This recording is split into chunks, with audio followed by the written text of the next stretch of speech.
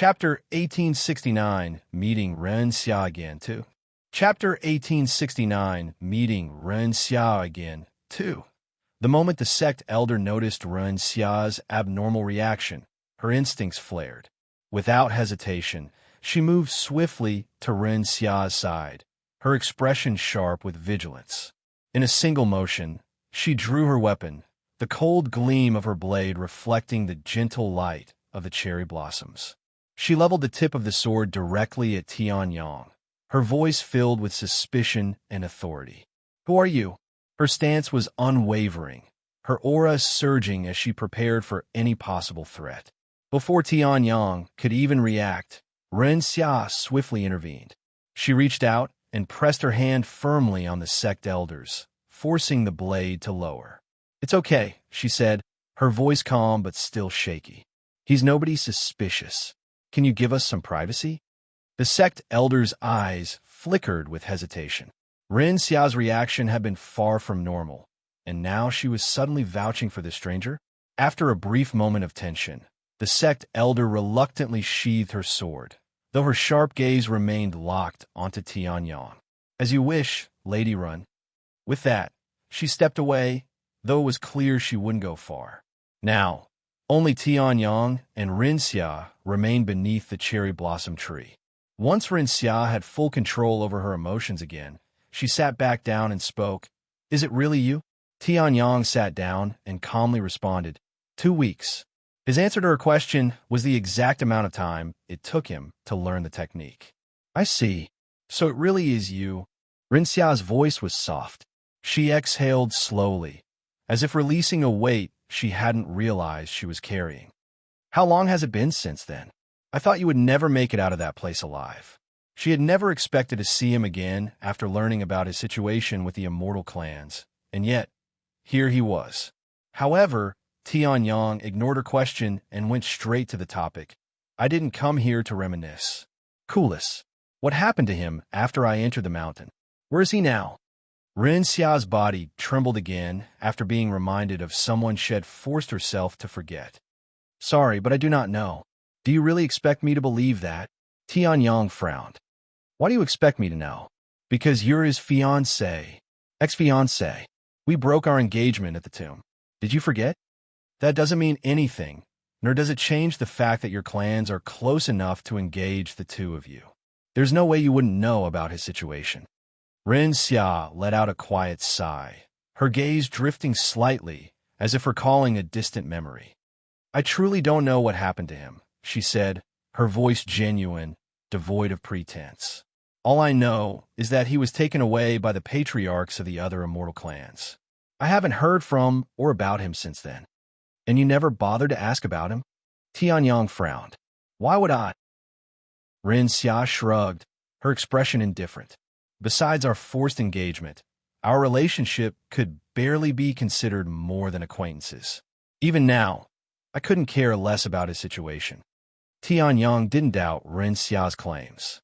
From the way she spoke, from the casual indifference in her tone, he could tell that she truly didn't care about Kulas. Even if she were to learn that Kulas had died, Tian had a feeling that she wouldn't grieve, nor would she feel any sorrow. To her, he was nothing more than a name from the past, a person she had once been tied to by obligation rather than choice. "But what is this?" Ren Xia suddenly said, a hint of amusement creeping into her voice. "We haven't seen each other in over half a century, and the first thing you talk about is another person. My ex-fiancé, no less?" She leaned slightly forward, her sharp gaze locking onto Tian, her expression unreadable, profound, teasing, yet carrying an undertone of something more. "Why don't you ask about me?" she continued, her tone light yet deliberate. "Like how I've been doing, or whether I found another partner or not." "Am not interested in your affairs," Tian coldly responded. However, this only made Ren Xia more aggressive. "You know, I would occasionally think about you, even though I was confident you were dead or would be soon. I knew you were a special individual, but even I couldn't have anticipated how special you were. How did you escape the tomb? I know the Immortal Gu clan has that place watched around the clock despite how long it's been." Yet, Tian didn't play in her game. His expression remained calm and unwavering as he replied, "I'll tell you if you help me acquire information on Kulas." Ren Xia blinked before a playful smirk appeared on her lips. Leaning back slightly, she crossed her arms in amusement. "I don't want to," she said in a teasing, sing-song tone, her eyes gleaming with mischief. Even the coldest of men would have had their demeanor soften at the sight of Ren Xia acting so playfully. Her teasing tone, her mischievous smirk, and the way she carried herself with effortless charm could easily smite any man. Yet Tianyang only frowned. "If I recall correctly, you still owe me a favor for helping you acquire the Ethereal Blossom Sword Dance. I'm here to claim that debt." After being reminded of her debt to him, Ren Xia's playful demeanor vanished. Her expression hardened, the amusement in her eyes fading as she straightened her back, exuding the cold, commanding presence that befitted her status. She stared at him with an icy gaze, her voice devoid of the light-hearted tone she had moments ago. "And what are you going to do if I refuse?" she challenged, her words sharp and deliberate. "Since you don't want to have anything to do with me, I no longer have a reason to keep you around." A pause. Then, her next words carried a thinly veiled threat. "Hell, I might even capture you right now and gift you to the Immortal Gu clan as a present." Tianyang didn't immediately respond, but the atmosphere around them had changed drastically. Chapter 1870 Meeting Ren Xia Again 3. Chapter 1870 Meeting Ren Xia Again 3. When the sect elder sensed the tense atmosphere between Tianyang and Ren Xia from afar, she thought about approaching them but hesitated. Just as the sect elder took a step forward, Tianyang suddenly released a chuckle. His voice was calm, yet there was an undeniable confidence in his tone. "You'll capture me and gift me to the Immortal Gu clan? Sorry, but I don't think you're qualified to do such a thing." Ren Xia frowned, and her eyes narrowed. "What did you just say? I'm not qualified?" she repeated, her tone turning sharp. "Who do you think you are? You were just a peak spirit king 50 years ago," she stated. "I don't know what happened inside the mountain, but I highly doubt you've managed to surpass me in cultivation in such a short time." Ren Xia's cultivation had already reached the peak of Divine Lord when she first met Tianyang inside Han Zexian's tomb. Now, after 50 years, she had ascended even further, reaching the 6th level of Divine King. Her growth was nothing short of astounding. In just half a century, she had achieved what would take most cultivators centuries to accomplish. Within her generation, she was virtually unparalleled. Only the top geniuses from the other immortal clans could rival her, and even among them, few could claim to be superior. As for Tianyang, his cultivation was only at the Spirit King, not even close to stepping into the divine realm. Compared to Ren Xia, the gap between them should have been insurmountable. Moreover, unlike her, Tianyang had no access to vast resources or powerful cultivation techniques provided by a prestigious clan. Most importantly, he lacked the talents, which might as well be non-existent compared to Ren Xia. By all logic and reason, there was simply no way for Tianyang to surpass her. At least, that's what Ren Xia truly believed. Hearing her words, Tianyang smiled and said, "You're only at the 6th level of Divine King. I can kill you with a single flick to the head with my current strength." Ren Xia's eyes widened slightly, her initial shock quickly replaced by disbelief. "You're bluffing," she snapped, refusing to accept his claim. Yet, despite her immediate rejection, a sliver of doubt crept into her mind. For Tianyang to instantly perceive her exact cultivation level, it could only mean two things. Either he had already reached close to her level, or he had surpassed it. "I would reveal my cultivation to prove myself, but I don't want to cause a scene. However, if you're serious about your threat, go ahead and try capturing me. I didn't escape Han Zexian's tomb by chance." Ren Xia clenched her fists under the table and asked, "And what are you going to do to me? Kill me?" "If I have to," Tianyang instantly responded without an ounce of hesitation in his voice. "My family will avenge my death, even if it's the last thing they do. I'm already being hunted by several immortal clans. Having another one on that list won't make much difference." I will destroy them all eventually. Tian Yang's bold words would have enraged anyone from the Immortal clans, especially someone of Ren Xia's status. To claim he would destroy not one, but multiple Immortal clans, it was nothing short of madness. And yet, Ren Xia couldn't help but smile. A smirk tugged at her lips as she shook her head, a glimmer of amusement flickering in her eyes. "You're really one crazy son of a bitch," she said, her tone half mocking, half admiring. "But that's exactly what I like about you." Tian Yang's level of madness and defiance was exceedingly rare, and for someone like Ren Xia, who was attracted to such personalities, it was an irresistible charm. "All right," she released a defeated sigh. "We'll try to find out what happened to Kulas, but don't expect much."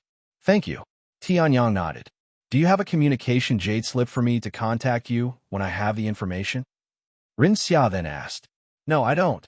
"Then here is mine." Ren Xia tossed a jade slip at him, and it was not just any ordinary communication jade slip, but one she would only use for emergency contact. "He'll contact you when I have the information on Kulas. Unfortunately, I cannot guarantee you any time frames on when ITLL be available." "I can wait," Tian Yang said. Ren Xia stood up and began approaching him. "So, what are you going to do now?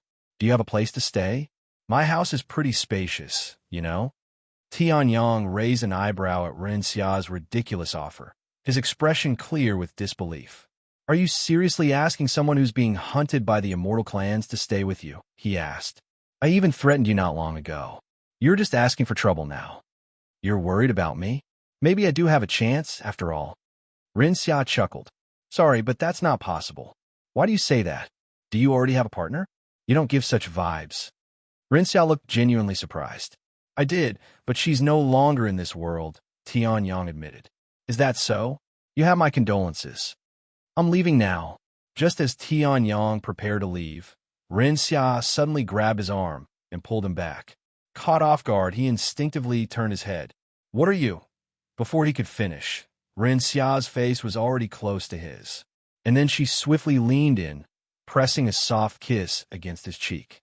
The unexpected gesture left a fleeting warmth on Tian Yang's skin. For a moment, there was silence. As Tian Yang opened his mouth, Ren Xia smiled and said, "I'll see you later." And before he could respond, she turned around and flew away, her figure vanishing in an instant, moving so fast that it almost seemed like she was fleeing the scene. The Sect elder, who had just witnessed the shocking scene unfold before her eyes, could only stand there, completely dumbfounded. They were lovers. She cried inwardly, struggling to process what she had just seen.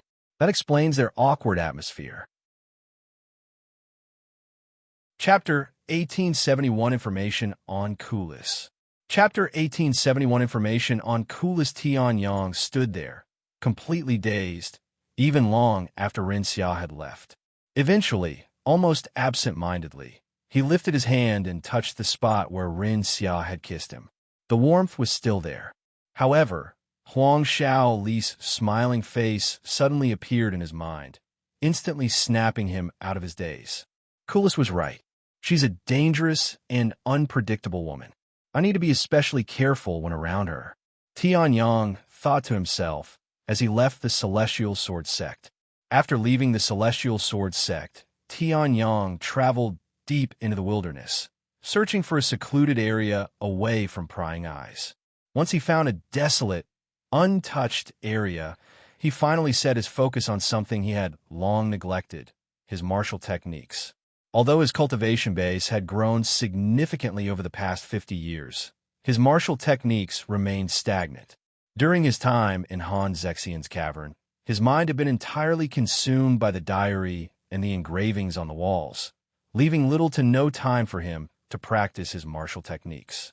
While Tian Yang trained, Ren Xia tried to acquire information on Kulas. The first person she went to for such information was naturally her own family. Coincidentally, Ren Xia's mother paid her a visit at the Celestial Sword Sect just a few weeks after her meeting with Tian Yang. Seated within her courtyard, surrounded by the gentle rustling of flowers, Ren Xia and her mother enjoyed their tea in peaceful harmony. Their conversation was light and pleasant at first, with her mother inquiring about her time at the sect, her progress in cultivation, and any challenges she had faced. Rinxia responded with ease, sharing details of her breakthroughs and training progress. However, as the conversation continued, Rinxia eventually brought up Kulas, a name she hadn't mentioned to her family for decades. "Mother, this may sound random, but have you heard from or about Kulas recently?" The moment Rinxia spoke his name, her mother, who had just lifted her teacup to her lips, suddenly trembled. A faint ripple disturbed the surface of the tea as her fingers momentarily stiffened around the delicate porcelain. For a brief second, an unreadable expression flashed across her usually composed face, one that Rinxia had never seen before. Then, slowly, she lowered the cup, placing it carefully back onto the table. "Did something happen? You haven't mentioned him ever since your engagement was broken." Rinxia kept a calm demeanor and responded, "A friend mentioned him not long ago, and I realized that I haven't heard a word about him for over 50 years now. I don't care about his situation, but it does intrigue me how quiet he's been. Don't tell me he died?" Her mother didn't immediately respond. Instead, a heavy silence settled between them, the only sound being the soft rustling of flowers in the gentle breeze. Then, after what felt like an eternity, she finally spoke. "Sorry, but I also haven't heard from him or the Immortal Might clan recently." Her voice was calm, steady, too steady. "After your engagement was broken, our relationship with the Immortal Might clan hasn't been the same. It might take some time before things return to normal." On the surface, her words were logical and reasonable. But Rinxia knew better. She had spent a lifetime reading the subtle nuances in her mother's expressions and tone. And right now, her mother was lying. She wasn't just withholding information. She was deliberately hiding something from her. "Is that so?" Rinxia kept her cool and responded nonchalantly. "By the way, I wouldn't mind completely severing ties with the Immortal Might clan." Her mother shook her head and said, "You know that's not possible." "I know." As their meeting neared its end, Rinxia's mother set down her teacup and spoke with deliberate intent. "Before I leave, I need an answer for you-know-what." Rinxia's expression remained composed, her response almost instantaneous. "If you're talking about who my next fiancé will be, I am still considering my options." Her voice was calm, unaffected, as if she had expected this conversation from the very beginning. Despite how last-minute the question might have seemed, Rinxia knew this was the true reason for her mother's visit. "Your father and I both know you're trying to delay it as long as possible, but you really need to make up your mind soon, as ITLL greatly our clan. We love you, but our patience has a limit, and it's running thin." "Of course, mother." Rinxia managed to keep a calm demeanor until the very end. Once her mother left, Rinxia's calm expression turned grim. "Love me? What a joke. I am nothing but an object with a price in their eyes," she coldly sneered. After failing to acquire any information on Kulas from her family, Rinxia changed her methods, using more unorthodox methods. A few years later, in the midst of his training, Tian noticed the communication jade slip Rinxia had given him was trembling. He quickly answered it. "Hello. I have the information you want." Rinxia's voice resounded from the jade slip, her tone calm, but carrying an undertone that Tian couldn't quite place. "Great. They'll come to meet you at the Celestial Sword Sect," Tian responded immediately. However, Rinxia quickly rejected the idea. "No, let's meet somewhere else. They'll give you the location in a few days." The moment she said that, Tian's expression darkened slightly, and a bad feeling settled in his gut. "Okay." And with that, their conversation ended. For the next several days, Tian waited anxiously for Rinxia to reach out again. A week later, Rinxia finally reached out with the location. "They'll be there in 3 days," Tian replied. "Okay." Without hesitation, Tian set out toward the destination. 3 days later, he arrived as promised, stepping into a private room at a quiet restaurant where Rinxia was already present. Yet, the setting was anything but ordinary. There was no food on the table, and Rinxia was in disguise. Chapter 1872, Kulas Situation. Chapter 1872, Kulas Situation. Are you? Tian hesitated, his gaze fixed on the woman before him. He was almost certain it was Ren Xia, but a sliver of doubt remained. Was it truly her, or merely someone sent in her place to deliver her words? He needed to be sure. "It's me," Ren Xia said as she removed her disguise. "I don't like this at all," Tian said with a frown. However, his unease wasn't directed at Ren Xia, but the room itself. The air felt heavy, the atmosphere unpleasant and oppressive. "Please sit down." Ren Xia gestured at the seat across from her. Once Tian was seated, Ren Xia began, "Before I talk about Kulas, there's something you should know." Tian didn't say anything and allowed her to continue. "Shortly after you clashed with the Immortal clans outside the mountain," Ren Xia revealed, her voice calm but laced with underlying tension, "Patriarch Gu of the Immortal Gu clan, the Sect leader of the 7 Divine Sword Peaks, and 2 other prominent figures from the Immortal clans confronted me. They want to know about my connection to you after learning that I traveled with you for some time. Although I told them we only met through Kulas and that I barely knew you, they refused to believe me," Ren Xia continued. "They accused me of conspiring against the Immortal clans alongside Kulas and you." A bitter smile tugged at her lips. "Conspiring against the Immortal clans? That's a stretch." Tian raised an eyebrow.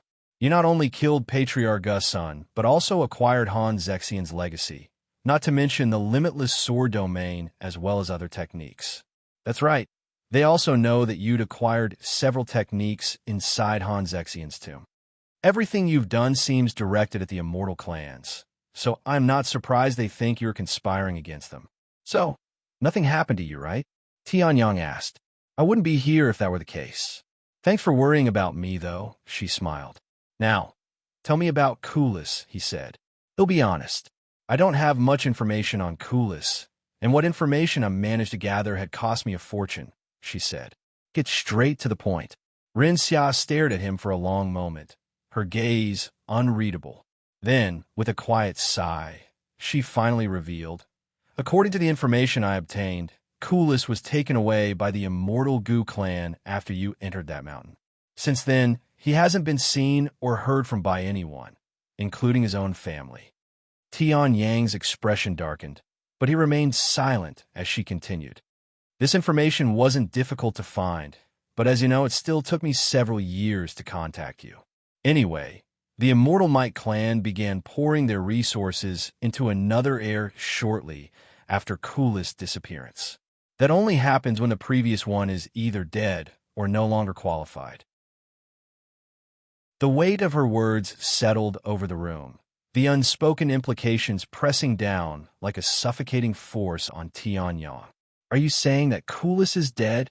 Tian roared, his voice shaking the room as his expression twisted with anger. His hands clenched into fists, veins bulging beneath his skin. The very idea was unbearable. "Kulas gone? Just like that?" Ren Xia met his gaze steadily, unfazed by his outburst. "I'm saying that, to the Immortal Might clan, he might as well be. Also, let me finish." After taking a deep breath, Ren Xia continued, "Kulas isn't dead, but he's currently imprisoned in the Immortal Confinement Dungeon." "Immortal Confinement Dungeon? Never heard of it." Tian frowned at this unfamiliar yet ominous name. "I'm not surprised. It's a secret prison shared by the 9 Immortal clans," she explained, her tone grave. "A place reserved for those who have committed unforgivable offenses against them. Once someone is sent there, they are never seen again. Even within the Immortal clans, only trusted members are aware of its existence." Tian fell silent, deep in thought. A moment later, he asked, "Where is the Immortal Confinement Dungeon?"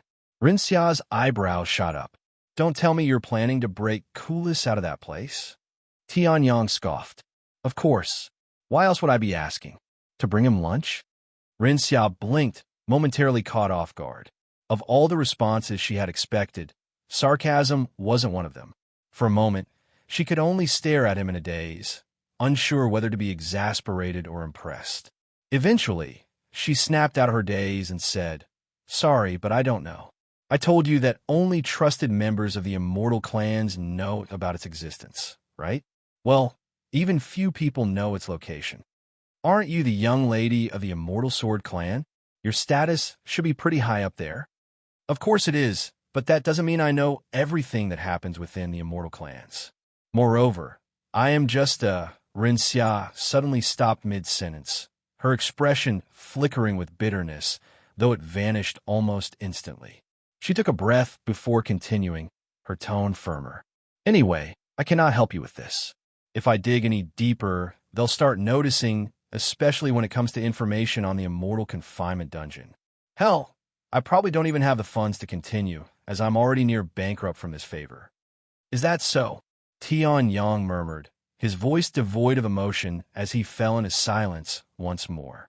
Ren Xiao watched him carefully, her eyes studying his expression. Finally, unable to hold back her curiosity, she asked, "So, what are you going to do now?" "My goal hasn't changed in the slightest. If Kulas is imprisoned within the Immortal Confinement dungeon, I will get him out of there," he declared. "And how in heaven's name are you going to do that? You don't even know its location.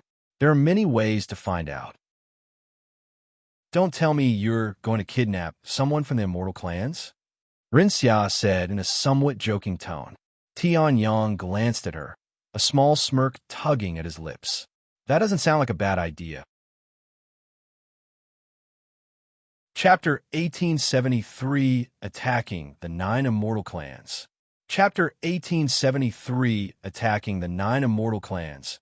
"You can't be serious," Ren Xia exclaimed, eyes widening in shock at Tian Yang's response. Tian simply looked at her, unfazed. Ren Xia pressed on, "Even if you're actually considering kidnapping someone, they'd have to be of high enough status to know the location of the Immortal Confinement dungeon.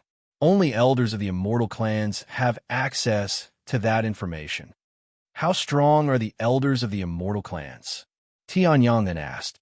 "Most of them are within the Immortal Ascension realm, but a few have already stepped into the realm of Bronze Immortals.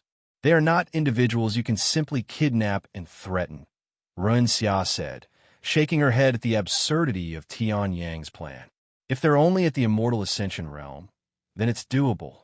Ren Xia stared at him, utterly speechless. Immortal Ascension cultivators weren't just powerful. They were on the cusp of true immortality, standing at the peak of the mortal world. Even among the Immortal clans, they were revered as near-invincible figures. The idea of kidnapping one was nothing short of madness. "You? Unbelievable," she finally said, barely able to form the words. But Tian Yang's expression remained calm, composed, as if he had just stated the most ordinary thing in the world. Then, in the next moment, Tian Yang let a sliver of his cultivation leak out. The air around him trembled, and an invisible force pressed down on the room like the weight of a mountain. Ren Xia's breath was caught in her throat. Her instincts screamed at her, her very soul recognizing the overwhelming presence before her. Immortal Ascension. Impossible, she gasped, stumbling back as she shot to her feet. Her mind reeled. How could this be? Reaching the Immortal Ascension realm was a feat that required many millennia of effort, even for the most gifted cultivators. Yet Tian Yang, who had once been beneath her in cultivation, now stood at such a level. "So, do you still think I won't be able to kidnap one?" Tian Yang said a moment later. As the realization sank in, a chill ran down Ren Xia's spine. If Tian Yang was already at this level, then perhaps kidnapping an elder wasn't just reckless madness. "Did you really acquire Han Zexian's legacy?" Ren Xia asked, her voice unsteady as she swallowed hard.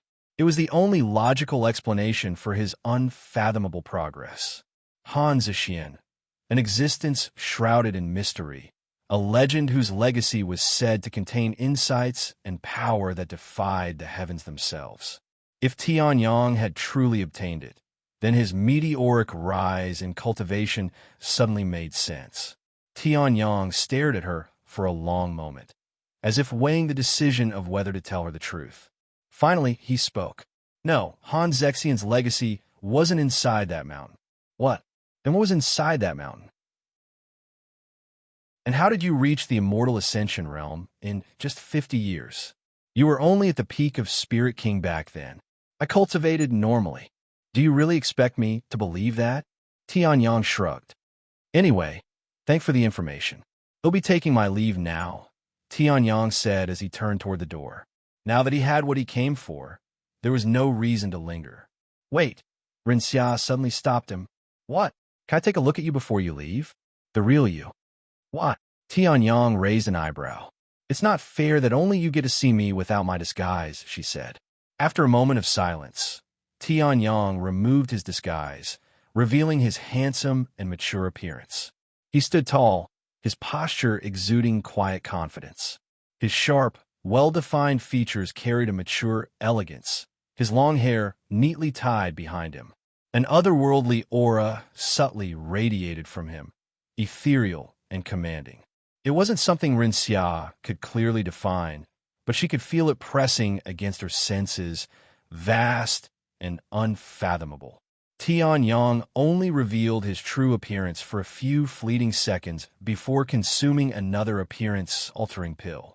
His features shifted once more, concealing his identity beneath a new disguise. I doubt we'll see each other again, but until next time, he said casually. Without another glance, he stepped out of the room and disappeared. Renxia, however, remained seated unmoving. Even long after Tian had left, she could still feel the remnants of his presence lingering in the air. Her face, inexplicably, was flushed with redness. She exhaled slowly, pressing a hand against her chest, as if trying to steady something within her. This feeling, she muttered under breath. She had never experienced anything like it before, yet somehow she instantly knew what it was, and it was a feeling she never thought she would have. Renxia exhaled sharply, shaking her head as if trying to dispel the thought. Sometime later, she disguised herself and left. Over the next few months, Renxia found her thoughts drifting to Tian more often than she cared to admit. No matter how much she tried to focus on her own affairs, his figure would surface in her mind. She also wondered when he would act and kidnap someone from the Immortal clans. Though nothing had happened on the surface, a subtle shift in the air told her that something was happening behind the scenes. As someone born and raised within the 9 Immortal clans, Renxia could sense it. The way the atmosphere within the 9 Immortal clans had changed, and the way their movements had grown more cautious and alert. It was as if something had stirred them awake, almost like beasts sensing an unseen predator lurking in the shadows. Eventually, the whispers could no longer be suppressed. The truth surfaced like cracks in a fragile dam, and Renxia, as well as the public, finally learned what had been unfolding in the shadows. Members of the 9 Immortal clans were ruthlessly being slain, with most of the victims belonging to the Immortal Gu clan. While the public remained puzzled as to why the Immortal clans were being targeted, and utterly shocked that someone would dare challenge them, the Immortal clans themselves had little doubt about who was behind the killings. It's him. That bastard has finally decided to reveal himself after hiding like a rat for years.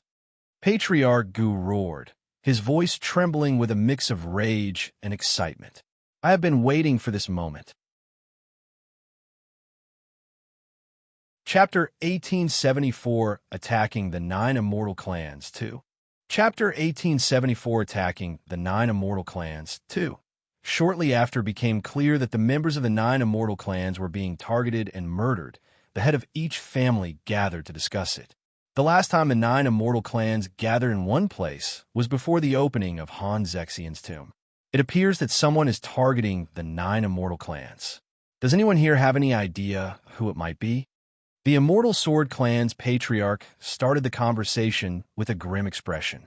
The others in the room didn't say anything and turned to look at Patriarch Gu instead, as most of the victims belonged to his Immortal Gu clan.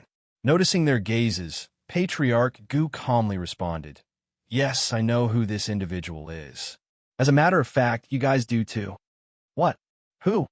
The others couldn't think of anyone. A cold smile appeared on Patriarch Gu's face as he continued. That bastard who went inside Han Zexian's legacy. What? He came out. A few of the people inside the room stood up from shock. When did something like that happen? A few years ago, Patriarch Gu calmly revealed. When the others heard this, they quickly frowned. What the hell? So you've been keeping this to yourself for several years now? Were you trying to capture him and acquire Han Zexian's legacy for yourself? The Patriarch of the Immortal Spring Clan said. Patriarch Gu shook his head and said, while it has been several years, he went into hiding the moment he escaped. I was going to notify you once I find any information about him, hence why I summoned everyone the moment he started attacking. After a brief pause, he continued, also, while it would be nice to acquire Han Zexian's legacy, my focus is still revenge. Although the others were still suspicious of his intentions, they decided to let him go for the time being to focus on Tian. So, do you know anything about his goal? Or is he just randomly attacking our members? Asked the Patriarch of the Immortal U clan. I'm not certain of his goals, but if we consider what he said before entering Han Zexian's legacy, it's likely that he's just attacking us for revenge. Tian Yang's voice suddenly resounded in their heads. Although it had been over 50 years, they could still remember Tian Yang's every word vividly, as he was the only one who would dare to threaten them so openly. He was only at the peak of Spirit King 50 years ago. Even if Head spent every second cultivating, he shouldn't be above Divine Grandmaster. And I'm already considering the possibility that he acquired Han Zexian's legacy, said Patriarch Gu. How should we deal with him? Someone asked. The room fell silent. Nobody in the room truly knew how to deal with Tian Yang. The situation was unprecedented. The Immortal clans had faced rebellions and even wars among themselves before, but never had a single individual dare to attack them so blatantly. Moreover, as the 9 Immortal clans, they could not afford to act recklessly. They had their reputation and their dignity to uphold.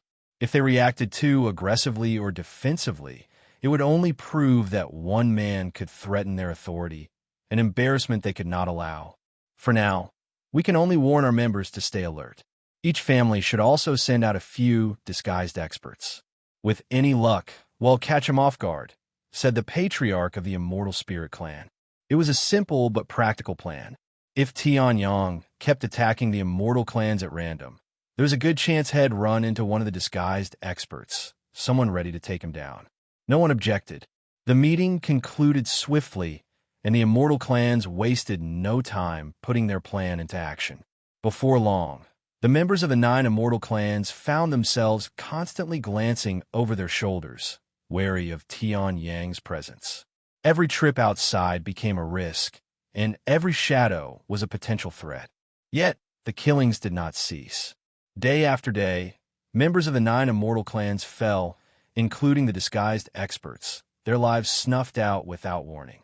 Despite their precautions and vigilance, the death toll only grew, rising with each passing week.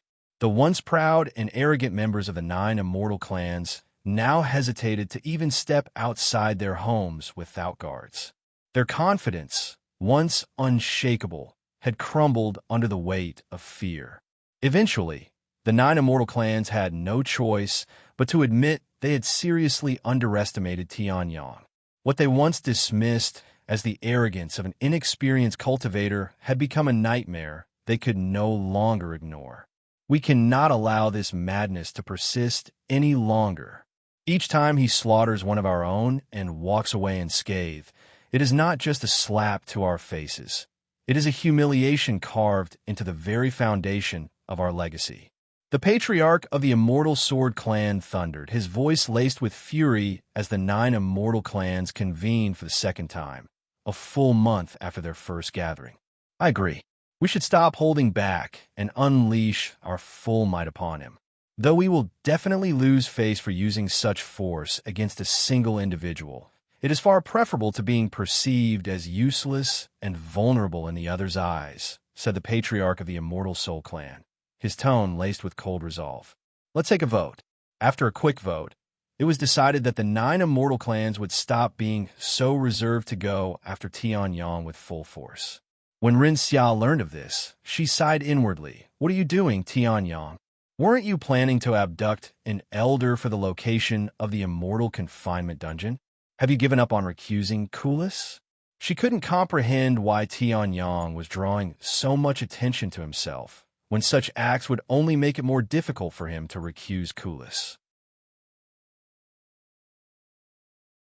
Chapter 1875, A Potential Trap.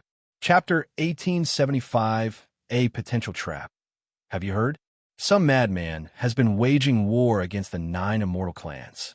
I can't even begin to imagine what kind of grudge he must hold to go this far, Elder Jing remarked, her tone laced with curiosity and disbelief as she addressed the stunning woman before her within the Immortal Monastery.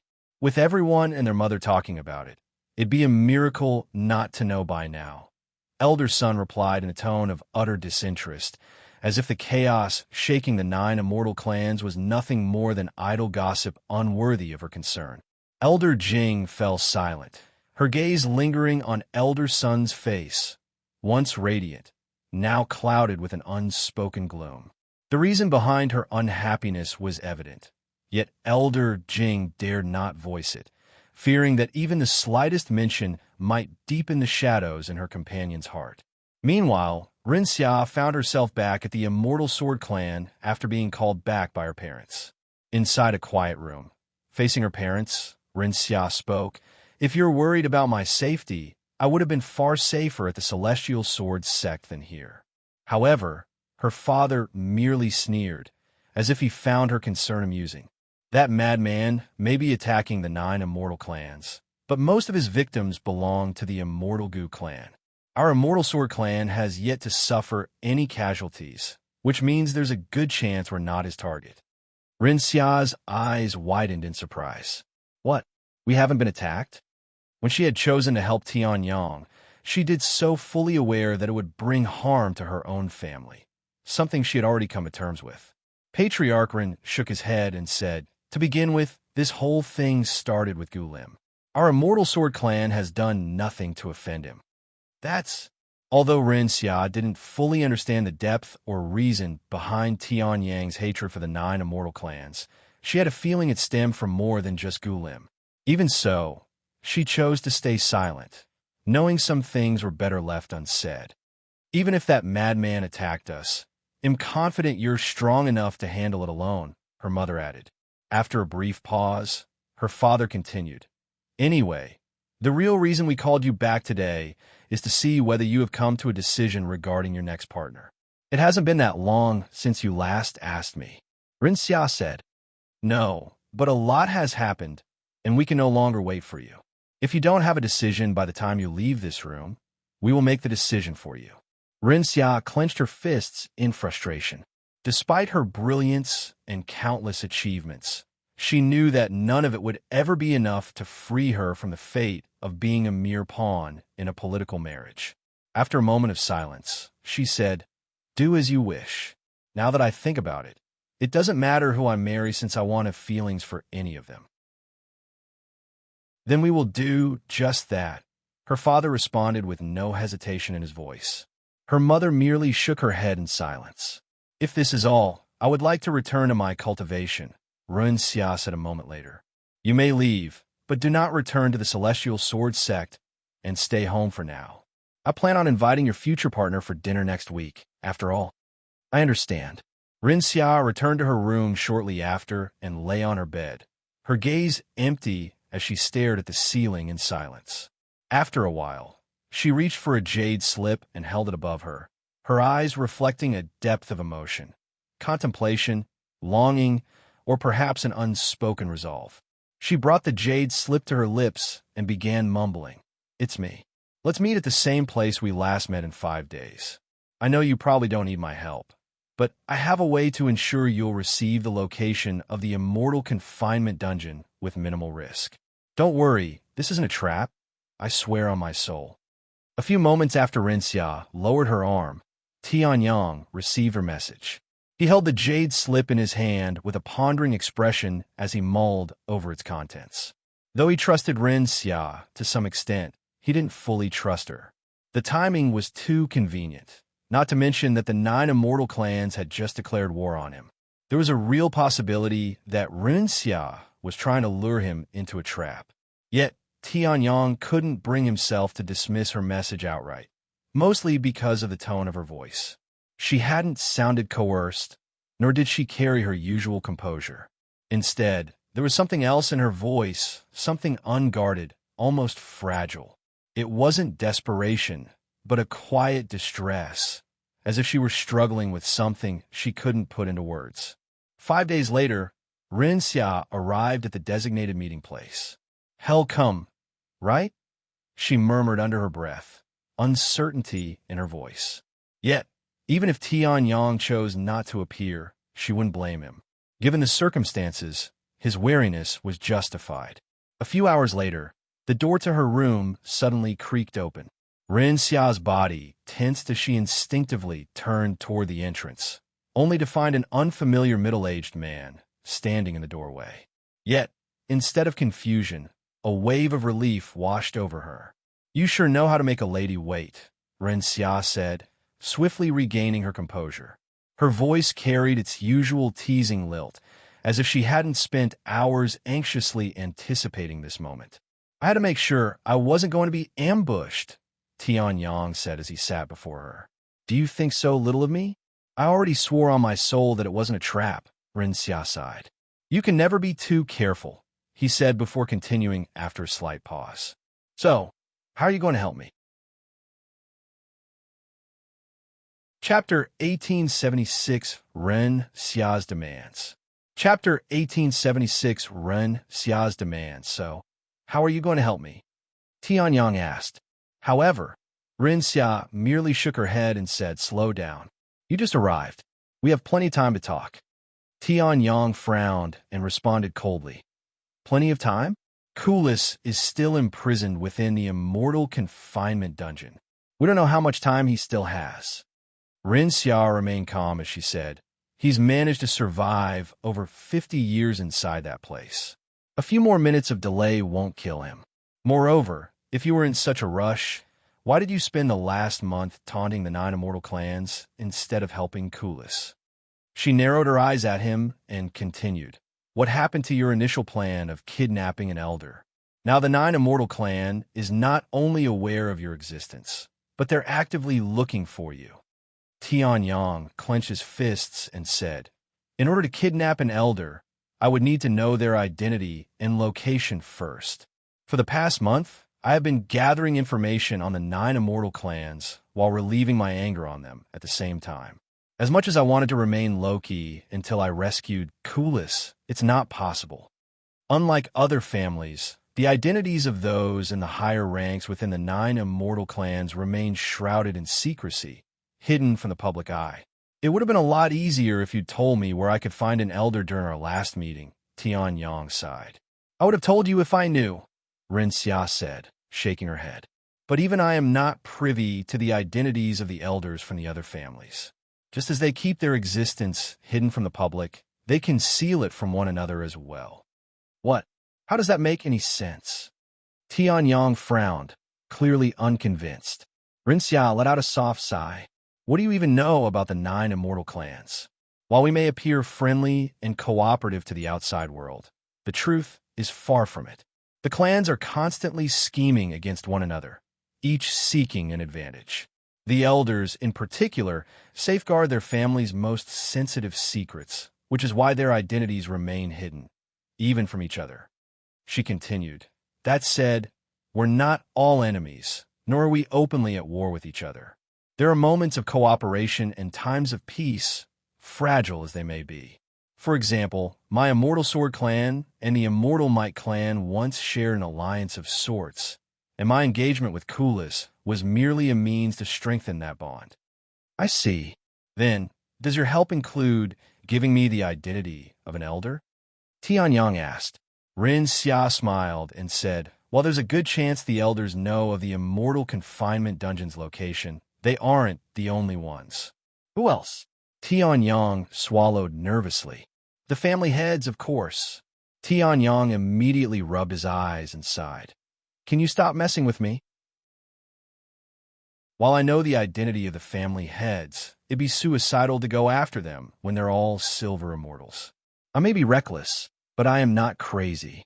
Ren Xia looked at him with a doubtful gaze and said, I wouldn't speak so confidently about that.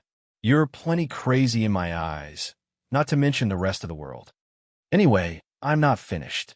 I can not only guarantee you the Immortal Confinement Dungeon's location, but that you'll also be able to enter and leave with Kulas without any interference. Despite Ren Xia's confident tone, Tian struggled to see how he could possibly accomplish such a feat. He was nowhere near strong enough to contend with the patriarchs, let alone abduct one. Even if, by some miracle, he managed to threaten one of them, the 9 immortal clans would be waiting in ambush for him at the Immortal Confinement Dungeon. Seeing Tian's doubtful face, Ren Xia smiled and said, Hey, race the plan. Ren Xia proceeded to reveal her grand plan to Tian, who was left utterly speechless by the end. You can't be serious. Why would you even go to such lengths to help me? No, this isn't for me, but for Kulas. Tian looked at her and asked with a serious face, Do you by any chance still care about Kulas but are too stubborn to admit it? Ren Xia frowned and said, Are you purposefully trying to make me angry? Because if so, you've successfully done so. If you don't want my help, we can forget about it. It's not that I don't want your help. It's just that I don't understand why you're helping me. This plan may have almost no risk for me, but it's incredibly risky for you. I just can't see how ITLL benefit you. Of course you can't see how ITLL benefit me. I have yet to reveal my demands. Ren Xia said. His rejection was immediate, firm, and without the slightest hesitation. Seeing Tian's surprised face, Ren Xia continued, What? Did you think I was going to help you for free? When there's so much risk involved for me? After a brief silence, Tian finally asked, What are your demands? Ren Xia's lips curled into a playful smirk. Become my man. I refuse. His rejection was immediate, firm, and without the slightest hesitation. Ren Xia didn't respond right away. Instead, she puffed out her cheeks in mock frustration, attempting to look angry, but all she managed to do was make herself look unintentionally adorable. Fine, they'll settle with just sex. I refuse. How about a kiss on the lips? My answer remains the same. Why? Any logical man wouldn't refuse this demand. Ren Xia slammed the table in front of her in frustration. I should be asking you that. What kind of demands are those? I fail to see how they benefit you. As if you'd understand a maiden's heart. She sighed. Can you be more serious? Tian sighed, shaking his head in exasperation. The playful glint in Ren Xia's eyes vanished in an instant, replaced by a rare solemnity. The air in the room grew heavier, the shift in her demeanor casting a palpable tension between them. After a brief silence, she finally spoke. Let me follow you. Chapter 1877 Ren Xia's Demands 2. Chapter 1877 Ren Xia's Demands 2. What? A mixture of surprise and puzzlement appeared on Tian's face after he heard Ren Xia's demands. You want to follow me? I don't understand. Can you elaborate? Ren Xia's expression remained serious as she explained. It's exactly as it sounds. I want to follow you as a traveling partner. Wherever you go, I want to be by your side. Tian only became more puzzled by her explanation and continued to ask, But why would you want to do that? I have my own reasons. For Ren Xia to follow him, she would essentially be abandoning her family, her status, and everything she had built until now. Tian couldn't fathom why she would make such a drastic choice. Even if she harbored feelings for him, it was hard to believe that she would cast aside her entire life just for his sake. What if she wants to follow me to uncover Han Zexian's legacy, thinking I've inherited it? Tian wondered. There is also the unsettling possibility that she was acting under the orders of the 9 immortal clans. No matter how sincere she seemed, he couldn't ignore the reality that Ren Xia was one of them. Moreover, she was not just any member, but a young lady of the 9 immortal clans, someone whose status rivaled even the elders. As much as Tian wanted to trust her, Experience had taught him otherwise. He had grown wary of everything and everyone, knowing that trust was a luxury he could no longer afford. However, Ren-Xia had been nothing but helpful to him thus far, and despite his wariness, he couldn't sense any ill intent from her. Eventually, Tian decided to trust her. "Are you sure you want to do this? There's no going back once it's done," Tian said a moment later. Ren-Xia calmly nodded. "I have resolved myself even before I reached out to you." "Fine, they'll accept your demand. When do you want to do this?" "Let's do it tomorrow." For the next few hours, Ren-Xia and Tian meticulously reviewed their plans, going over every detail multiple times to ensure there were no missteps. Once they were certain everything was in place, Ren-Xia took her leave, returning home as if nothing had changed. Meanwhile, Tian vanished into the shadows, disappearing to an unknown destination. The following day, Ren-Xia's mother approached her with a calm yet authoritative tone. "We've decided that you'll be engaged to Zhan, the fifth eldest young master of the Immortal Spirit clan." Ren-Xia's expression didn't waver, but deep inside, a chill ran down her spine. She was no stranger to that name. Zhan's reputation preceded him, not for his talents or achievements, but for the unsettling rumors that clung to him like a shadow. He was known as a playboy with a particular fetish, one that made even his own family members tremble when mentioned. "So our Immortal Sword clan is that desperate for power, huh?" Ren-Xia sighed out loud as she shook her head. Her mother instantly frowned and shouted, "Don't you dare go there! Am I wrong, though? Although Kulas wasn't to my taste, he's still countless times better than Zhan. I bet you regret breaking your engagement with him now." Her mother sneered, her voice laced with mockery. "You never know what you have until it's gone." "Whatever." Ren-Xia turned on her heels and began walking away, unwilling to entertain the conversation any longer. But before she could take more than a few steps, her mother's sharp voice halted her. "Where do you think you're going? The Immortal Spirit clan will be arriving tomorrow. You are forbidden from leaving until they leave." "Relax. I won't be going far," she said annoyedly. "I just need some fresh air. Or are you going to take that away from me too?" After leaving the Immortal Sword clan's residence, Ren-Xia aimlessly wandered through the city, her thoughts tangled in frustration and helplessness. Her usually sharp gaze was unfocused, and every so often she let out a quiet, defeated sigh. With her striking beauty and renowned reputation, it was impossible for her presence to go unnoticed. Passers-by stole glances, some whispering among themselves, others merely staring in curiosity, wondering why Ren-Xia looked so distressed. Yet, nobody attempted to talk to her, fearing they might anger her. Several hours later, Ren-Xia's father furrowed his brows as he noticed her absence. "Where's Ren-Xia?" "She's walking around the city right now," her mother replied nonchalantly.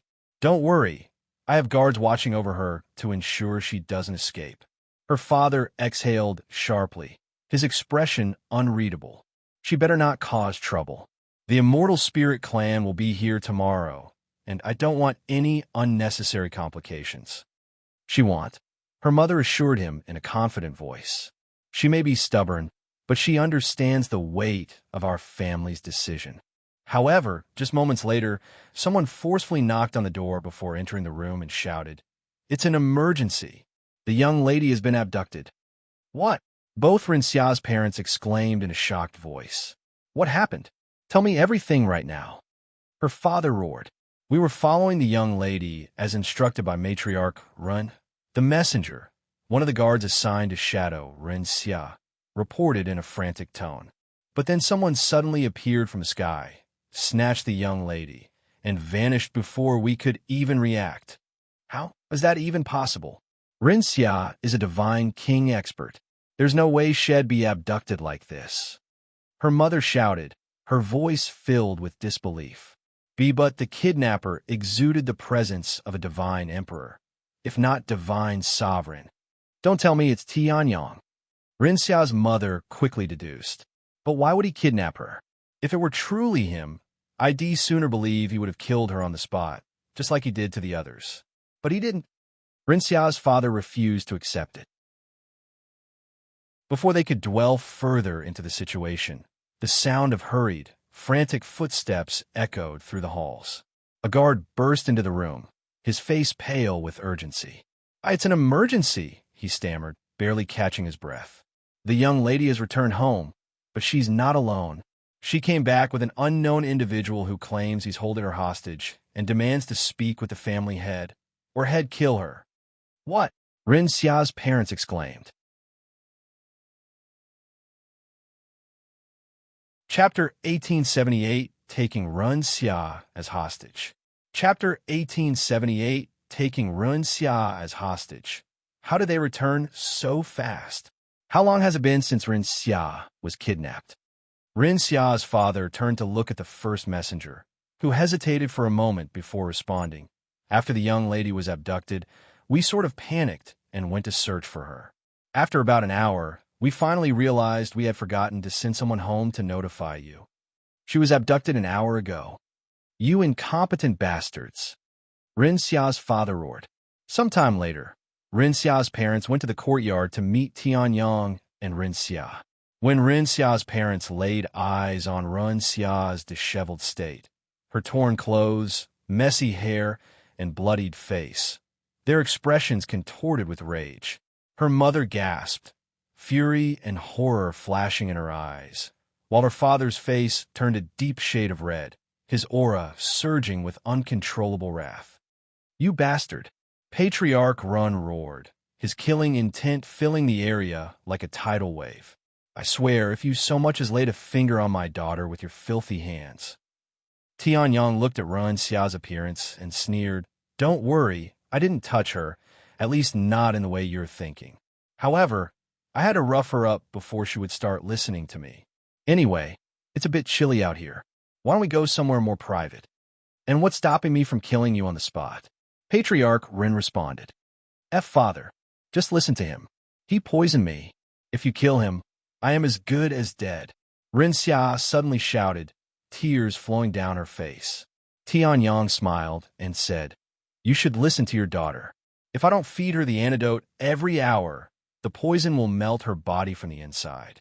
For the record, she took the previous antidote half an hour ago." "You fiend," her mother shouted. Although Patriarch Ren wanted to kill Tianyang on the spot, he couldn't let Ren Xia die. Thus, he reluctantly led Tianyang to a private room. "What are your demands?" Patriarch Ren asked Tianyang as they stood several meters away from each other. "Straight to the point, huh? I like it." Tianyang smiled. "It's quite simple.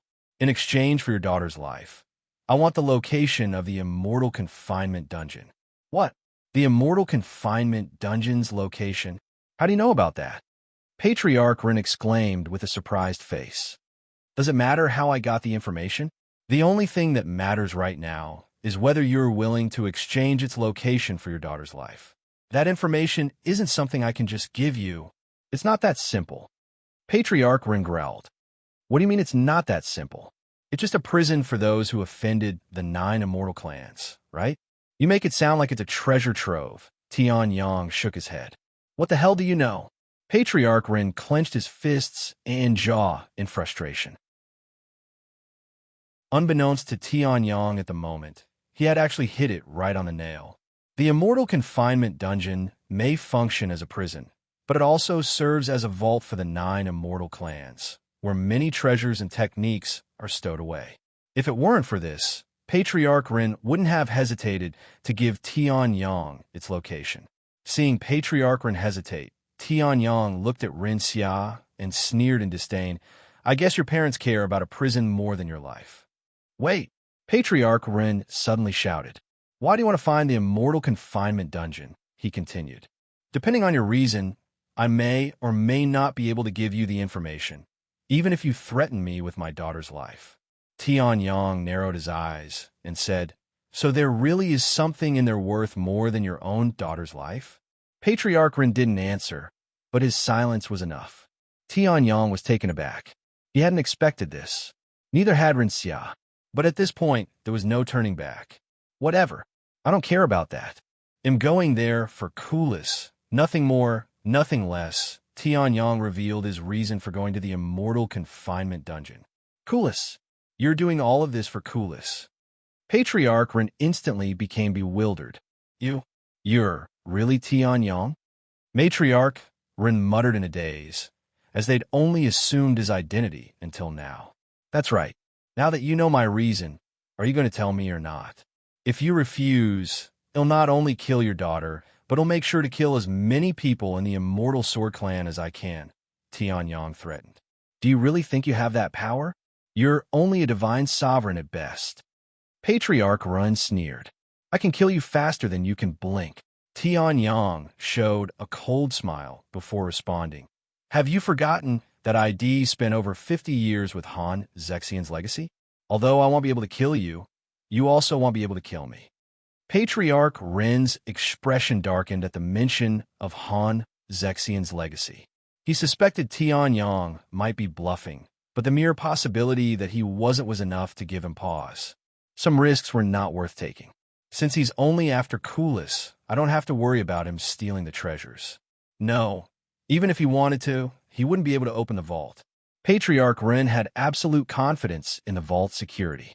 What truly worried him wasn't the risk of Tianyang looting the treasures, but the inevitable backlash from the other immortal clans.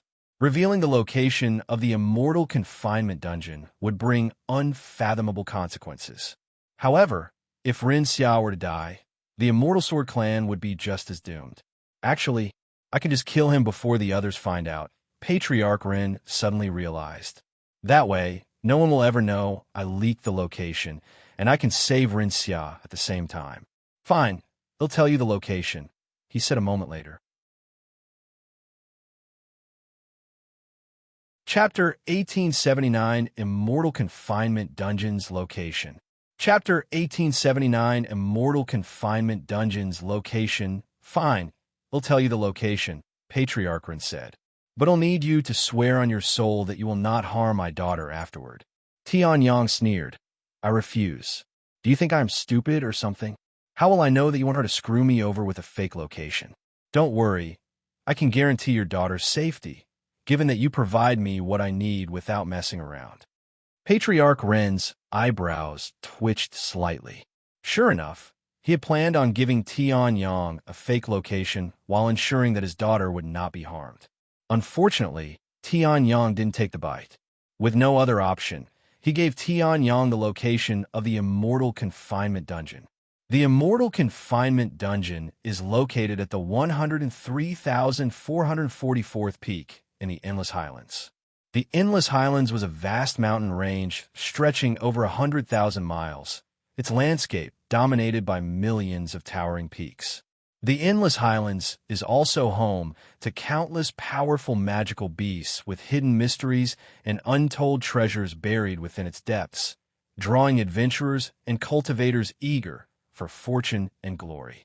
Yet, despite thousands of years of exploration, only a small fraction of its vast expanse has ever been uncovered, leaving much of its secrets still shrouded in the unknown. The Endless Highlands, huh? All right. Now release my daughter, Patriarch Ren demanded. Tianyang laughed out loud. You really think I'm stupid, don't you? Sorry, but your daughter is coming to the Immortal Confinement Dungeon with me. Once I recuse Kulas safely, they'll hand her over to you. You bastard!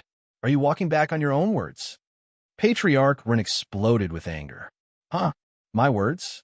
I definitely don't recall saying ID release your daughter the moment you tell me the location. Ren Xia suddenly turned to Tianyang and cursed at him. You hateful son of Pa! Tianyang interrupted Ren Xia with a powerful slap to her face, shocking her parents. Who gave you the permission to talk, you bitch? You bastard! They'll fucking kill you.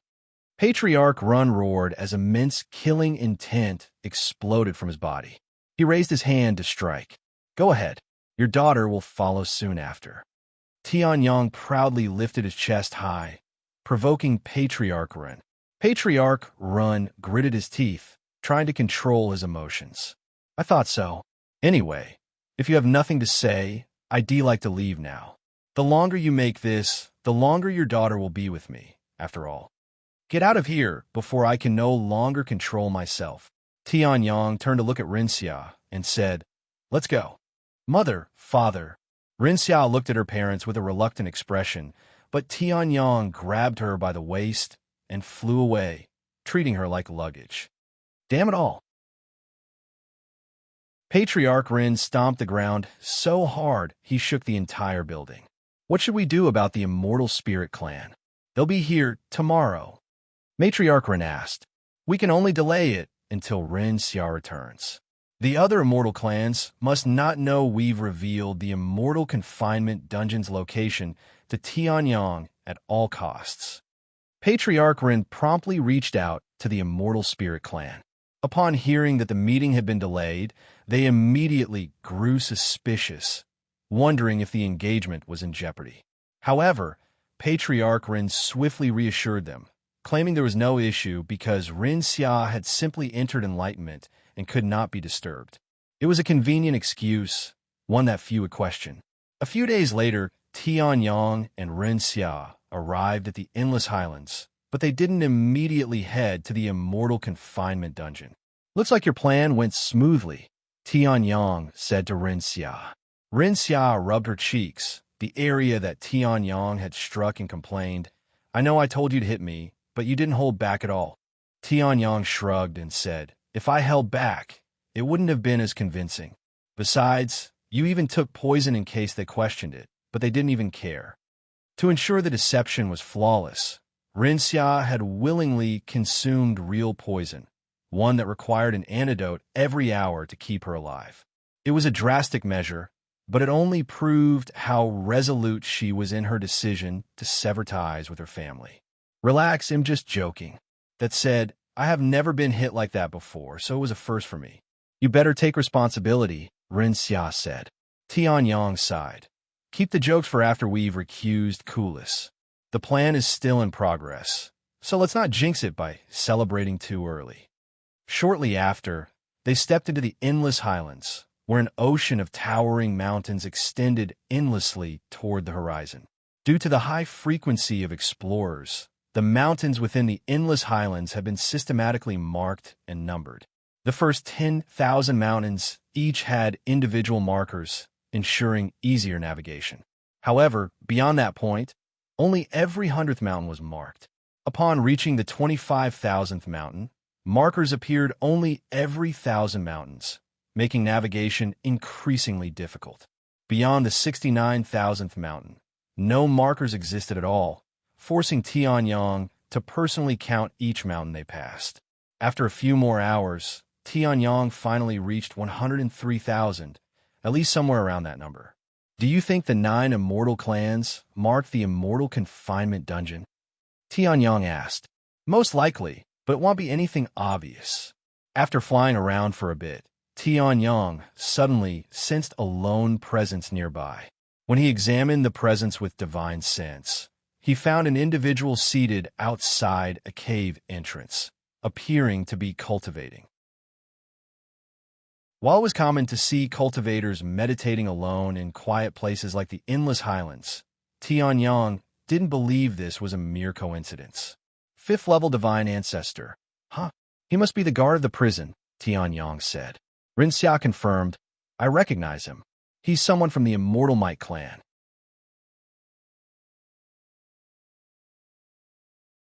Chapter 1880 Rescuing Kulas. Chapter 1880 Rescuing Kulas. "Someone from the Immortal Might clan, huh? Isn't that Kulas' family?" Tian Yang remarked, his eyes narrowing. Then, with a smirk, he added, "You think hell will just let us in without a fight if we ask nicely?" His tone hovered between sarcasm and genuine curiosity. Rin Xia shook her head. "I doubt it.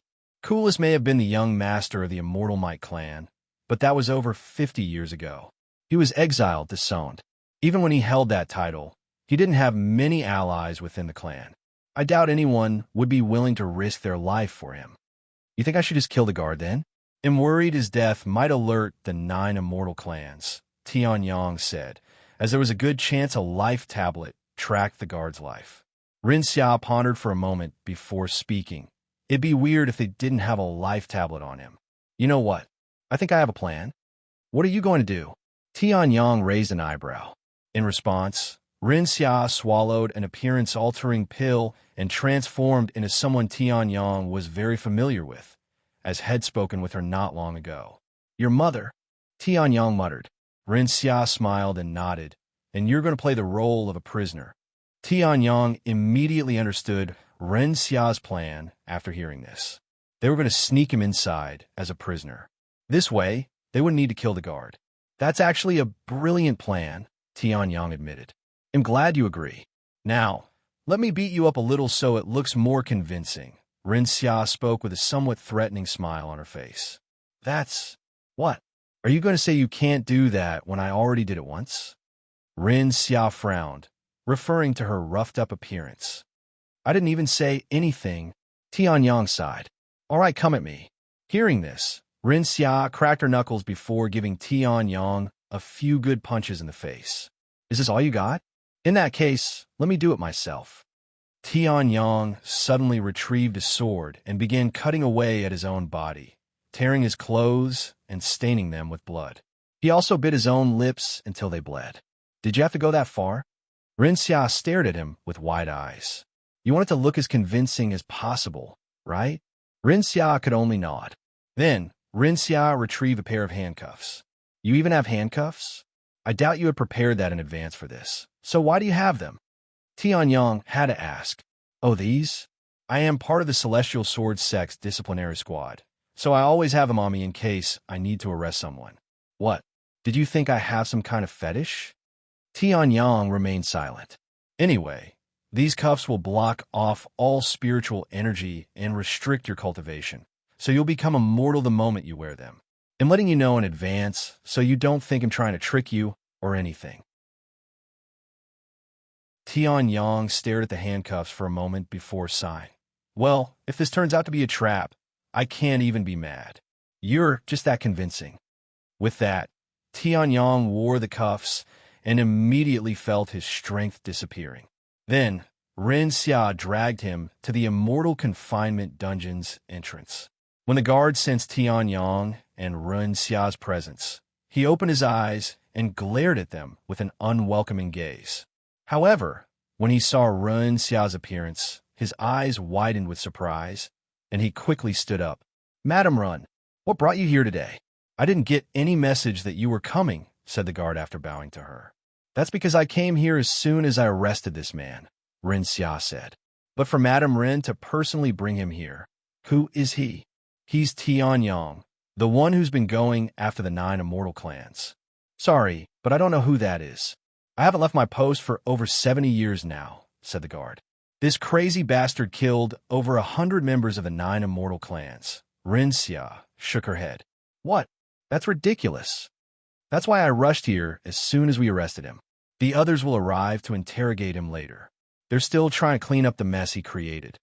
The guard nodded and proceeded to unlock the formation protecting the Immortal Confinement dungeon. When Tian Yang saw this, he was glad they didn't kill the guard, as he wouldn't have been able to open the formation with his current abilities. When Ren Xia brought Tian Yang inside, the guard didn't follow them and remained outside. Meanwhile, Tian Yang and Ren Xia were transported to a dark and grim place. "So the Immortal Confinement dungeon exists in its own world, huh?" Tian Yang thought to himself as he looked around. "Matriarch Ren? I didn't know you were visiting today." Another guard approached them shortly after they entered. "This was a last-minute decision," she said. "I see. Which floor do you want to visit?" "The floor with that bastard Kulas." "What? The lowest floor?"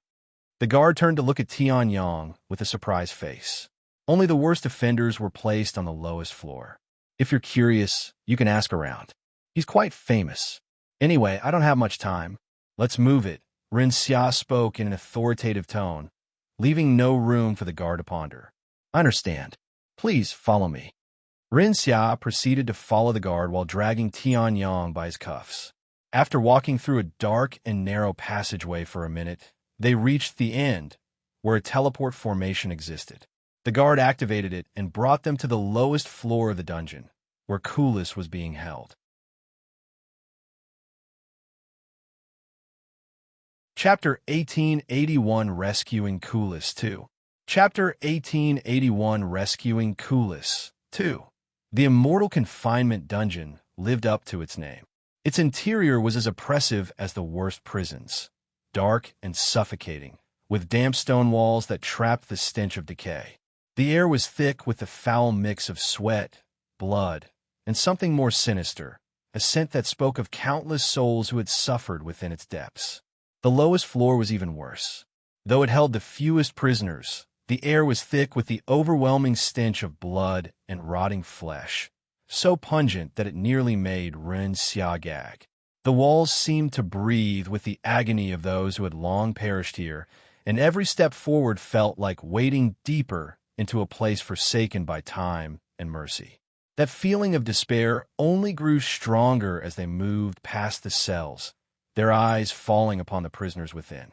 Each one was shackled to the cold stone walls, their bodies stripped bare, stripped of dignity. But what was most harrowing was that none of them even looked human anymore.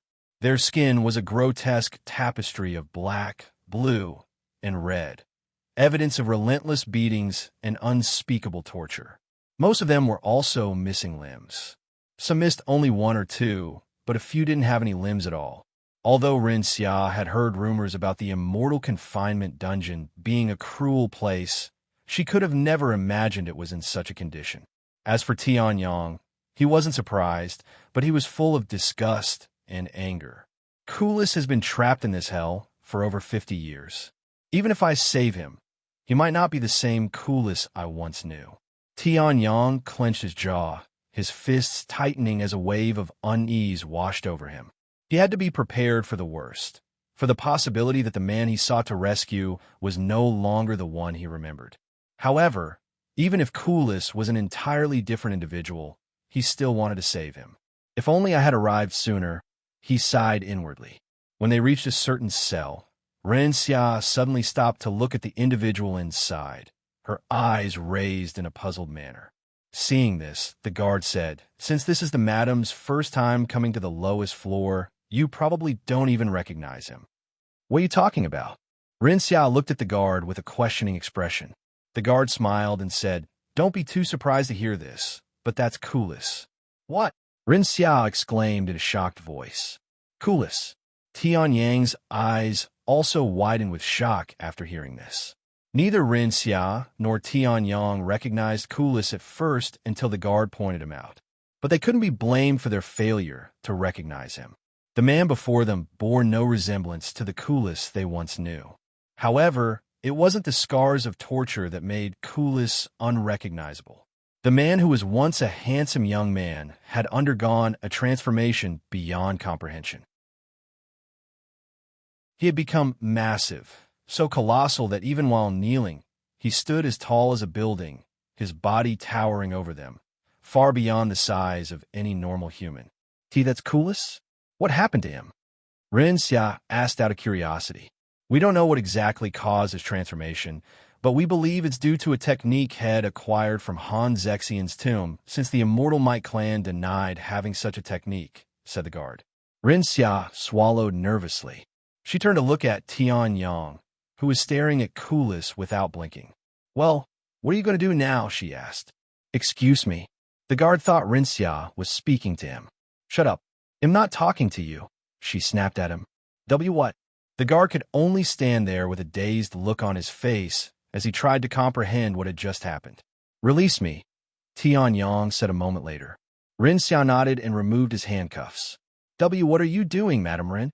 Shocked by her actions, the guard jumped back and instinctively drew his weapon.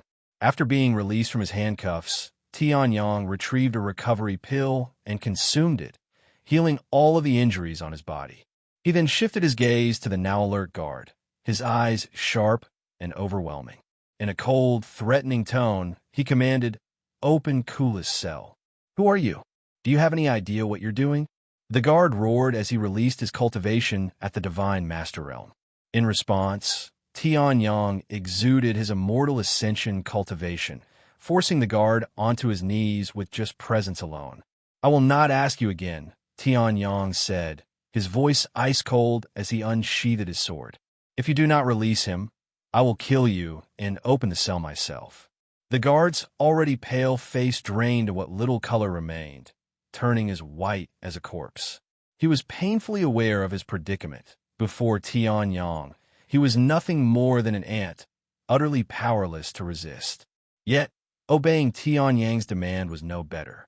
The 9 immortal clans would undoubtedly dispose of him for his betrayal. No matter what he chose, death awaited him. In the end, the guard made his choice. If death was inevitable, he would rather take his chances with the 9 immortal clans than face certain execution at this very moment. With trembling hands, he stepped forward and, without another word, unlocked Kulas' cell. Tian Yang removed his disguise and approached Kulas, who had his head down and appeared to be asleep. Ahem!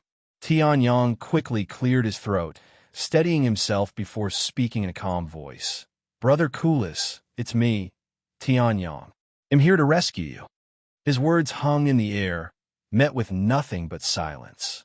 Let alone speak a word, Kulas didn't even bother to lift his head to look at Tian Yang, almost as if he wasn't conscious. However, Tian Yang was certain that Kulas was awake and decided to try again. If you find any errors, ads pop up, ads redirect, broken links, non-standard content, etc. Chapter 1882, Rescuing Kulas 3. Chapter 1882, Rescuing Kulas 3. Seeing that Kulas didn't respond, Tian Yang tried again. "Brother Kulas, can you hear me? It's me, Tian Yang." "It's useless." A voice responded, but it didn't come from Kulas. Instead, it came from the guard. "What do you mean by that?" Tian Yang looked at him with a deep frown. "He hasn't uttered a single sound for the last 20 years. Not even a grunt when he's being interrogated," the guard explained. When the guard mentioned being interrogated, he was obviously talking about torture. However, when Tian Yang looked at Kulas' body, there was not a single scar on it. In fact, it was perfectly healthy and incredibly robust, almost as if Head trained it vigorously for many years. Tian Yang took a deep breath and continued. "Kulas, how long are you going to ignore me? Wake up already." Ren Xia entered the cell and said, "Looks like you wasted your time coming here." However, Tian Yang wasn't ready to give up. He retrieved his sword and destroyed the chains that bound Kulas. The moment the chains binding Kulas shattered and fell to the ground in fragments, his massive body stirred for the first time. Without warning, a colossal fist, larger than Tian Yang's entire body, shot toward him with terrifying speed and force. The sheer pressure of the strike howled through the air, distorting space around it. There was no hesitation, no recognition, only raw, unrestrained aggression. "This crazy bastard," Tian Yang cursed, his instincts kicking in as he hastily raised his sword to block the incoming strike. The moment Kulas' massive fist collided with his blade, an overwhelming force surged through him. Even as an immortal Ascension realm cultivator, he was utterly powerless to fully withstand the impact. The immense power behind the blow sent him hurtling through the air like a rag doll, slamming into the wall with a deafening crash. "Tian Yang!" Ren Xia cried in a surprised voice. "I'm fine," Tian Yang said, as he quickly stood back up. He narrowed his eyes at Kulas, whose cultivation was only at the peak of Divine King. "He's only a Divine King, yet he sent me flying with sheer strength alone? What kind of monstrous power is this? Could this be the result of the great mammoth body refinement?" Tian Yang's mind raced as he steadied himself. He had also learned the great mammoth body refinement, so he understood its principles, how it refined the body through relentless tempering, forging it into something indestructible, something beyond human limits. But what he had just witnessed was far beyond his expectations, even his comprehension. The great mammoth body refinement requires constant pain and suffering to grow. His gaze darkened. Could the torture he endured in this wretched place have tempered his body to such an extreme? The thought sent a chill down Tian Yang's spine. He couldn't begin to imagine the agony Kulas must have suffered to reach this state. How much pain, how much torment, how many times he had been pushed past the brink of death and forced to survive. "So this is how you greet your sworn brother after not seeing each other for over 50 years, huh?" Tian Yang spat out a mouthful of blood and continued, "Very well. If I have to beat you back to your senses, then so be it." Without hesitation, he lunged forward, and the cell erupted into chaos as Tian Yang and Kulas clashed. Despite its designation as a prison cell, this space was anything but small. The 9 immortal clans had built it specifically to contain Kulas, anticipating not only his current size, but also his future growth. The result was a massive chamber, its walls reinforced with powerful formations to withstand the sheer might of its prisoner. Now that very space has become their battlefield. Kulas' colossal fists tore through the air with devastating force, each strike capable of reducing a mountain to rubble. Tian Yang weaved through the attacks, his blade flashing like lightning as he retaliated with precision and speed. The air trembled with each impact, shockwaves rippling through the dungeon as the battle escalated. Yet despite his overwhelming strength, Kulas fought with a terrifying emptiness, his eyes void of recognition, his attacks fueled by nothing but raw instinct.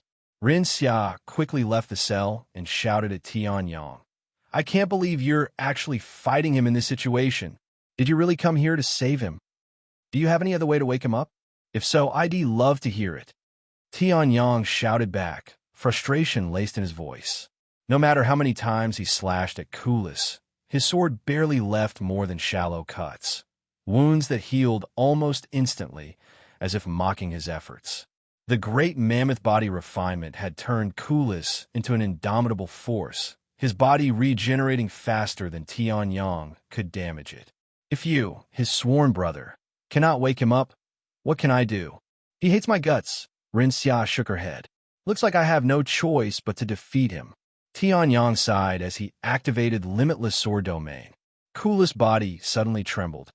That technique. For the first time, Kulas spoke words. What? Tian Yang's body instantly froze. How did you get that technique? Tell me, you damn bastard. Kulas roared, his voice shaking the very walls of the dungeon. A terrifying killing intent erupted from his massive form, flooding the space like a crushing tide. His eyes, once void of recognition, now burned with unrestrained fury. His rage was no longer mindless. There was something personal behind it. Did you already forget? I learned it inside Han Zexian's tomb. Tian Yang responded. However, Kulas' killing intent only intensified. What did you do to my brother, you bastards? I swear I will tear everyone from the 9 immortal clans apart if you had harmed him in any way. Tian Yang raised his eyebrows in a confused manner after hearing Kulas' words. What the heck? Does he think I am someone from the 9 immortal clans pretending to be me? He wondered.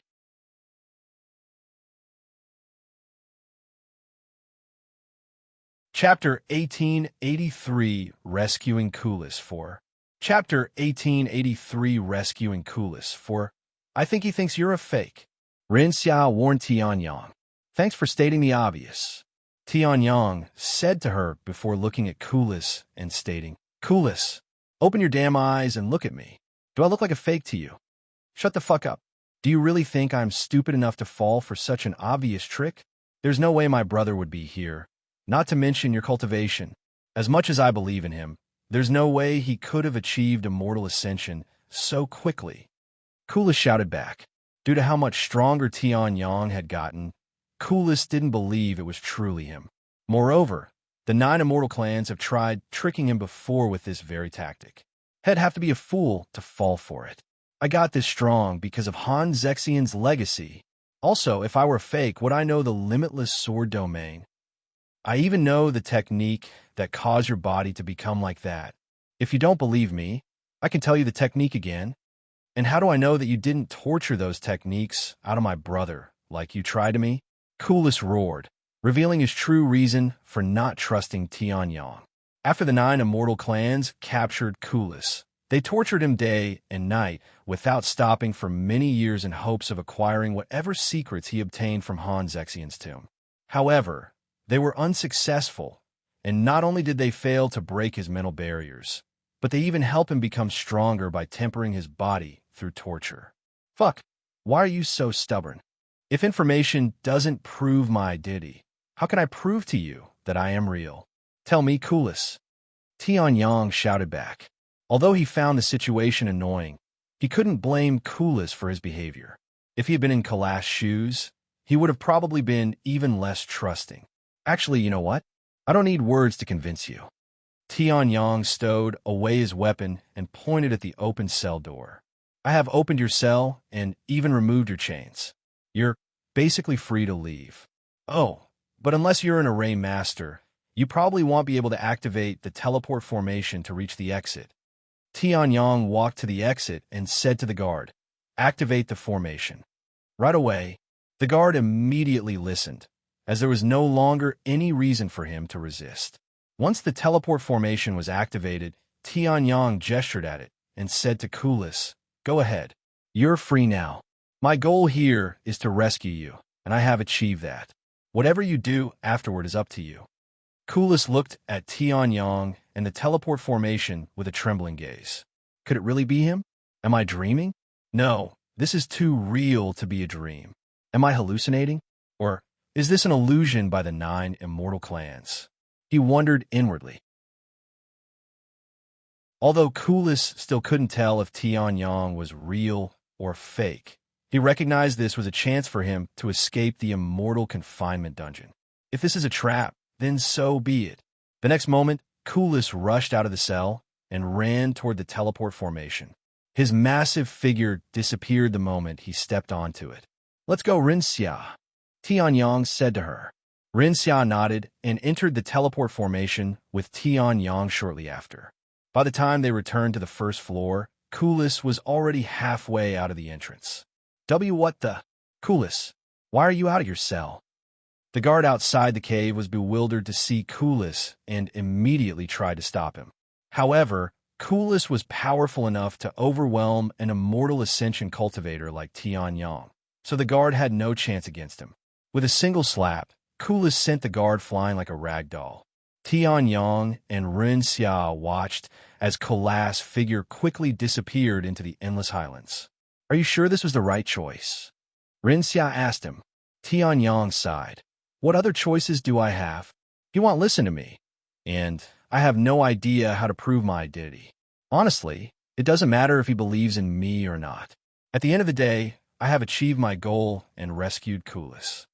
But to let him go like this, what if he's captured again by the 9 immortal clans?" Rashira looked at him with raised eyebrows. After a moment of silence, a slight smile appeared on Tian's face as he responded, "I believe in Kulas, but if he does end up back in the immortal confinement dungeon, it'll just save him again. It'll save him as many times as I need to. After all, this is what it means to be sworn brothers." Although Rashira didn't understand Tian's feelings or what it meant to be sworn brothers, she couldn't help but be envious of his relationship with Kulas. "What now?" Rashira then asked. "It'll continue my journey." "And what kind of journey is that?" Tian turned to look at her with a serious expression. "To erase the 9 immortal clans from existence." Rashira swallowed nervously. "What? Do you regret helping me? It's not too late to change your mind, you know? If I kill the 2 guards, nobody will know of your betrayal, and you can return to your family." Rashira sneered. "The word regret is not in my dictionary, and I'd rather die than return to my family. If you're serious about destroying the 9 immortal clans, they'll assist you. As a matter of fact, we can start with the Immortal Sword Clan since I have the most information on them, whether it be their strengths or weaknesses." Rashira's words sent chills down Tian's entire body. Her ruthless nature was beyond his expectations. However, as much as he appreciated her help, if she was willing to betray her own family, Tian worried she might one day betray him. "No, let's not make any assumptions. I don't even know her reason for betraying her family. Let's just trust her for now." Tian turned to look at where Kulas had disappeared and muttered, "Until next time, brother."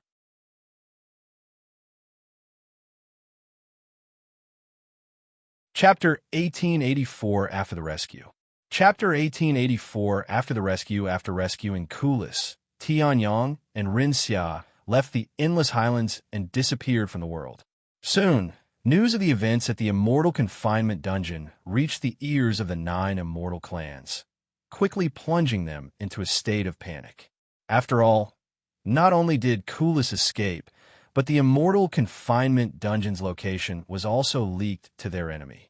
Although the 9 Immortal clans wanted to investigate the situation further, they had to prioritize changing the Immortal Confinement dungeon's location.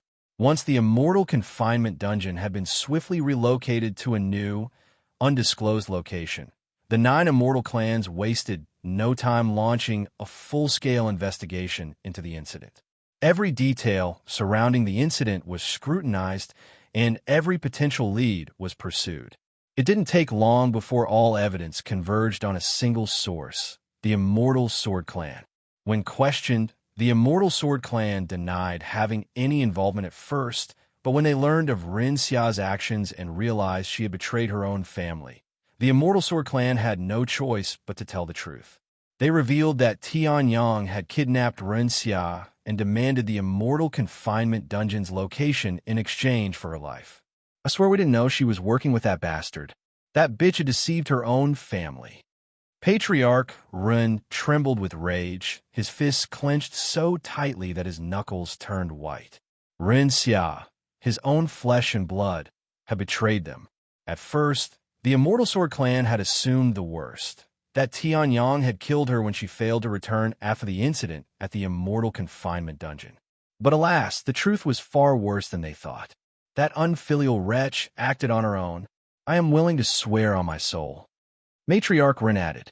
In the end, the Immortal Sword Clan faced no consequences for Renxia's actions.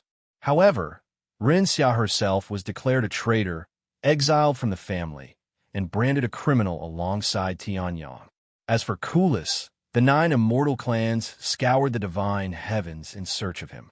Given his colossal size, they assumed tracking him down would be effortless. Yet, to their astonishment, not a single trace of him could be found even after months of relentless pursuit. It was as if he had vanished from the world.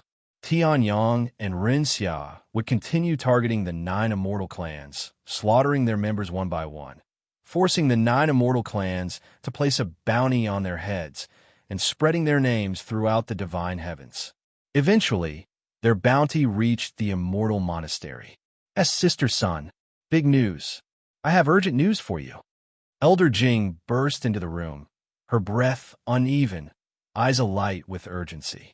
Elder Sun turned, her gaze calm. What is it?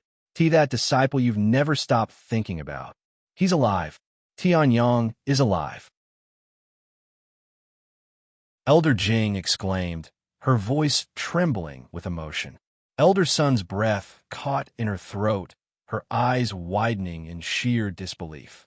What? Is that true? Did he return to the sect? Where is he? In that instant, the years of sorrow that had weighed upon her lifted as if they had never existed, vanishing so swiftly that the transformation was almost tangible. However, Elder Sun's excitement quickly vanished after seeing Elder Jing's hesitant expression. Hurry up and spill it, Elder Sun urged. About that, although Tian is alive, he hasn't returned to the sect. In fact, it might be better if he never returns. Why would you say something like that? Elder Sun raised her voice in anger. Because there's a bounty on his head, placed by none other than the 9 Immortal clans. Elder Jing revealed with a serious expression. Elder Sun's breath hitched, her mind racing. What? Why would they? Do you remember me telling you about that madman slaughtering their members? Elder Jing continued. That madman was Tian all along. Silence fell between them. Elder Sun stood frozen, her mind struggling to grasp the weight of those words. Tian? But why would he go after the 9 Immortal clans? Elder Sun mumbled as she began pondering. But her thoughts were quickly interrupted by Elder Jing. Who cares about that? We have a bigger issue at hand. If they learn that Tian is a disciple of our sect, they might come after the Immortal Monastery. Until the moment Tian rescued Kulas, the 9 Immortal clans had only known him as Xiaoyang. However, in the chaos of Kulas' rescue, Tian revealed his true name, which was heard by the guard there. Naturally, When the guard reported everything he had witnessed during the incident, he did not fail to mention the name he had overheard, Tian. However, even with this crucial piece of information, it didn't mean the 9 immortal clans would immediately know everything about him, as his name wasn't unique to him, with many other people bearing the same name in the divine heavens. The 9 immortal clans wouldn't come after the Immortal Monastery just because of a single disciple. Elder Zhan shook her head. Even if they try to blame us, we could just claim he went rogue and hasn't been part of the sect for a long time, which is true. If you say it like that, I guess. But what about you? What are you going to do now? Elder Jing then asked. And what do you expect me to do in this situation? Beg the 9 immortal clans to spare Tian, a man who no longer has any connection to me? Elder Zhan scoffed, her voice cold and indifferent.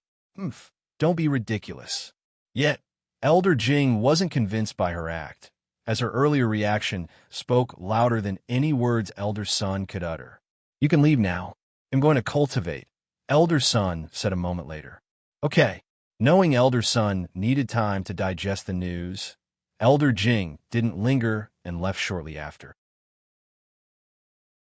Tian, Elder Zhan mumbled, her voice barely audible as she gazed out the window, her eyes distant and unfocused. The light from outside cast soft shadows across her beautiful face, yet her expression remained unreadable. Yuan slowly opened his eyes, and his vision blurred as if emerging from a dream that had stretched beyond time itself. How long have I been asleep? He muttered, his voice hoarse, each word feeling foreign on his tongue.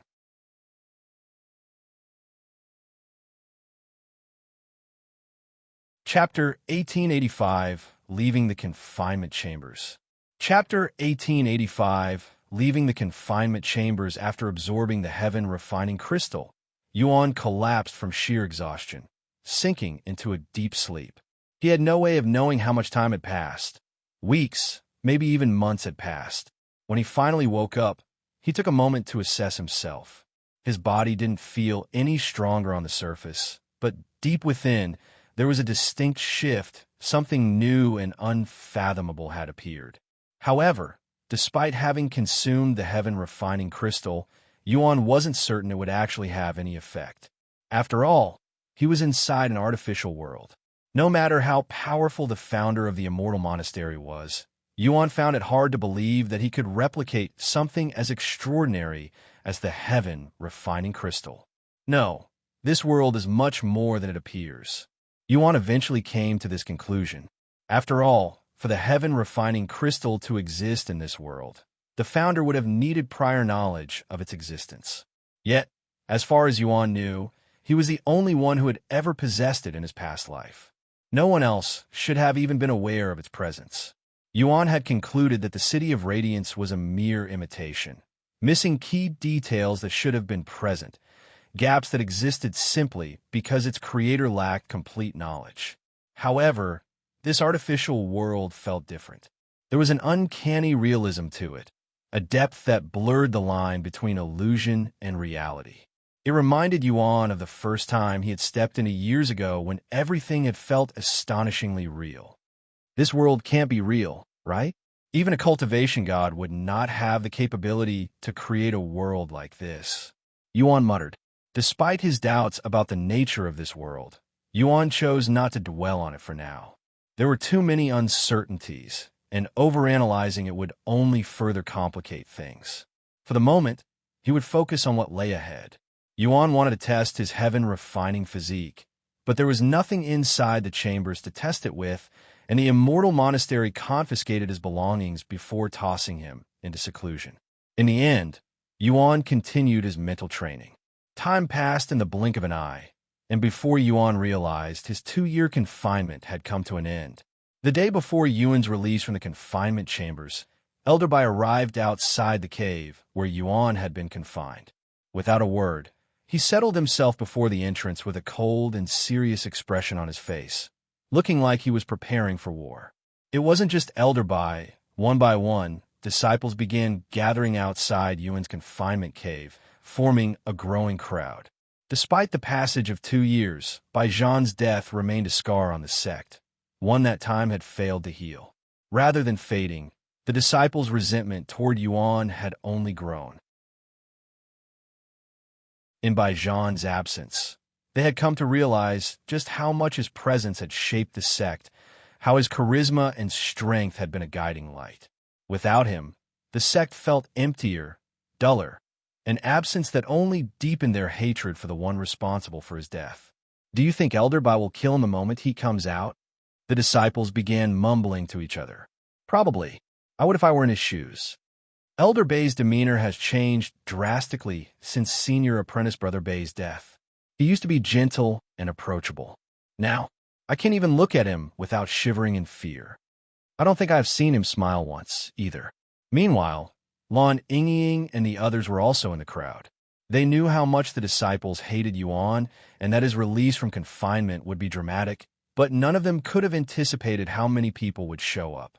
Practically every outer court disciple is here, and there are even many inner court disciples, she mainly mumbled in a nervous voice.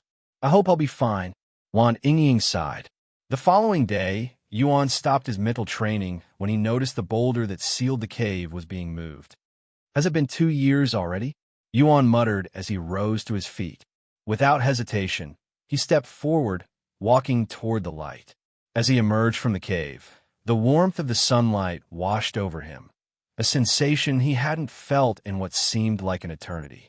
The gentle touch of the breeze, the scent of the open air, it all felt almost foreign after so long in isolation. However, his brief moment of reprieve was quickly overshadowed by the heavy atmosphere surrounding him. The sight of the gathered crowd, their piercing gazes filled with hostility, and the oppressive silence that hung in the air immediately drew his attention. However, despite the thick tension in the air and the overwhelming killing intent directed at him, Yuan met their gazes with an unwavering calm.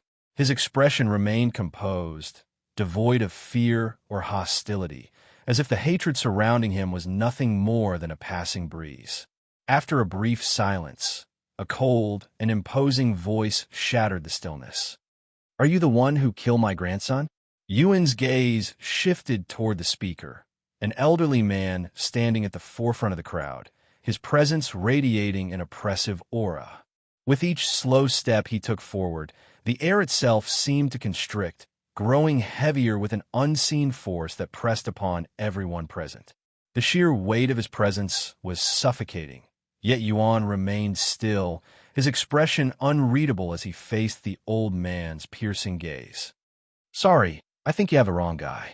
To everyone's surprise, Yuan blatantly lied before Elder Bai's face. "So you're telling me that you're not Xiao Yang and that you didn't kill by Zhan?" Elder Bai's voice trembled with barely restrained fury, his entire body quivering as he struggled to contain the emotions surging within him like an uncontrollable storm. His clenched fists shook at his sides, his breathing uneven. The air around him crackled with his suppressed rage, ready to erupt at any moment.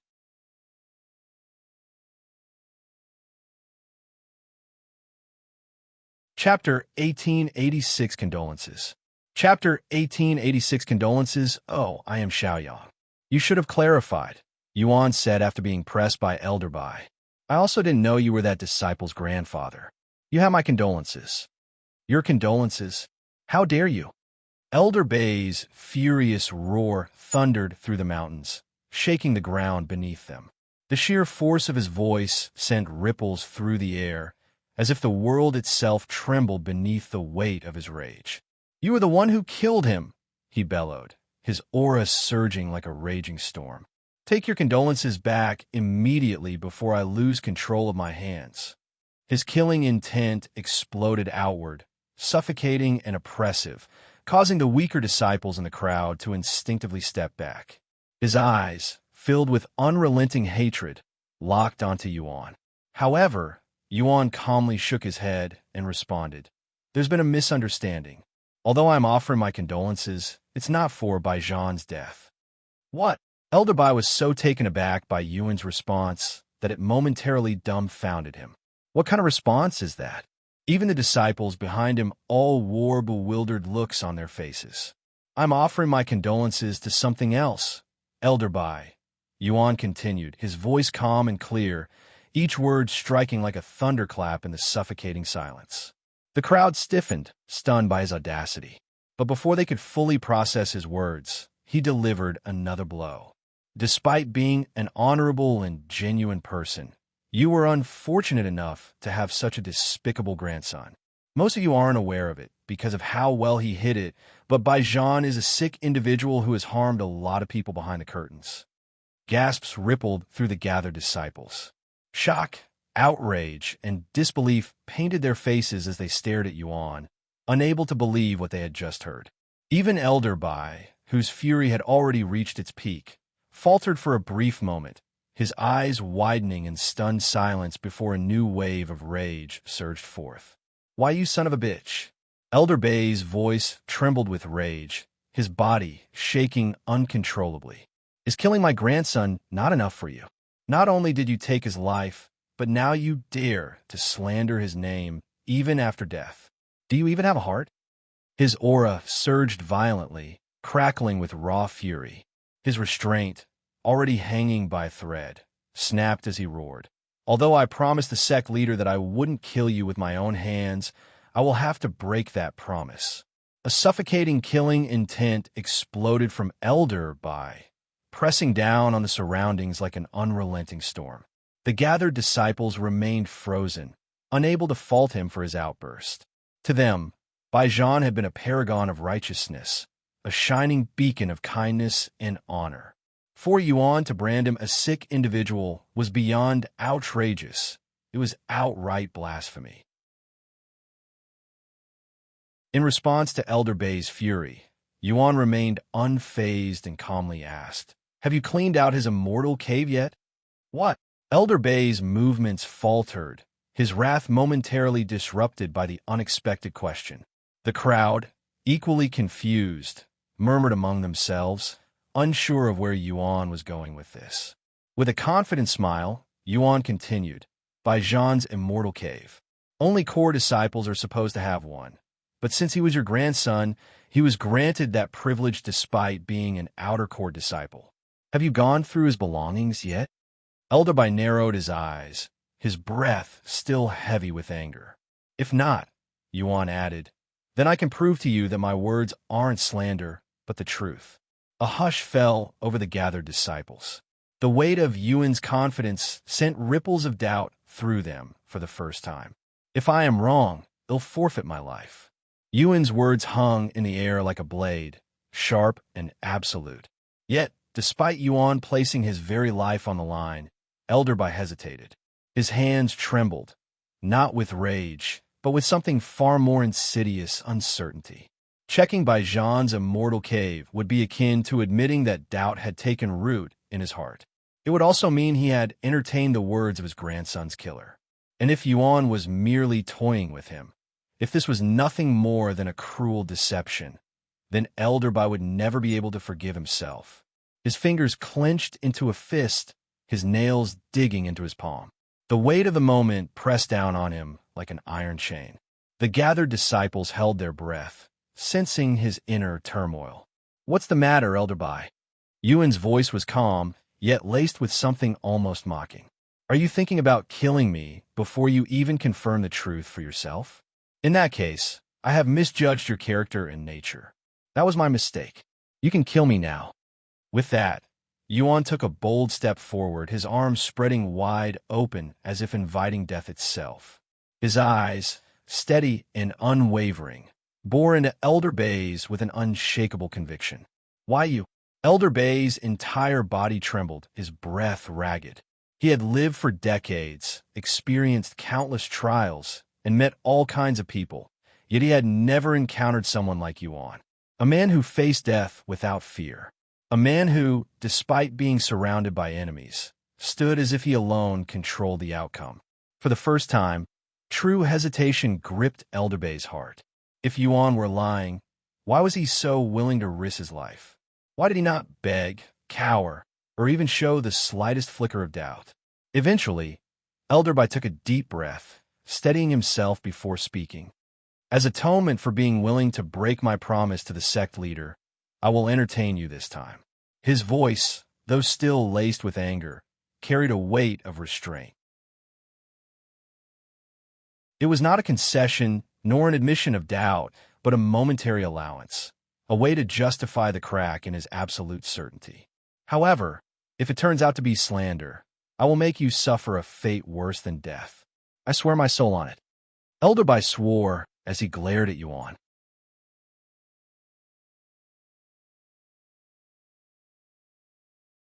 Chapter 1887 by Zhan's Immortal Cave. Chapter 1887 by Zhan's Immortal Cave. Once Elderby made his decision, he wasted no time. Without another word, he led Yuan directly to by Zhan's Immortal Cave, a place that few had ever stepped foot in. The journey took them to Immortal Peak, a sacred ground within the sect where only core disciples and sect elders were permitted to enter.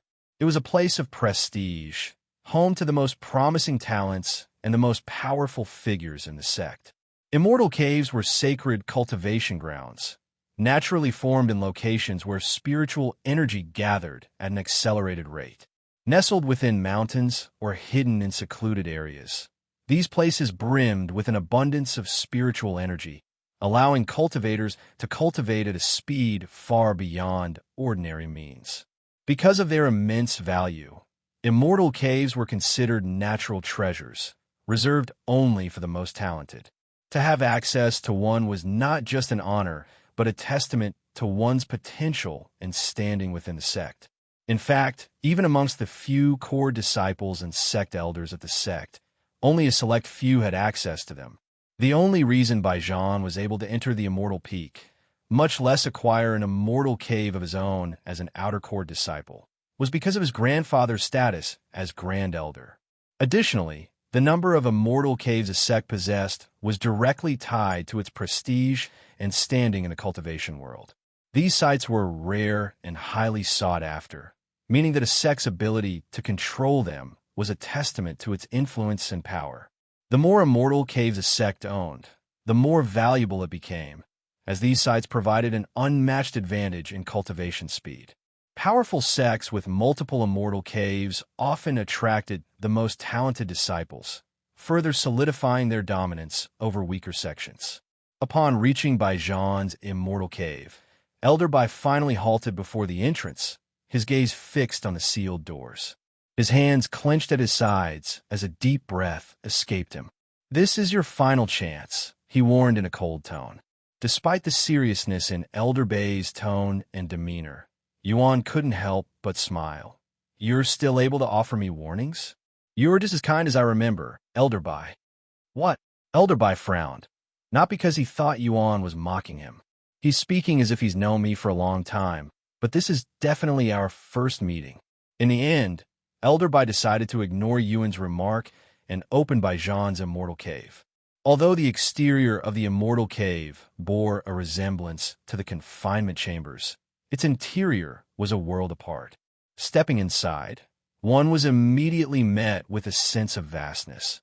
The space was far larger than one would expect from the outside. Unlike the cold, barren, and almost suffocating atmosphere of the confinement chambers, the Immortal Cave was a place of luxury and vitality. Elegant furnishings filled the space, from finely crafted wooden tables and silk-draped seating to intricate jade ornaments that shimmered under the soft glow of spiritual lamps. The very air itself felt alive, so rich in spiritual energy that a thin mist naturally formed, drifting lazily across the floor like an ethereal veil. Every breath taken inside carried a surge of renewed energy, making it clear why these caves were reserved for only the most privileged cultivators. The stark contrast between the two locations was undeniable.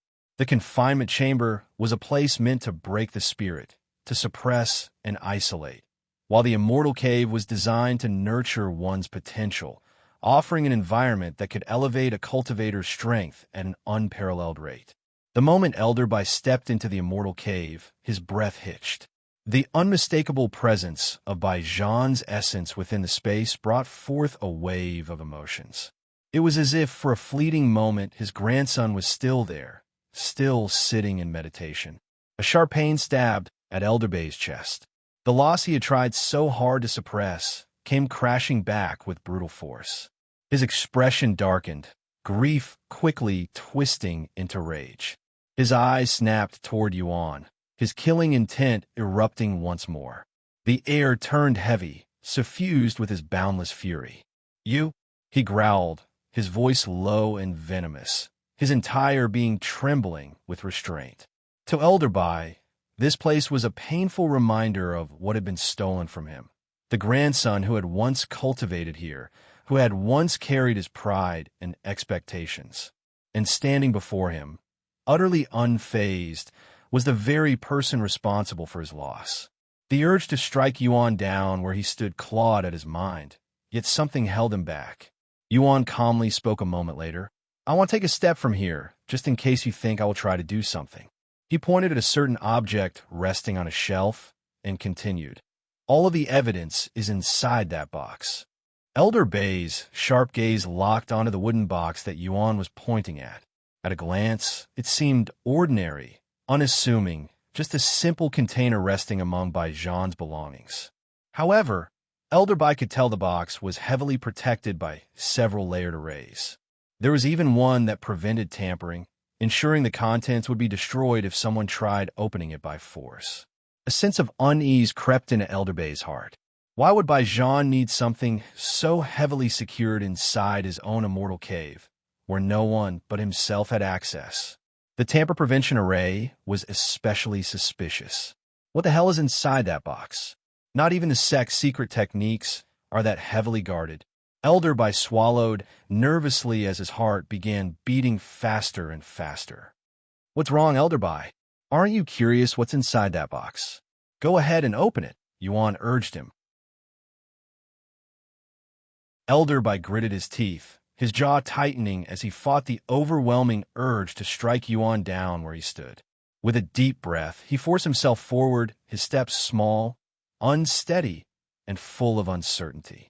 As he reached the wooden box, his hand hovered above it for a moment, his fingers trembling slightly. Then, with a slow, measured breath, he steeled himself, grabbing the box a second later.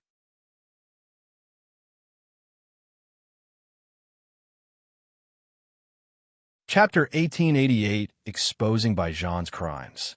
Chapter 1888, Exposing Bai Zhan's Crimes. Once the wooden box was in his grasp, Elder Bai swallowed nervously, his fingers tightening around the edges as he stared at it in silence. Despite the many protective arrays guarding the box, to Elder Bai, they were nothing but child's play, a minor inconvenience at best. After a moment of silence, he deactivated all of the arrays and opened the wooden box, revealing another object inside. "A spatial ring," he muttered with raised eyebrows. He turned to look at Yuan and asked, "What is this? How is this evidence?" "With all due respect, why don't you take a look inside that spatial ring first?" Yuan calmly responded. "Umph." Elder Bai gave a cold snort before looking inside the spatial ring with his divine sense. The moment his consciousness touched the contents inside, his expression froze. "This is..." His eyes widened in shock, and in the span of a breath, that shock twisted into horror. His face drained of color, his fingers trembling slightly as he pulled his divine sense away, as if he had been burned. Seeing Elder Bai's reaction, Yuan narrowed his eyes and spoke. "I can assume that I've proven myself, right? This doesn't prove anything. How'd I know that this was truly done by my grandson? For all I know, you could have planted this evidence here." Yuan sneered. "This is my first time entering this place, so how could I have planted the evidence?" "Then how did you know about this evidence?" Elder Bai roared. If Yuan had never been to Bai Zhan's immortal cave, how did he know about the wooden box and Bai Zhan's spatial ring? This didn't make any sense to Elder Bai. Yuan shrugged. "You wouldn't believe me even if I told you. Try me." After a moment of silence, Yuan spoke with a smile. "I came from the future. Why you what?" Elder Bai's eyes widened with disbelief at Yuan's outrageous and delusional claim. "See, I told you that you wouldn't believe me. Yuan sighed as he shook his head. Anyway, I have already given you the proof that Zhan was never a good guy. If you still don't believe me, there's nothing I can do but accept my death. Elder Bai gritted his teeth in silence. Eventually, he said, I will spare you, at least until I finish my investigation, so don't think for a second that you're free yet. I understand. You are also prohibited from leaving the sect until then, Elder Bai added. I wouldn't be able to go anywhere even if I wanted to as an outer court disciple, Yuan shrugged. Elder Bai glared at him before speaking in a commanding tone. Get out of my sight. Yuan didn't say another word and immediately left Zhan's immortal cave. Once Yuan left, Elder Bai fell to his knees and began puking. Zhan, please tell me this isn't true, that you didn't do these horrific acts. He muttered with a desperate look on his face. Sometime later, Elder Bai sealed Zhan's immortal cave and returned to his own living quarters. Inside, he retrieved Zhan's spatial ring and, with a flick of his wrist, dumped its contents onto the cold floor. Thud! A series of dull impacts echoed through the room. Bodies. Several human bodies lay sprawled across the floor, eerily motionless. At a glance, they appeared healthy, as though they were simply sleeping.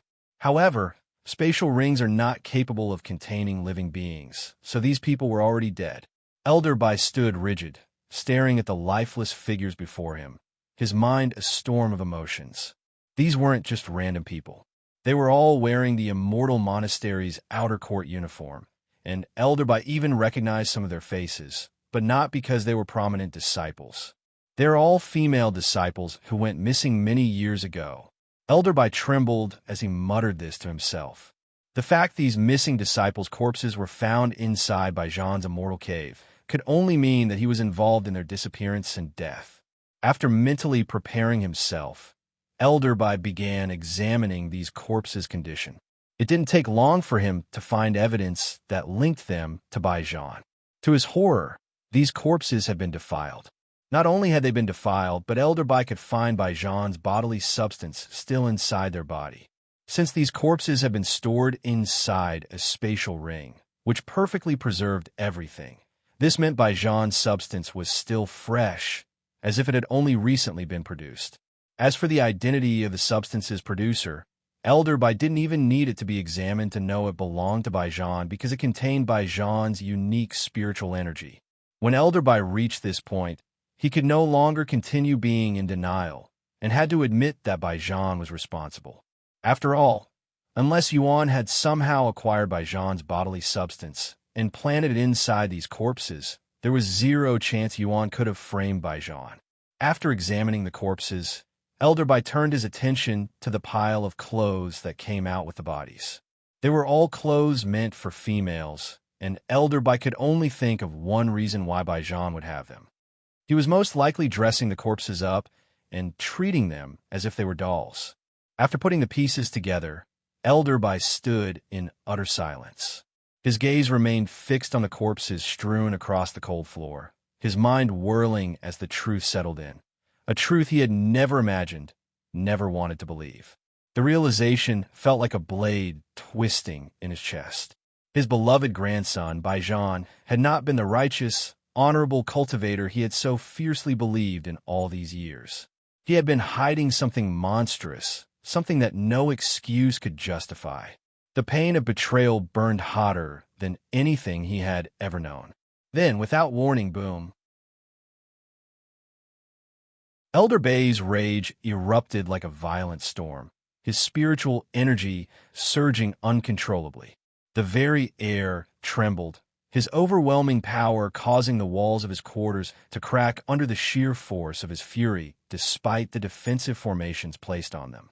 Zhan, you shameful bastard, you're lucky that you're already dead, or I would have killed you myself. His voice thundered, filled with grief, fury, and unbearable shame.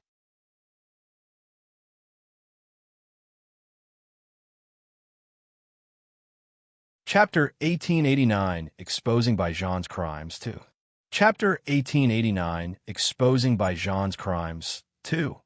Although Elder Bai was already certain that Zhan was behind the disappearance and deaths of these disciples, he needed more evidence and information before exposing his grandson's crimes to the world. Accusing his own blood was not a decision to be taken lightly, but Elder Bai was a man of unwavering principles. He would not protect evil, even if it came from his own family. This was why Yuan remained calm, despite his situation. He knew Elder Bai's sense of justice would not allow personal ties to cloud his judgment. After carefully placing the corpses back into Zhan's spatial ring, Elder Bai began investigating everyone who had once been close to him. The deeper their ties to Zhan, the greater the pressure he placed on them. Thus, over the next several days, Elder Bai would summon disciple after disciple for questioning.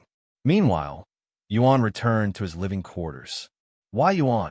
Lili and the others immediately rushed to his side after seeing him return. It's been 2 years.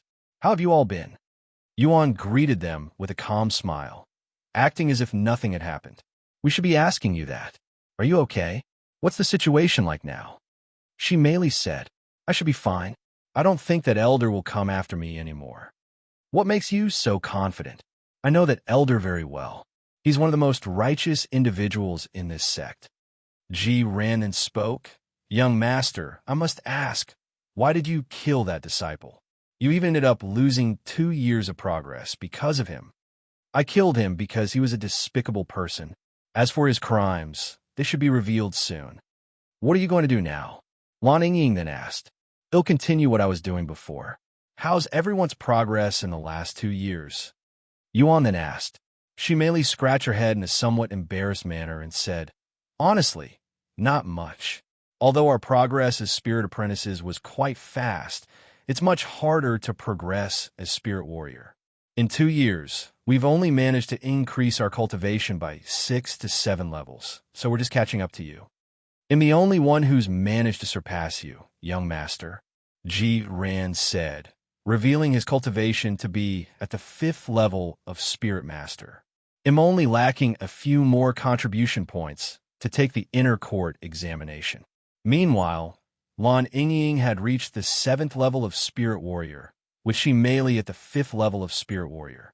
Sister Songyun is also at the peak of spirit warrior like you, Lili added. I see. What about Yingzi? Yuan asked with a hint of nervousness in his voice. All right, you don't have to worry about Yingzi. She made it to the Immortal Monastery, Lan Yingying said.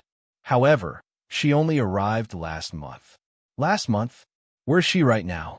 She's training at the hunting grounds. Also, you won't believe why it took her this long to come here, Lili answered. What? Yuan curiously raised his eyebrows. I think it'd be best if you heard it directly from her, Lili chuckled. Is that so? I'll ask her later then. Sometime later, Yuan had to visit the disciplinary hall to retrieve the spatial rings that were confiscated from him right before he entered confinement. Yuan anticipated that some of his stuff would be stolen, but to his surprise, none of his items were touched. In the past, his belongings would always mysteriously disappear after coming out of confinement. Of course, they were all stolen by the sect elders, and there was nothing he, a mere disciple, could do about it. Even if they wanted to steal my things, I don't have much for them to steal, he thought to himself. Besides the spirit stones he got as an allowance, Yuan had sold all of his monster cores and materials for points before the tournament. After regaining his spatial rings, Yuan made his way to the hunting grounds, where he remained for 2 weeks straight. During Yuan's time in the hunting grounds, Elder Bai presented all the evidence he had gathered about Zhan to the sect leader before making it known to the rest of the sect. Standing before his fellow sect elders, his expression was solemn as he spoke. Because of my own shortcomings, my grandson, Zhan, has committed many unforgivable crimes within the sect. When the other sect elders learned of Zhan's crimes, they were all left speechless. They were also angry that they had been supporting a monster this entire time without knowing. Before long, the news reached the rest of the sect. When the outer court disciples heard of it, they were left in utter disbelief. Zhan, a figure most had respected and admired, was now revealed as a serial killer who also defiled corpses. What? Bai Zhan was responsible for those missing disciples. One of them was my friend. I heard he defiled their corpses, even dressing them up like dolls. How sick was Bai Zhan in the head to do such things? Fuck, I cannot believe I admired a bastard like him. It was revealed that Bai Zhan had exploited his status and reputation to deceive unsuspecting victims. His esteemed position within the sect allowed him to gain trust effortlessly, making it all too easy to lure others into his grasp. Under the guise of friendship or mentorship, Bai Zhan would invite the victims into his home, where he would mercilessly end their lives, and not wanting to damage the bodies, he would often resort to using poison or strangulation. Once dead, Bai Zhan would transport their corpses to his immortal cave, where he would defile them. Although the exact number of Bai Zhan's victims remained uncertain, the estimated count was around 100. The true scale of his crimes might never be fully uncovered, but the sheer number was enough to send chills throughout the sect. Fortunately, Bai Zhan had no accomplices, or they would have faced Elder Bai's wrath.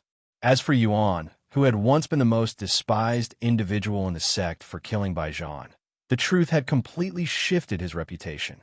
What was once seen as a heinous act was now hailed as justice. The very people who had condemned him now praised him as a hero, recognizing that his actions had rid the sect of a monster hiding in plain sight.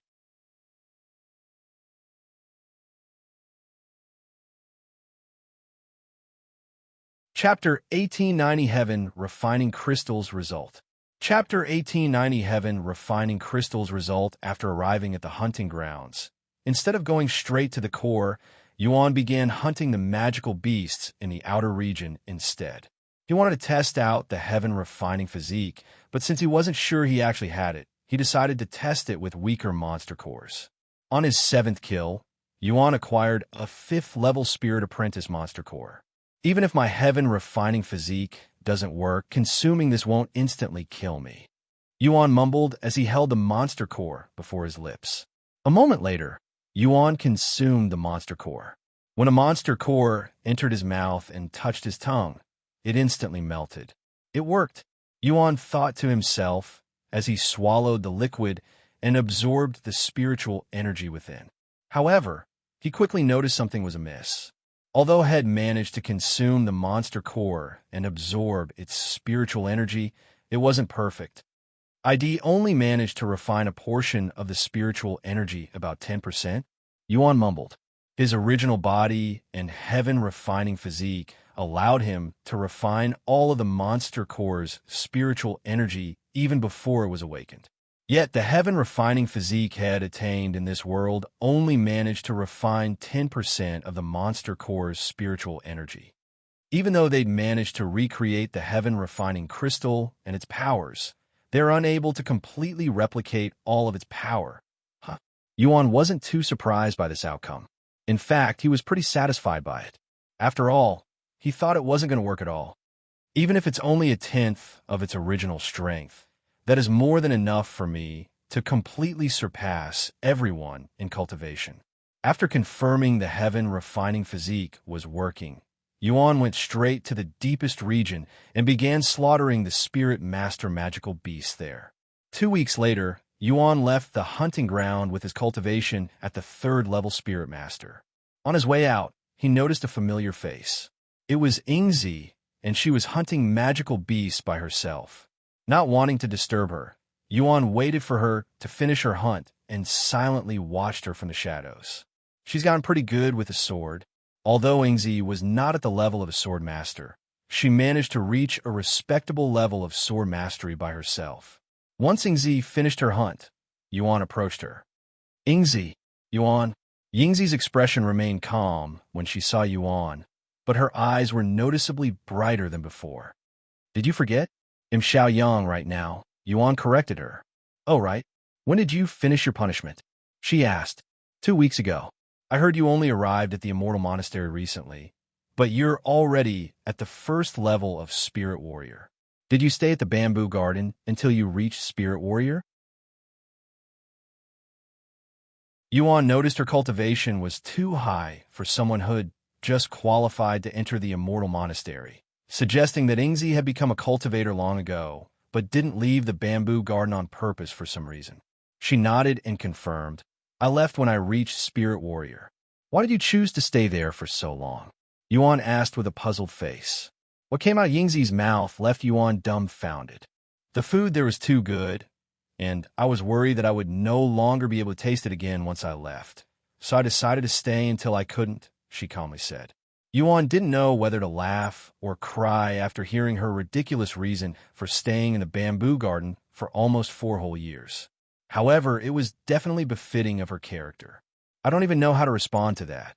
But you must be relieved to know that the food in the sect is just as good, if not even better than the food in the bamboo garden. Ingzi nodded.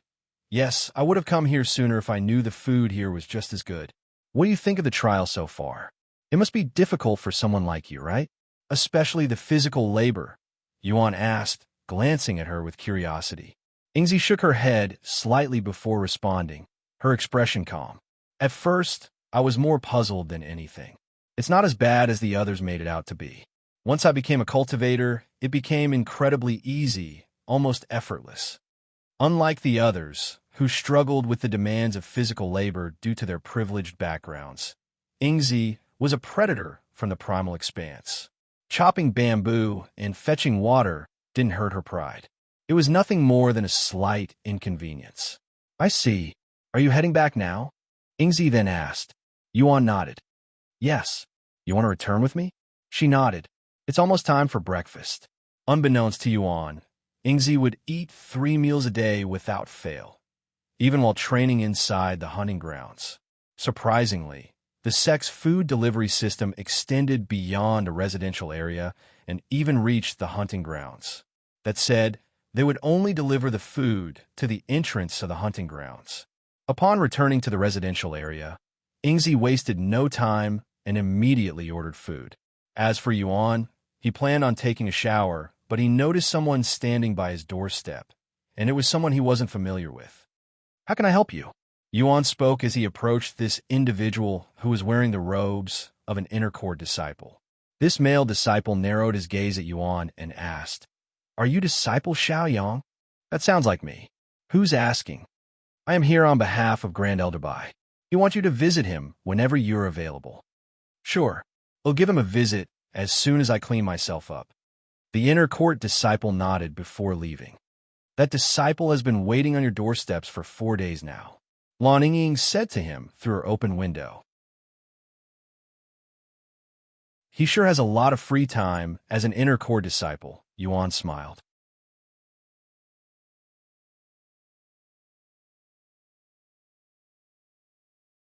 Chapter 1891 Twin Brother. Chapter 1891 Twin Brother. After taking a shower and changing his clothes, Yuan immediately went to meet Elder Bai. Since Elder Bai was located inside the center court, Yuan had to leave the outer court and pass the inner court. Stop right there, outer court disciple. Only inner court disciples are allowed beyond this point. The guard at the border stopped Yuan. I was summoned by Grand Elder Bai, said Yuan. Give me 1 moment. The guard retrieved a communication jade slip and, a few moments later, stepped aside. You're free to enter, he said. Yuan entered the inner court and went straight for the center court, where he was stopped again. I was summoned by the Grand Elder, Yuan repeated. The guard also did the same thing as the previous guard. A few moments later, Yuan was allowed to enter the center court. From there, Yuan went straight to Elder Bai's office. It's disciple Xiaoyang, Yuan said after knocking on his door. You may enter.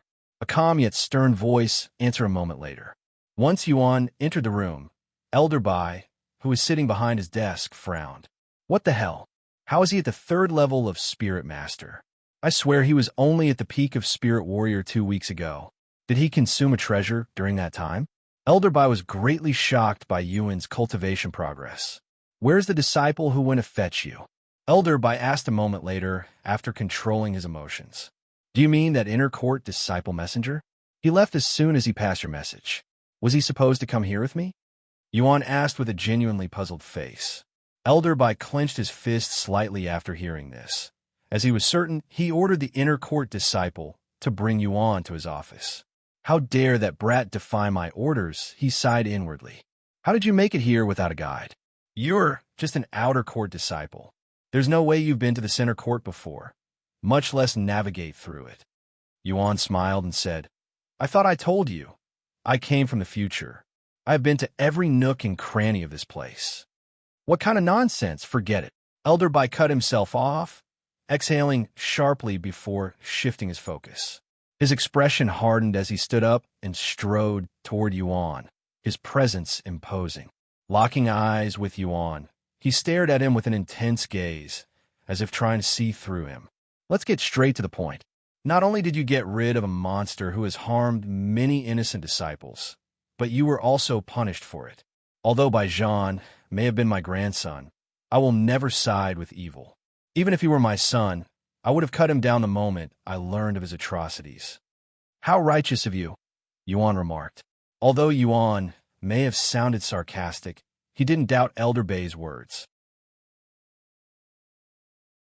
Since you wasted 2 years inside the confinement chamber, it'll compensate you with 25 contribution points, just enough for you to qualify to partake in the inner court examination, Elder Bai said.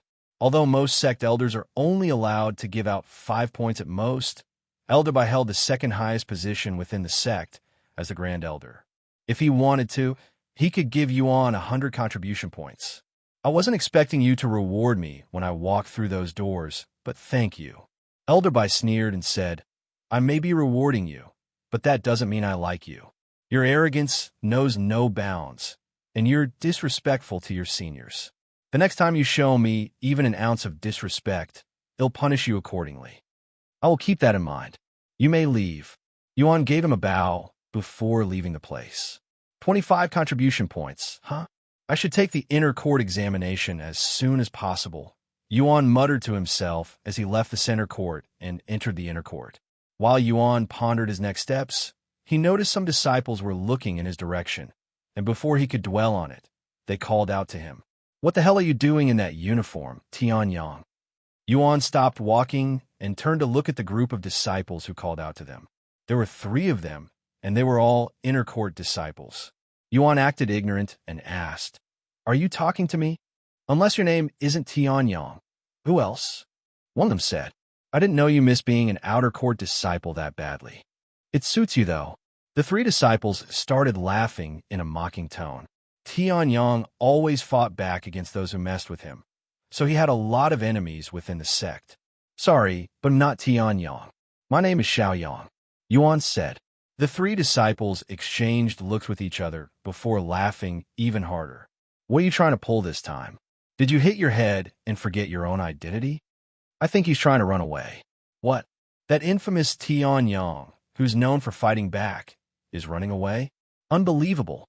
The 3 disciples began approaching Yuan with cold smiles on their faces. Stop right there. Another voice suddenly resounded, halting their movements. Che! The disciples sucked their teeth in annoyance when they realized who just spoke. Looks like your mommy is here to save you again. One of them spoke to Yuan through voice transmission. The disciples then bowed to this individual. Greetings, Elder Sunday. Leave that disciple alone. He's not Tian, but Xiaoyang, an outer court disciple, Elder Sun said as she approached them. What? Seriously? But the disciples looked at Yuan with dumbfounded faces. Yuan shrugged. I told you I wasn't Tian. You must be his twin brother then. That must be it. How much longer are you going to bother this outer court disciple? Scram before I make you. Elder Sun raised her voice. Sorry, Elder Sunday. We'll leave immediately. The 3 disciples looked at Yuan's face one last time in a doubtful manner before leaving the scene.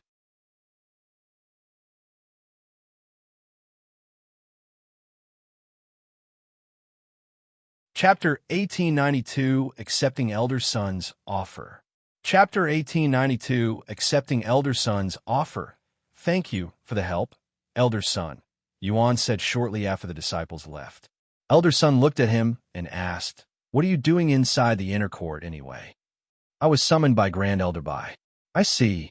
Elder Sun mumbled and stared at him as if she had something to say but wasn't sure if she should. What's wrong, Elder Son? Yuan asked. After a moment of silence, Elder Son spoke with a resolute face. Want to become my disciple? Yuan's eyes widened with genuine surprise. You want me to be your disciple? Are you serious? Elder Son frowned and asked, why are you so surprised? You're acting like I'm not supposed to have a disciple. I may have been working as a protector in the hunting grounds, but I'm still a sect elder with plenty of qualifications to be a master. Yuan shook his head. I don't question your qualifications. Then why are you surprised? Just cause. Elder Son sighed. So, do you accept or not? I know you've refused many sect elders before, so I won't be surprised if you refuse me as well. Yuan smiled and said, No, I accept your offer. He proceeded to bow to her. This disciple greets master. I don't care much about such formalities. You can just call me Senior Sunday. Yes, Senior Sunday. Elder Son retrieved a medallion and handed it to Yuan, saying, This is proof that you're my disciple. Try not to lose it since I only have one.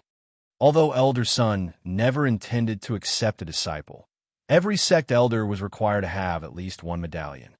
How many contribution points do you have right now? Since you'd spent 2 years in confinement, I doubt you have much. I'll give you 5 points. Actually, I have 25 contribution points, and I'm already planning on taking the next inner court examination. The inner court examination already? But you're only. Elder Sons raised her eyebrows. The inner court examination already? But you're only. Elder Sons raised her eyebrows. Then she realized Yuan was already at the 3rd level of Spirit Master. Heavens! He was only a Spirit Apprentice not long ago, and had even spent 2 years in confinement. What monstrous talents! She cried inwardly. The next inner court examination is in 3 weeks. Let me give you some tips. It's fine, Elder Sunday. Just sit back and relax. I know what to expect. Yuan interrupted her with a confident smile. Are you sure?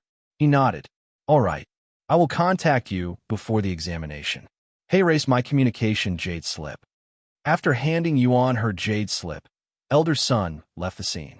I can't believe he actually accepted. Elder Son thought to herself as she walked away. Elder Son had never truly expected Yuan to accept her offer. After all, he had already turned down numerous sect elders, many of whom held far greater prestige and accomplishments than her. In truth, her approach was more of a formality than a genuine attempt. She simply wanted to check it off the list and move on, knowing full well that his answer would likely be the same as before. What should I do? I have never had a disciple before. Now, Elder Son found herself in an unexpected dilemma. Despite having over 30 years of experience as a sect elder, she had never taken on a disciple before, so she didn't know where to start. While Yuan returned to the hunting grounds to increase his cultivation some more, Elder Son went to Elder Jing for advice. What? You accepted a disciple? Who? Elder Jing was quite shocked to hear about her situation. Xiaoyang. Disciple Xiaoyang. He was actually willing to become your disciple. Elder Jing exclaimed. She couldn't fathom the reason Yuan picked her over the other sect elders. I'm as surprised as you were since I wasn't expecting him to accept. You have several disciples, so give me some tips. Being a master is quite simple. You pass down your cultivation knowledge and personal techniques, guide them, support them, and correct their mistakes. You basically do this until they surpass you. Elder Jing continued. In your case, you need to help him with the Sect's techniques since I doubt you'll be able to teach him your other techniques. Actually, I'm not forbidden from sharing my family's techniques. However, there are a few caveats. Don't tell me it's something along the lines of I'll have to join my family, right? Elder Jing raised her eyebrows. Elder Son became quiet. Seriously? Elder Son sighed. Yes, but not in the way you're probably thinking. Of course not. You already have Tian after all. Seeing Elder Son frown, Elder Jing quickly added, Jokes aside, are you thinking about teaching your family's techniques? No, I don't want to burden him with my family matters. He's incredibly talented, even more than those geniuses back in my family. If he joined my family, the others would definitely try to destroy him. I know he's your disciple now, but Elder Jing shook her head. If you think I'm praising him because he's my disciple, Wait 3 weeks. 3 weeks? What will happen in 3? Oh, the inner court examination. Wait, but he's only a spirit warrior. That was 2 years ago. He's a spirit master now. Impossible. He was in confinement for 2 years. There's no way he could have cultivated while in confinement. Elder Jing exclaimed. Elder Sun shrugged. I don't know what else to tell you. In the blink of an eye, 3 weeks had passed, and it was time for the inner court examination. The day before the examination, Elder Sun contacted Yuan. He'll come pick you up on the day of the examination. Meet me in front of your living quarters, said Elder Sunday. The following day. Good luck, young master. I can't believe you'd actually managed to qualify for the examination before me despite the 2-year gap. Jiran sighed after learning that Yuan would be partaking in the inner court examination.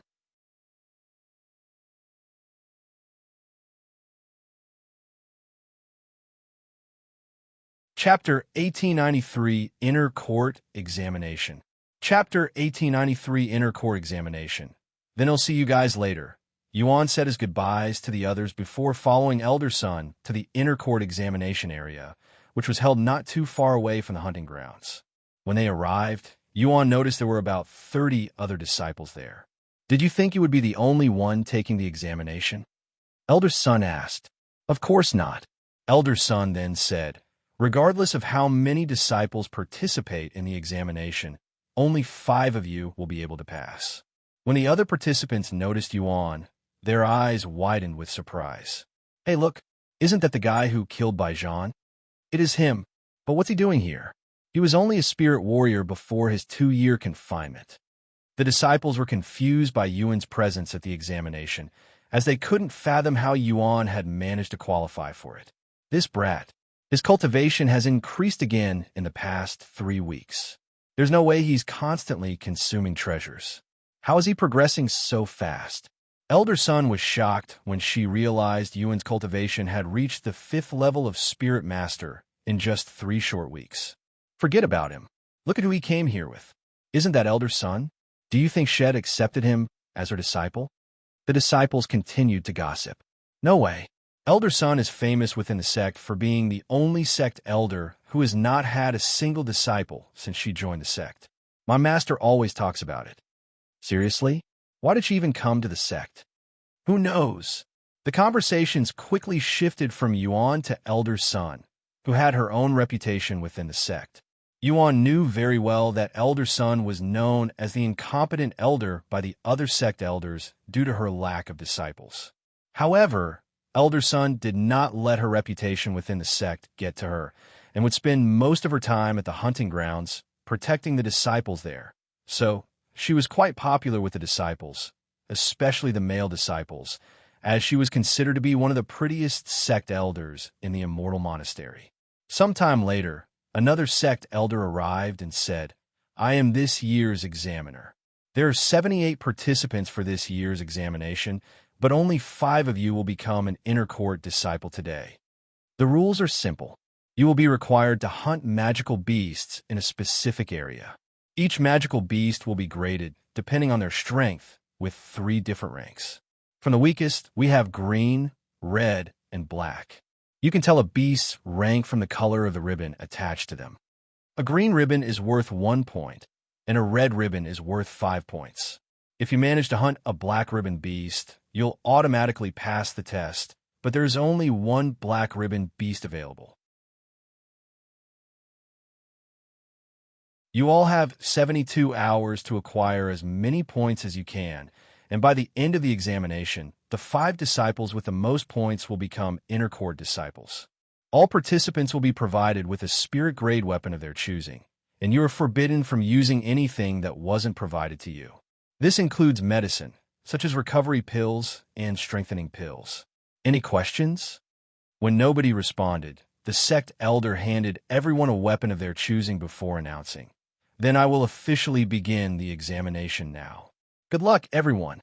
The moment the examination began, every participant, except for Yuan, immediately rushed into the examination area, eager to prove themselves. The area itself was vast, resembling the hunting grounds with its dense forests, rugged terrain, and lurking dangers. What are you waiting for? Elder's son asked Yuan. Nothing. They'll see you soon, Yuan said before entering the area the next moment.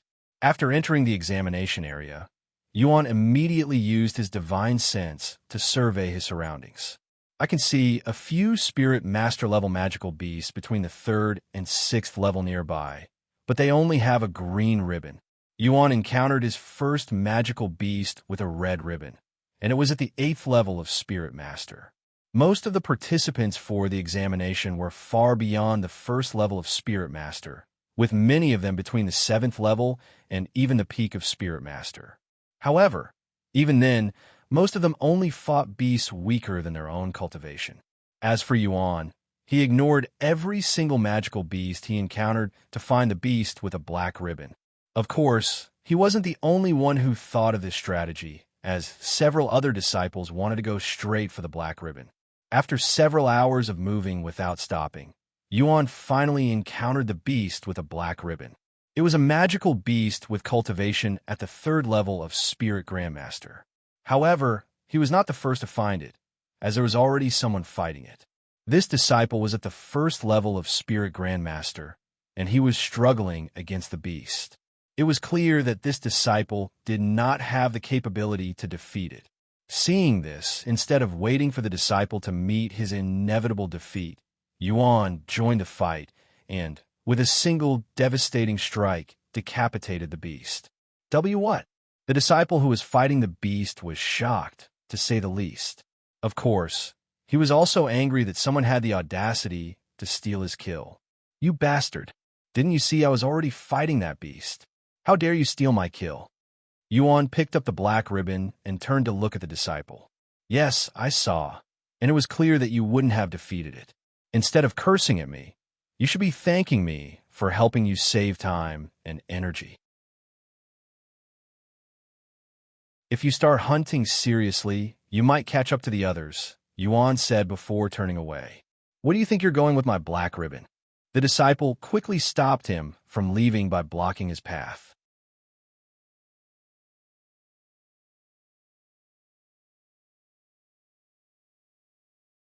Chapter 1894, Passing the Examination.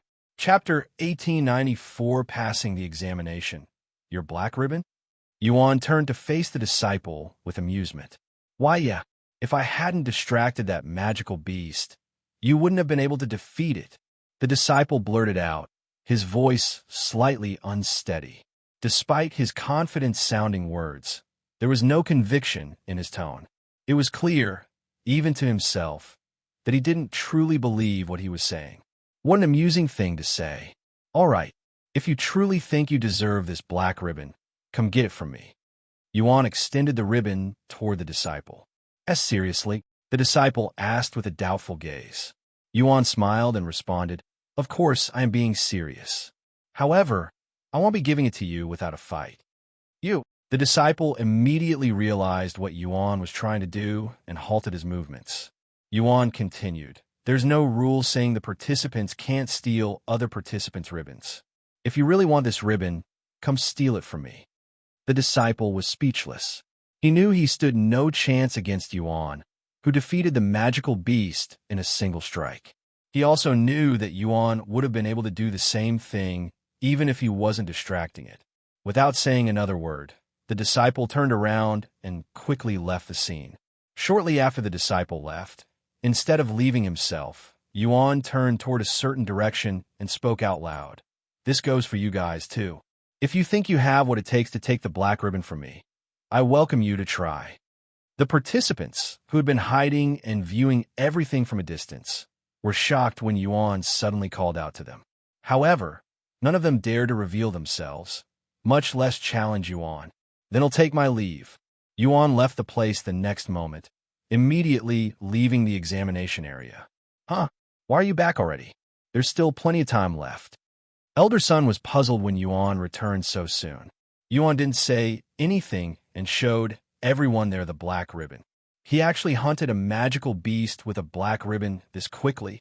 The last time someone managed to acquire a black ribbon was 70 years ago. The other sect elders muttered to each other, their voices full of surprise. The examiner approached Yuan and said, "Congratulations on passing the examination, disciple Xiaoyang.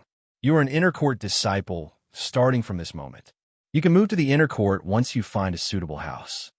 "Can I stay in the outer court?" Yuan asked. The examiner had never heard of anyone refusing to move to the inner court and was quite baffled by Yuan's question. After snapping out his days, he responded, "We can't force you to move, so if that's what you want, but are you sure? The spiritual energy inside the inner court is much denser, which will be beneficial to your cultivation.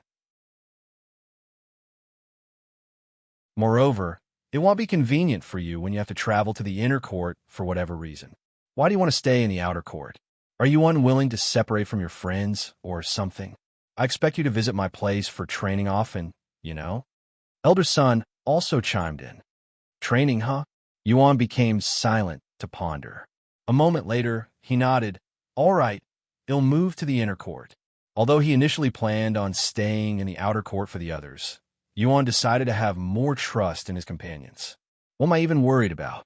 They're powerful and capable enough, and I'm sure they'll enter the inner court soon." Yuan realized he was babysitting the others too much even though they never asked for it, which could be considered as not having enough trust in them. Yuan left the examination area with Elder Son shortly after. "Your new uniforms will be ready in 3 days. In the meantime, you can look for a new home inside the inner court," said Elder Son as she brought Yuan back to his living quarters. "Get some rest for now. Come find me once you've moved into the inner court, and immediately begin your training. See you later, Elder Sunday." However, instead of leaving, Elder Son looked at Yuan with a worried face and said, "Things might get complicated and difficult for you in the inner court, but I'll quickly pass." Yuan smiled and asked, "Are you referring to what I went through with those inner court disciples before?" Elder Son nodded. "Yes, you'll probably be mistaken for Tian Yang again and again." "Who is this Tang Yang, anyway? You also mistook me for him during our first meeting. And why does it seem like he has so many enemies?" "Tian Yang is an inner court disciple who looks exactly like you. I wouldn't be surprised if you were twins. As for having a lot of enemies, well, I can't deny that. While it's not like he goes around picking fights, he never backs down from one, even if it's a simple taunt from another disciple." "I see. Do you think we'll be able to meet him?" Yuan then asked. "He's currently out training for the core disciple examination, but he should be back in a few years." "A few years, huh? I cannot wait." Despite saying such words, Yuan had a feeling the two of them would not meet in this world. Elder Son left shortly after. "Congratulations on passing the examination." Shimei and the others greeted him with smiles the moment they saw him, offering their congratulations without even asking how it went. It was as if his success was a foregone conclusion, something so expected that there was no need for doubt. Their confidence in him was unwavering, and to them, there was never a question of if he would pass, only when. Yuan then revealed to them that he would be moving to the inner court in a few days. "I see. Don't worry about us. We'll follow you to the inner court soon." "Of course." Yuan nodded with a smile.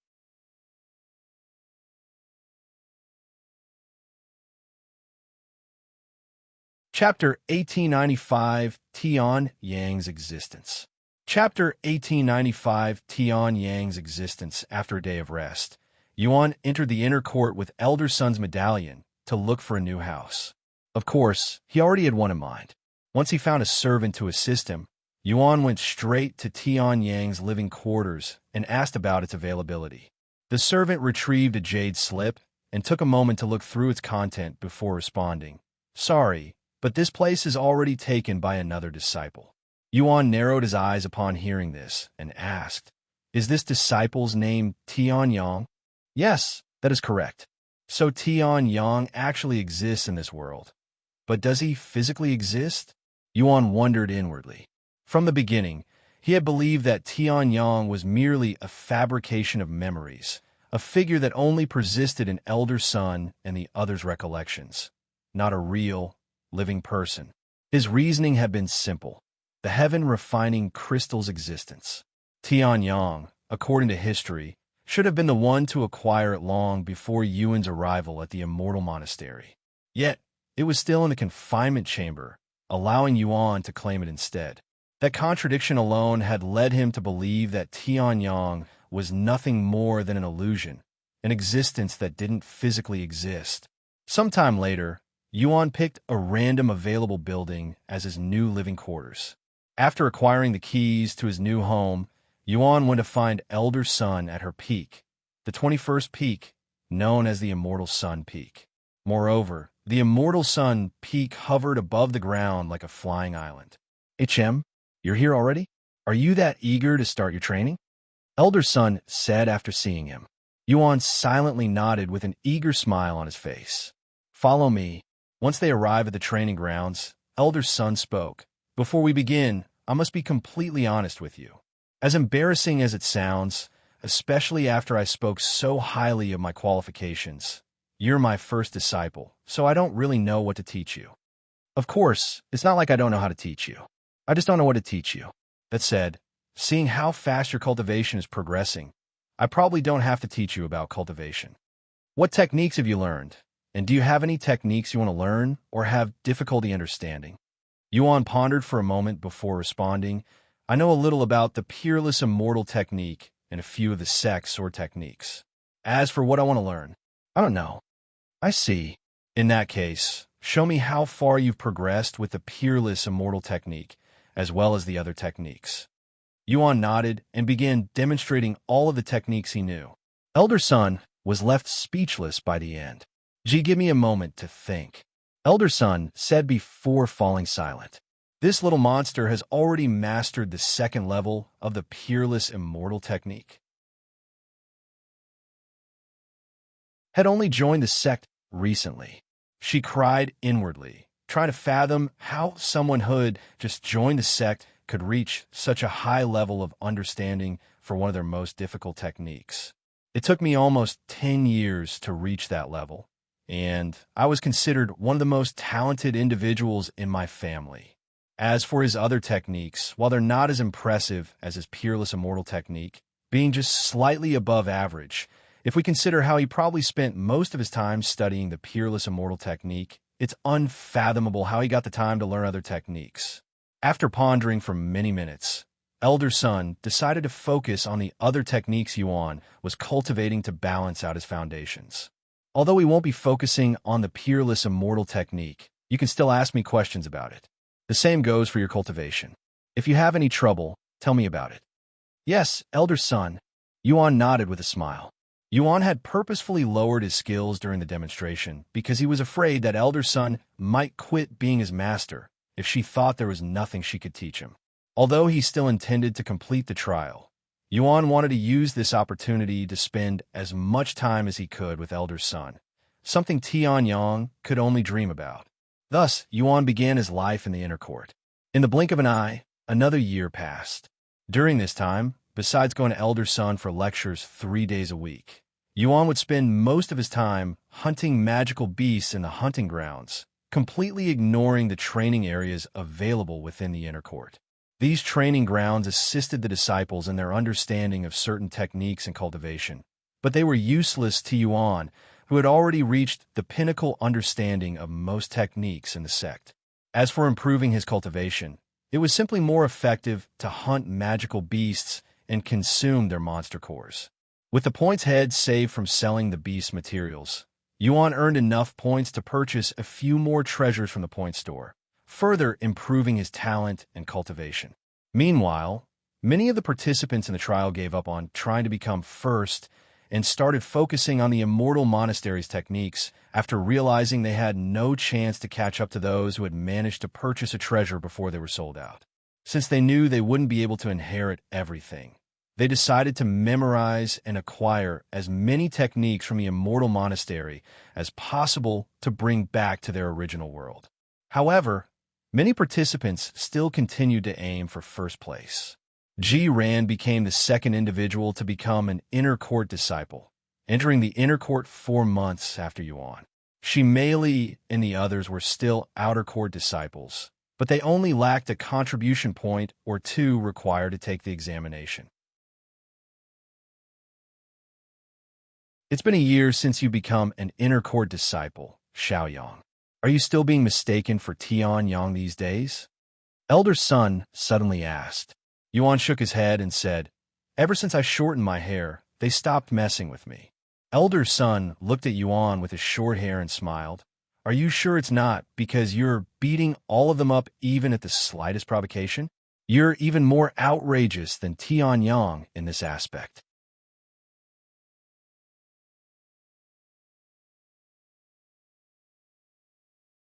Chapter 1896 Audience with the Sect Leader.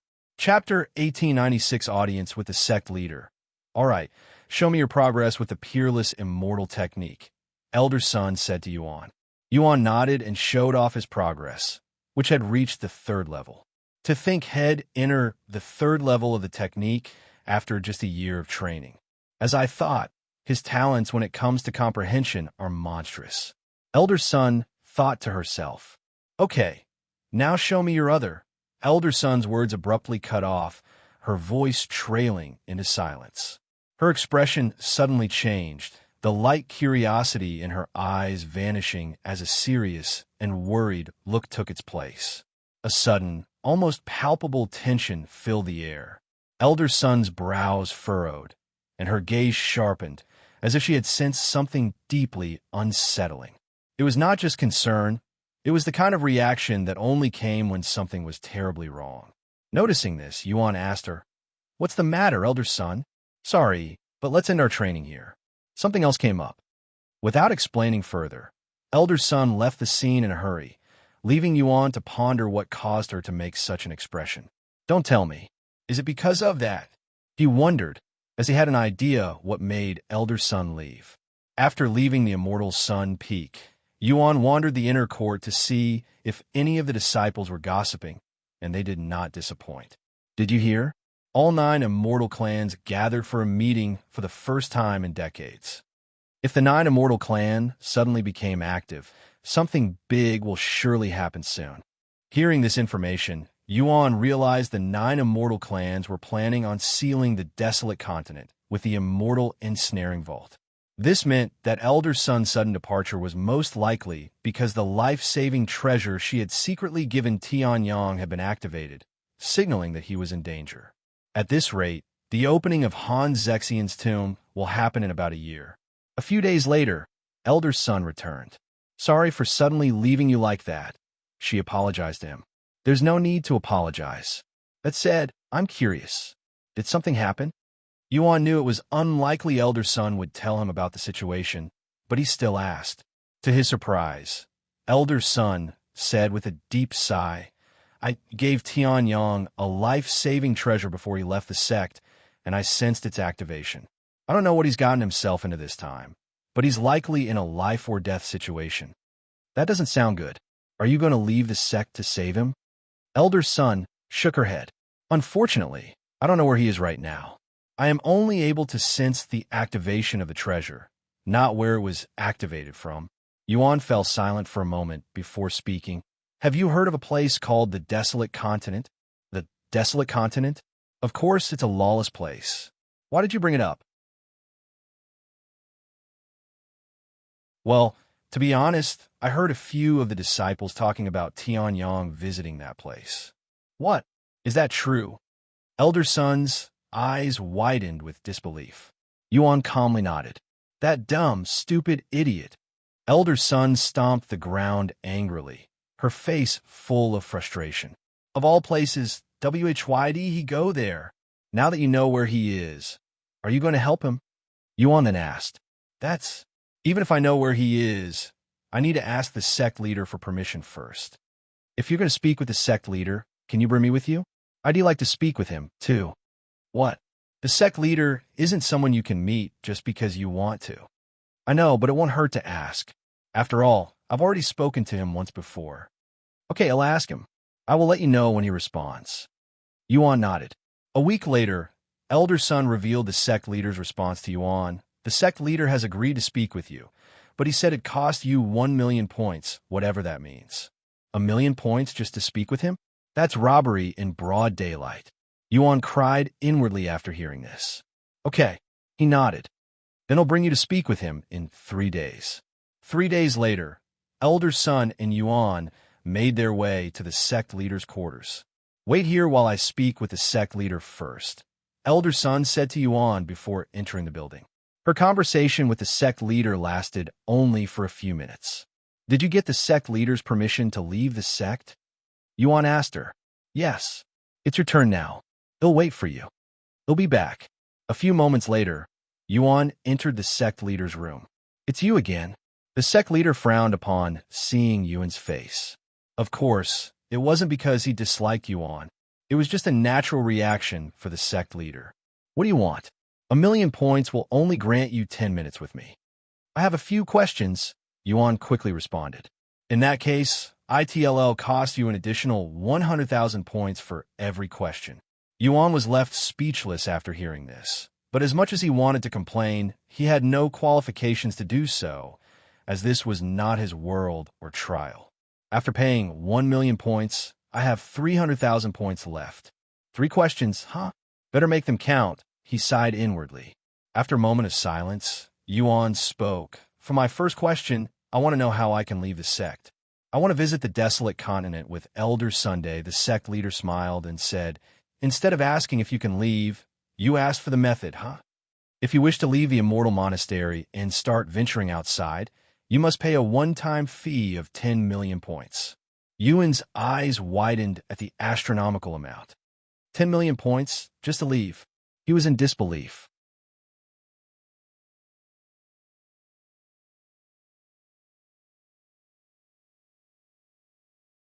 Chapter 1897, The Requirements to Pass the Trial. Chapter 1897, The Requirements to Pass the Trial. "I know you can create whatever rules you want, but isn't 10,000,000 points asking for too much? One can get several powerful treasures with that many points." Yuan tried to convince the sect leader to be reasonable. However, the sect leader remained firm on his price and said, 10,000,000 points. I won't accept a single point less." Yuan then said, "How about this? I am willing to pay 10,000,000 points, but can I pay you later? I want to follow Elder Sun to the Desolate continent, but I need at least half a year to collect that many points." The sect leader did not immediately respond. After a moment of silence, he finally spoke. "Since I know you are more than capable of collecting that many points, I'm willing to delay your payment for 1 year. However, for every year you fail to pay me, I will add another 10,000,000 points to your debt. If you fail to pay me back within 4 years, I will disqualify you from the trial. What do you think?" Yuan immediately nodded. "I accept." "Very well. Any more questions?" Yuan then asked his second question. "How do we complete the trial? What is our actual goal? Because right now, it isn't clear what we're actually supposed to do here." In response, the sect leader raised 3 fingers and said, "In order to complete the trial, you must achieve 3 things. 1. Accumulate 100,000,000 points. The points you have already spent still count.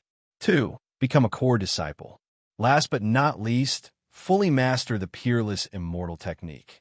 The first one to achieve these 3 goals will inherit my legacy." Simple enough, right?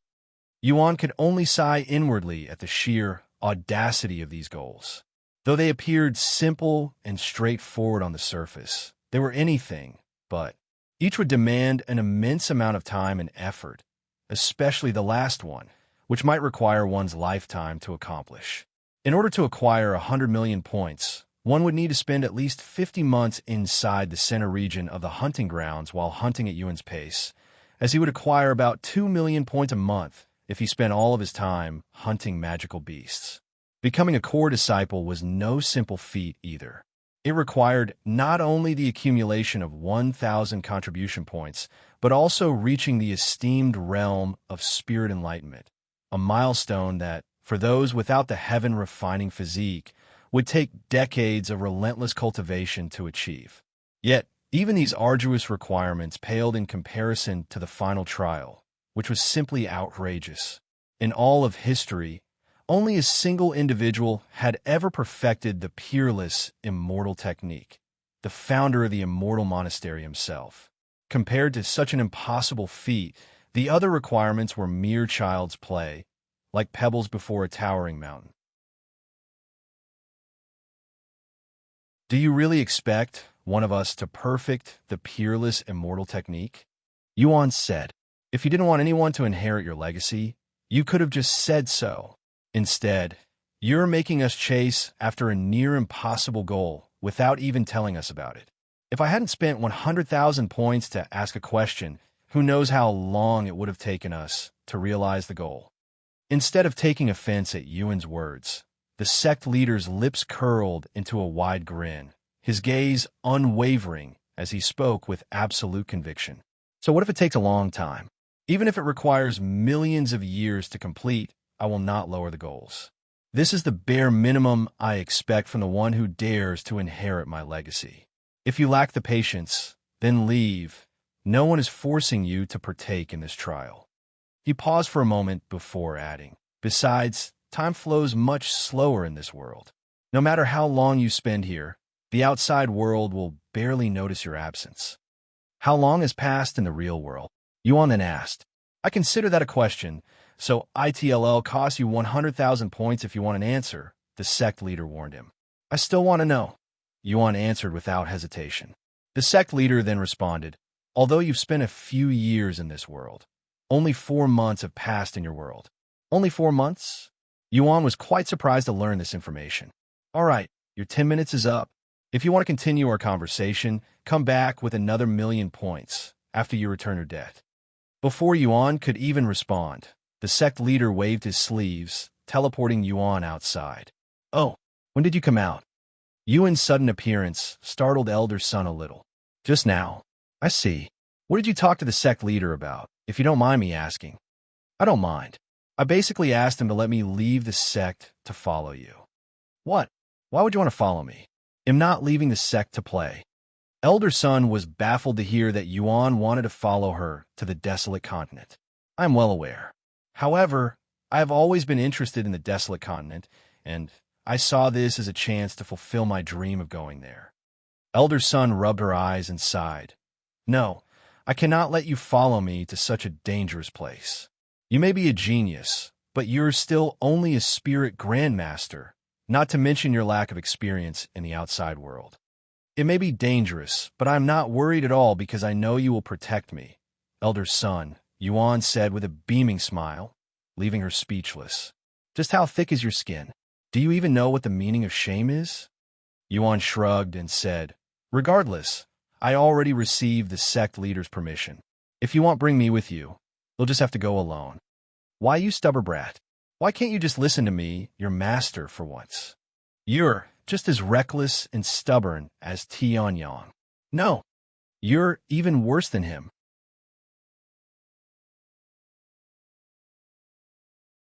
Elder Sun shouted at him, her fists clenched tightly.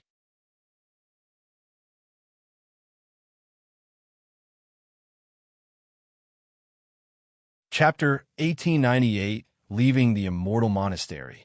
Chapter 1898, Leaving the Immortal Monastery. Elder Sun, I am serious. I want to go with you to the Desolate Continent. You have no idea how much I sacrificed to get the sect leader's approval, Yuan said with a serious expression on his face. Elder Sun sighed, whatever.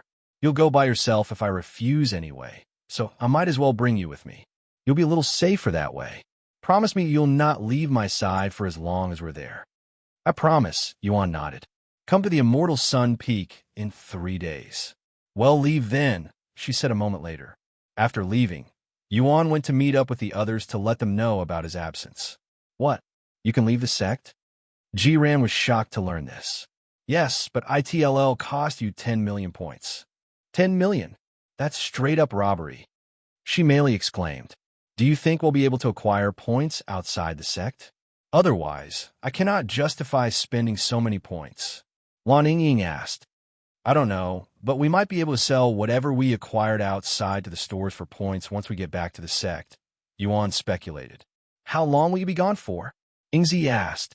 I don't know, but I have 4 years to repay my debt, so I doubt I'll be out for too long.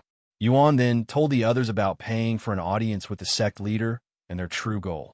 Although it may seem expensive at first, I think it's worth it, as this may be the only way for us to get any answers. But these requirements, how long do you think ITLL take one to complete them? She merely asked. Zhan responded with a solemn expression. Acquiring 100 million points and becoming a core disciple will take a few decades, but to achieve level 9 in the peerless Immortal technique, I'm not sure if that's even possible. What level did you reach when you were the sect leader? And how long did it take? Yuan asked. I only reached the peak of the 7th level, which took me almost 3 million years to achieve. 3 million years? There's no way I'm willing to spend even a tenth of that much time here. Even if time passes slower in this world, it won't matter since we'd still need to spend that much time in here.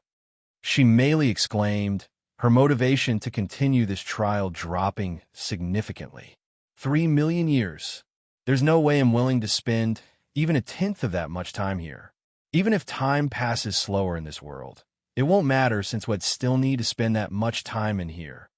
She merely exclaimed, her motivation to continue this trial dropping significantly. Looks like this trial is much more complicated and time-consuming than we all thought. What are you going to do now? Are you going to continue? Lan Yingying looked at Yuan. Honestly, I don't think I will complete this trial. I will probably give up sooner or later. Yuan said.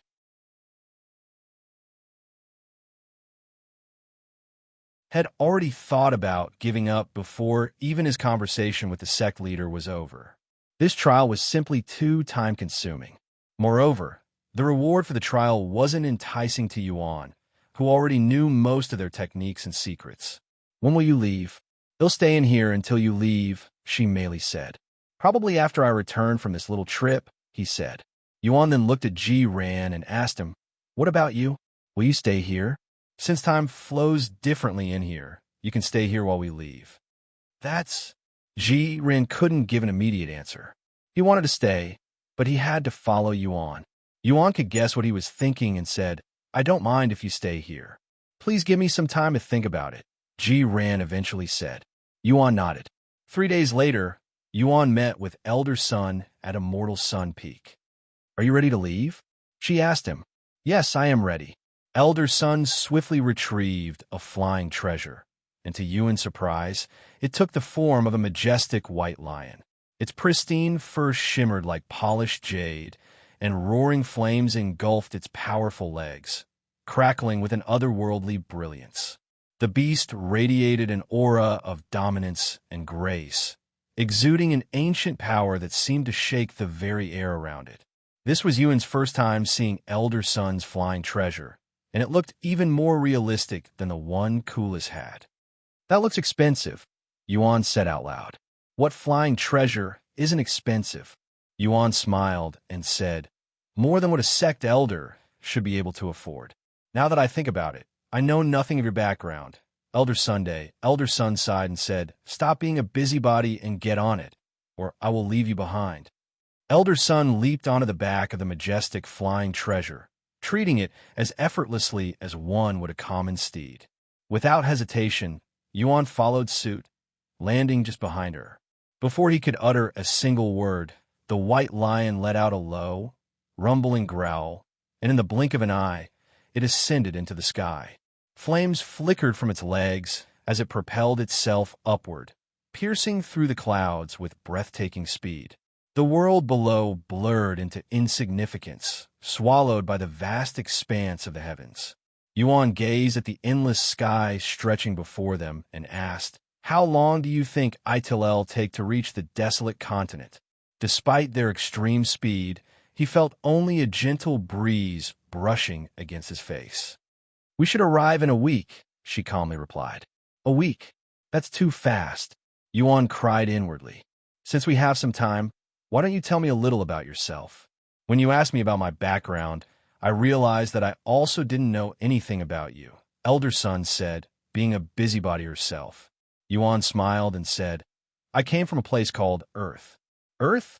I've never heard of this place before. It's a small and insignificant place, so I'm not surprised. Why did you join the Immortal Monastery? The same reason why most people do, to change my life.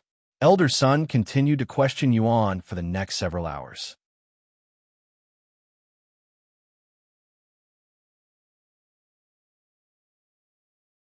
Chapter 1899, Visiting the Desolate Continent. Chapter 1899, Visiting the Desolate Continent. Elder son, it's unfair that I'm the only one answering your questions.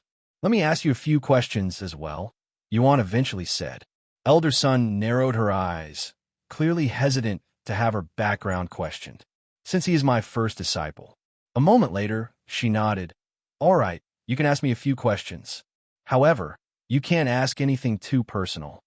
Then I will ask you questions that you've already asked me. Yuan then asked, why did you join the Immortal Monastery?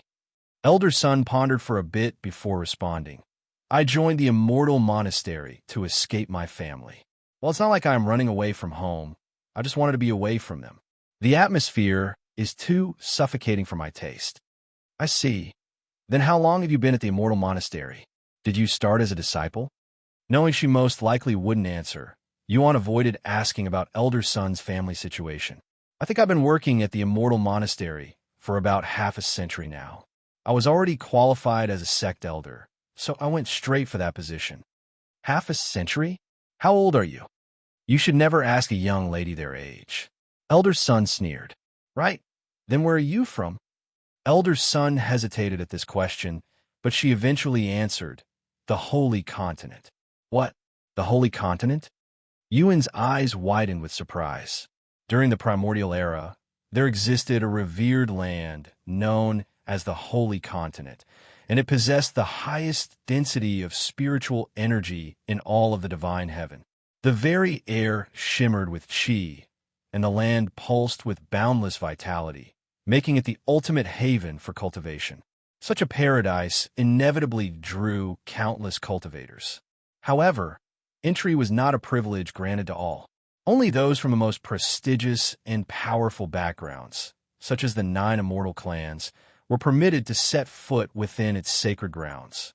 To the rest of the world, the Holy Continent remained a distant dream, an untouchable utopia reserved for the chosen few. You must come from an extremely powerful family. Yuan mumbled. Don't tell me. You're from the 9 immortal clans? He swallowed nervously. Elder son raised an eyebrow and said, No, I am not from the 9 immortal clans. Do you have any grievances with them? It's subtle, but I can sense it in your tone. Something like that, I guess. This should be common sense, but you shouldn't mess with the 9 immortal clans. While they are influential, that's not the main reason. The 9 immortal clans are a vengeful bunch. Nothing good comes from messing with them. Yuan smiled and said, Don't worry, my issue with the 9 immortal clans was resolved long ago. Yuan continued to ask Elder son questions. Since he had yet to fully regain Tian Yang's memories, he didn't have much information on her. A week passed in the blink of an eye, and they arrived at their destination, the Desolate Continent. So, do you have any idea on how to find him? Yuan asked Elder Sunday no. And as much as I want to just wander around, the Desolate Continent is massive. It'd take months if we searched randomly. Yuan pondered for a moment before speaking. How about we visit the southern stronghold first? Why? Did Tian Yang mention where he was going to the other disciples? Elder son asked. No, it's just a guess. Yuan shook his head. However, according to his memories, Tian Yang should currently be in the southern stronghold, accompanying Huang Shaoli in her search for her missing family.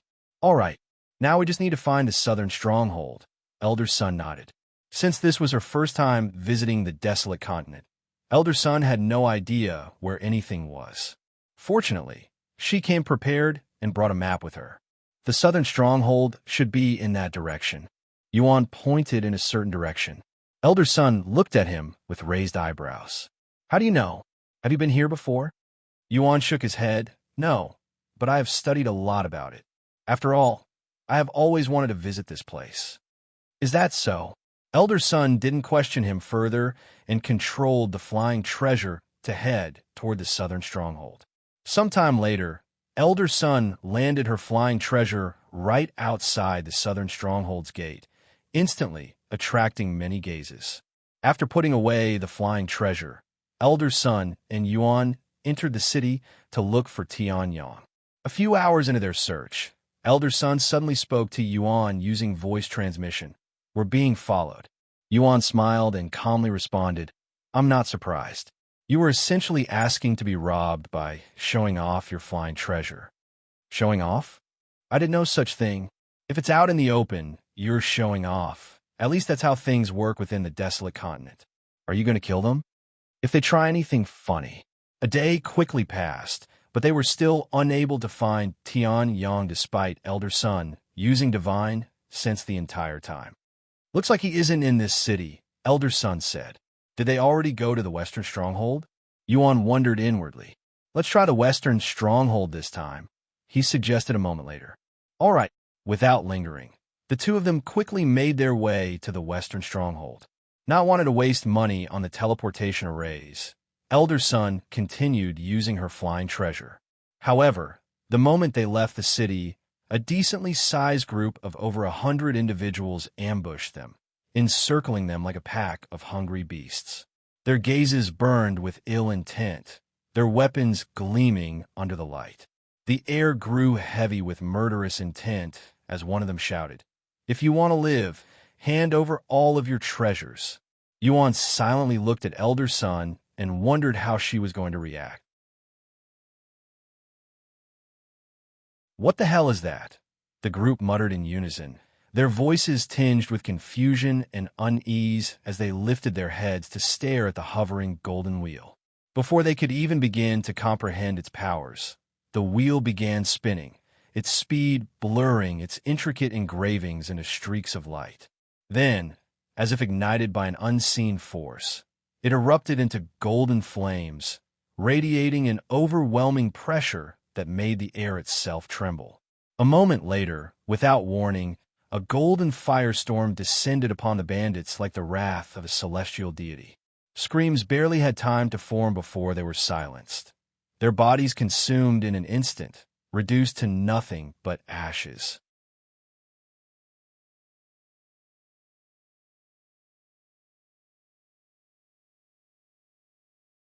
Chapter 1900 Searching for Tian Yang. Chapter 1900 Searching for Tian Yang. Yuan and the other onlookers stared at Elder Sun with wide eyes. What a powerful treasure! Isn't she the one with the lion flying treasure? You must be incredibly stupid to try and rob someone as rich as that. The onlookers shook their heads at the bandits, mocking them in silence. Elder Sun didn't waste a second and retrieved her flying treasure after killing the bandits. Let's go, she said as she stowed away the golden wheel. Yuan nodded and silently jumped onto the flying treasure. As they sped toward the Western Stronghold, Yuan thought to himself, that was an Empyrean-grade treasure. To possess such a powerful treasure in this era, her background might rival the 9 Immortal clans. Even if the 9 Immortal clans had Empyrean-grade treasures, they would only be reserved for the head of the family, so Elder Sun's position was akin to that.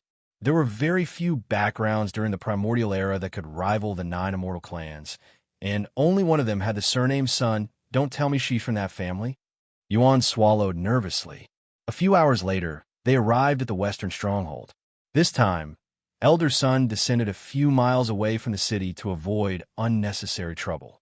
Upon entering the city, they immediately began their search for Tian Yang. In the middle of their search, Yuan suddenly noticed a specific individual. Elder Sun, can you give me a moment? There's something I must do, Yuan said to her. Will this thing take long? She asked. No, ITL'll be over before you know it. Hurry it up. Okay. Elder Sun then watched as Yuan withdrew his weapon and activated the peerless Immortal technique. Wait, what are you? Without sparing Elder Sun a glance, Yuan moved with terrifying swiftness, his focus locked onto the individual who had caught his attention. This man was a spirit lord, an entire cultivation realm above Yuan.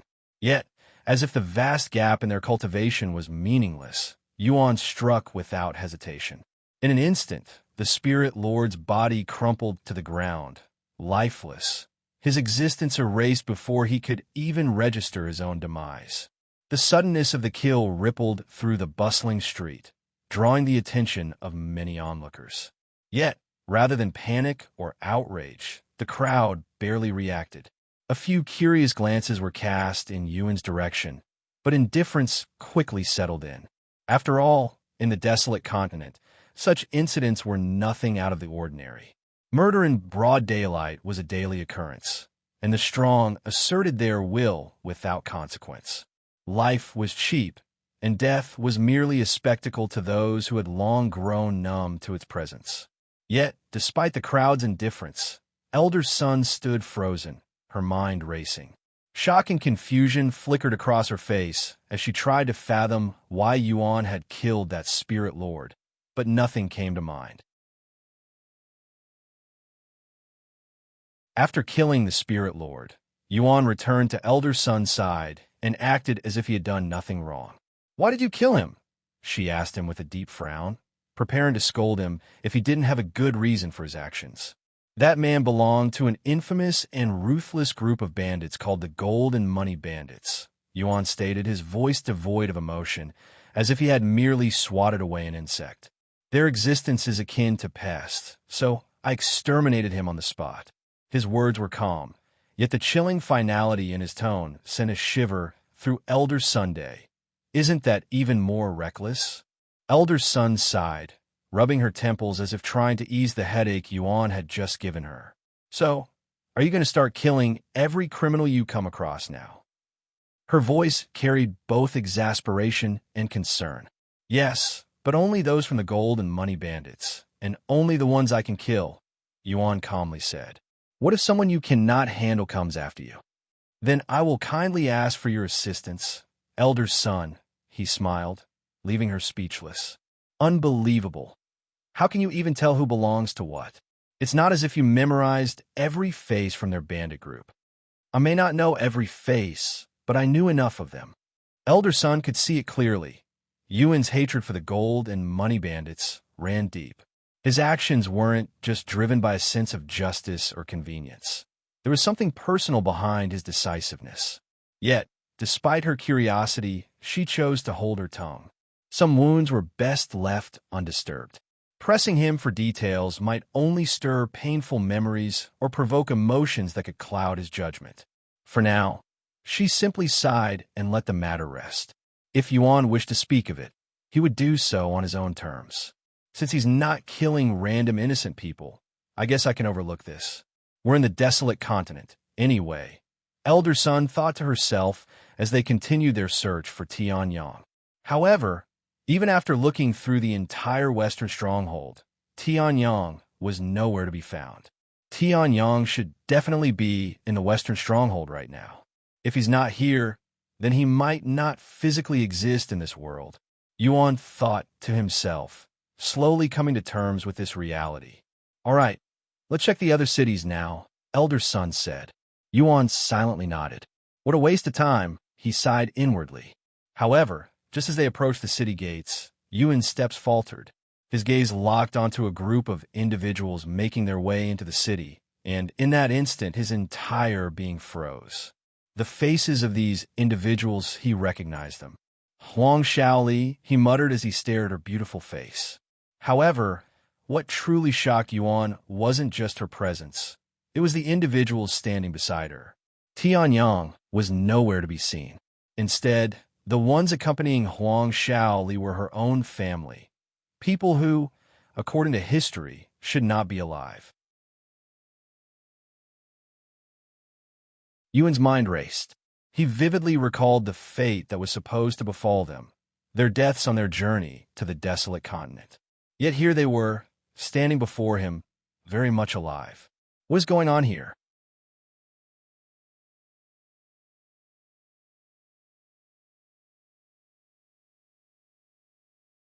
Chapter 1901 Triggered Memories.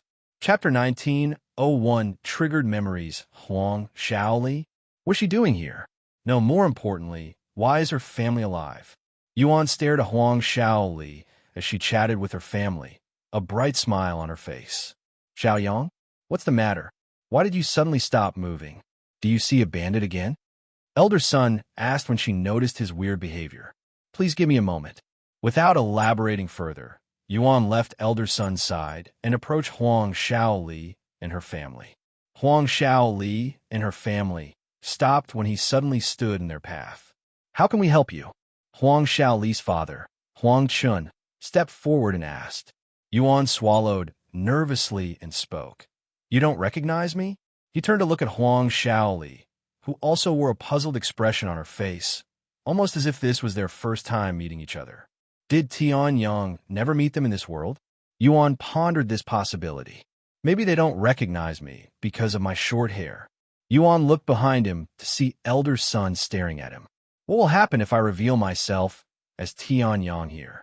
Suddenly, Huang Shaoli's body trembled, and her expression changed. Tian Yang, she muttered in a low voice. Yuan's eyes widened as he snapped to look at Huang Shaoli, who appeared to be confused by something. Huang Shaoli held her head, wincing as if experiencing a headache. She staggered slightly, struggling to steady herself. Shaoli, what's wrong? Her family's voices rose in alarm, their expressions tightening with concern. Huang Shaoli didn't answer. A moment later, she slowly turned to face them, her eyes wide with horror. What? Father? Mother? Brother? Her voice trembled. Why are you here? I thought you were dead. These memories. What is happening to me? A sharp pain seized her, and she collapsed to her knees, a piercing scream escaping her lips. At the same moment, her family members also stiffened, their eyes clouding over. At first, they merely looked dazed, but within seconds, confusion twisted their faces, mirroring her torment. What's going on? I swear we were trying to escape that sea demon when it... Huang Chen exclaimed. What the hell is going on? Yuan could only stand there and watch with a dumbfounded look on his face. Suddenly, the ground trembled, a faint vibration that quickly intensified into a violent quake. The very air seemed to shudder as deep fissures split across the earth. Above, the sky itself began to crack, jagged lines spreading like shattered glass, as if the fabric of reality was beginning to unravel. What is happening? Elder Sun rushed to his side and asked while the other onlookers went into a frenzy. I don't. In the midst of Yuan's speech, his words faltered as an unsettling silence fell over the world. The once present sounds vanished in an instant, leaving only an eerie stillness. Even more unnerving, everyone around him stood frozen in place, motionless, as if time itself had come to a standstill. This is... Yuan recognized this phenomenon, as had experienced something similar 3 years ago.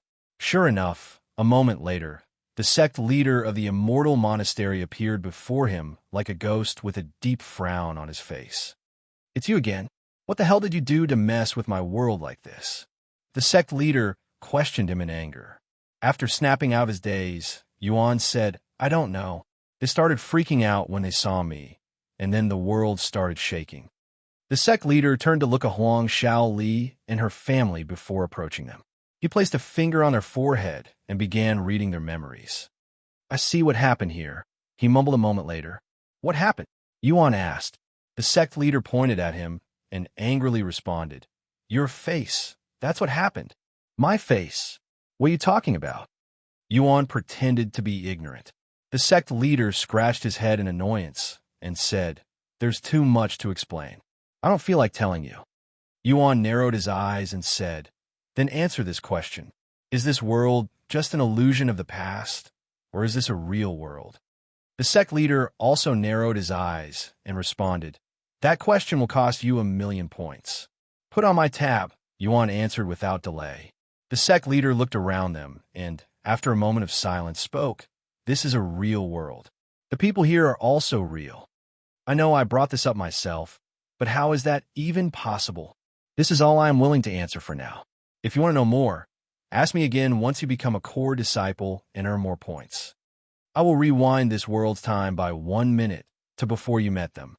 This time, stay away from them, unless you wish to bring ruin upon this world and everyone within it. With those ominous words, the sect leader raised his hands, tracing intricate gestures in the air. A strange force rippled through reality, and, just as he had declared, the world responded. The flow of time reversed. People who had been frozen in place now moved once more, but instead of moving forward, They were going backward, as if the world itself was being rewritten. I will not warn you again. If you trigger their memories again, I won't hesitate to toss you out of this world myself, said the sect leader before unpausing the time and disappearing at the same time. Xiaoyang, what's the matter? Why did you suddenly stop moving? Do you see a bandit again? Elder Sun repeated what she said a minute ago. Yuan didn't respond and stood there in silence to digest what had just happened. A few moments later, he spoke in a low voice. Sorry, it's nothing. I thought I saw someone I knew. Is that so? Then let's get going.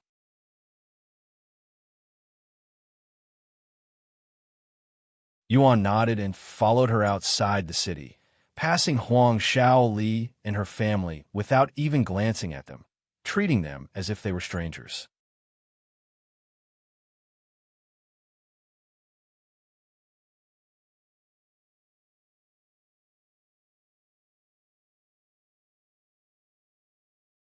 Elder Sun frowned and replied, Training? At your level? You are just a spirit grandmaster. Meanwhile, the weakest magical beast in the Desolate continent is at the level of Spirit Lord. It's only just one realm of difference. I can handle it. Moreover, you're here with me. Elder Sunday, I'm sure my life won't be in danger with you here. Are you even hearing yourself? Just one realm of difference? If anyone else were here to hear that, they'd be incredibly offended by that statement. Elder Sun shook her head at Yuan. She continued before Yuan could respond. But you're right. Since I am here, you won't be in danger.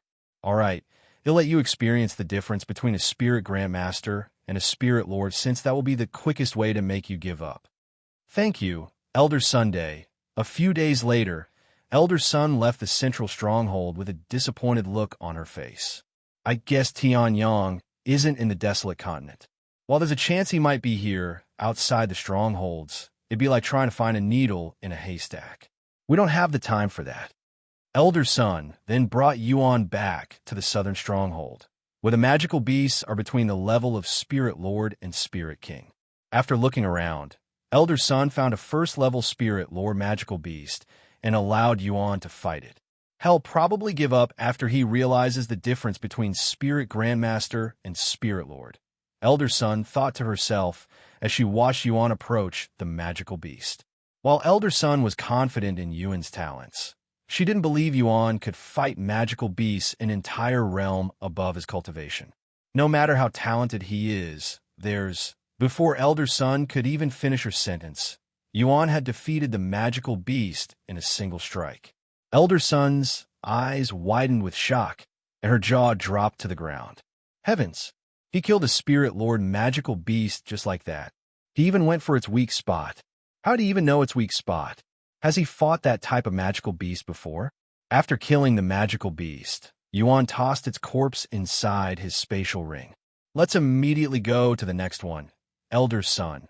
Yuan returned to her side, acting like he'd only accomplished something ordinary. I spent 10 million points to come here. I'm not going back until I completely fill my spatial rings with points. Yuan thought to himself.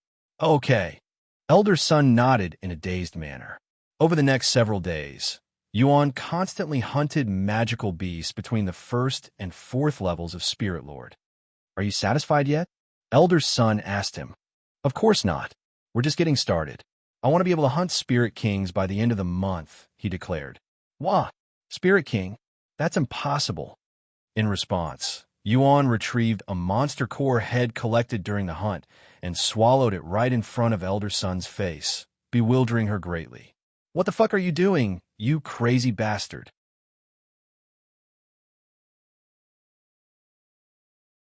She cried out loud.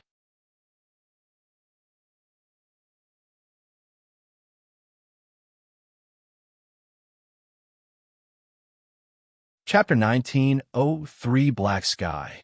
Chapter 1903 Black Sky. What the fuck are you doing, you crazy bastard? When Yuan tossed the monster core into his mouth, Elder Sun reacted instinctively. In a flash, her hand shot out, seizing him by the throat with a firm grip. With her other hand, she forced her fingers into his mouth, desperately trying to retrieve the monster core before it could be swallowed. Yuan was taken aback when Elder Sun suddenly shoved her fingers into his mouth, but it was already too late. The monster core had long since melted and been absorbed. All she managed to do was wiggle her slender fingers around awkwardly, accomplishing nothing but an increasingly uncomfortable situation for both of them. Damn it, where's the monster core? Don't tell me you swallowed it already. Hurry up and spit it back out before you die a violent death. Elder Sun eventually released Yuan, her fingers soaked in his saliva afterward. Please calm down. Elder Sunday'll be fine, Yuan said after taking a deep breath. Fine. You just swallowed a monster core directly. Nobody can be fine after that. Yuan calmly smiled and said, I have a unique physique that allows me to consume monster cores safely. Take a look at my cultivation again. When Elder Sun looked at Yuan's cultivation, she was shocked to find that it had risen by a level. What in heaven's name? Elder Sun swallowed nervously, having trouble believing her eyes. Then she recalled his heaven-defying cultivation speed. Is this how you've managed to increase your cultivation so quickly? It finally makes sense. Here, let me do it again in case you're still having doubts. Yuan spoke as he tossed another monster core into his mouth. Elder Sun's heart jumped, despite knowing that he would be fine. Okay, I get it. Stop doing it in front of me. It's bad for the heart, she sighed. After consuming all of the monster cores Head collected, Yuan entered the peak of Spirit Grandmaster. Still don't think he'll be able to hunt Spirit Kings by the end of the month? Yuan asked her with a cheeky smile. Elder Sun was speechless. Yuan continued hunting magical beasts shortly after. A few more days later, Yuan reached the second level of Spirit Lord. Even though your cultivation is increasing rapidly, it's not good to increase your cultivation too much in a short time, especially when you've not grasped the essence of that level. It will affect your foundation and future advancements. There's a reason why people don't consume too many treasures at once even when they can. Elder Sun lectured him. Don't worry, you'll be fine. I know my limit. Despite saying that, Yuan wondered if his cultivation would still be limited to Spirit King until he upgraded it. Since the physique is already limited, there's a good chance I won't even make it to Spirit King. If that's the case, I probably won't be able to upgrade it even if I know the method. Yuan thought inwardly. Time continued to pass. In the blink of an eye, it was already the end of the month, and just as Yuan had declared, Head started hunting magical beasts at the level of Spirit King. Once he began hunting Spirit King magical beasts, his cultivation started to increase faster, and just a week later, Head reached the peak of Spirit Lord. I'm just a step away from Spirit King. Let's see if he'll be able to enter Spirit King with this weakened physique. Yuan wondered as he consumed the monster core in his grasp. A moment later, his cultivation entered the first level of Spirit King without any issue. You really managed to go from Spirit Grandmaster to Spirit King in just a month. Is there even a limit to your physique? Elder Sun suddenly asked. Yes, there are limits to my physique. For example, I can't consume anything that's far beyond my level. I probably won't be able to break through Spirit King until I evolve my physique, either. Elder Sun looked at him with raised eyebrows. How can you tell? You speak as if you've reached the peak of Spirit King before. Just a feeling, I guess. Yuan responded as he looked at the sky. Any particular reason as to why you're looking at the sky? You've been doing it constantly recently. Elder Sun asked in a puzzled tone. No, but I have a bad feeling something is going to happen soon. What are you, a prophesio? Just as Elder Sun finished her sentence, a massive black wall burst forth from the very edge of the continent, rising like a massive tide. It expanded rapidly, stretching across the horizon until it completely engulfed the desolate continent, sealing it within an ominous shroud. What the hell? Elder Sun looked at the darkened sky with a bewildered look on her face. So it's finally here, the Immortal Ensnaring Vault. Yuan sighed inwardly. That's the Immortal Ensnaring Vault. To Yuan's surprise, Elder Sun recognized the barrier that sealed the entire continent. Are the 9 immortal clans on the desolate continent? But why is it being deployed here? She muttered. Immortal Ensnaring Vault? What's that? You know about that black veil covering the sky? Yuan asked her. She nodded. It's a treasure owned by the Immortal Spring Clan. Once activated, it will trap everything inside, even immortals. So we're trapped? For how long? Who knows? It can be kept activated for as long as the Immortal Spring Clan can keep supplying it with spiritual energy, but it won't be cheap. If they poured all of their resources into it, they can probably keep it active for several years. What? So we can be trapped in here for several years? Yuan exclaimed, acting like he didn't know it'd be deactivated in half a year. Not at all. I'm just saying it's possible. Whatever their reason for activating it is, I doubt the 9 immortal clans will need too long to accomplish their goal. Also, I have a way to leave, so you don't have to worry about being trapped for too long. Elder Sun spoke with confidence, leaving Yuan speechless.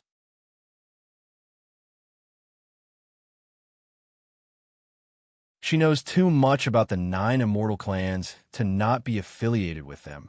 Just what is her background? Yuan wondered.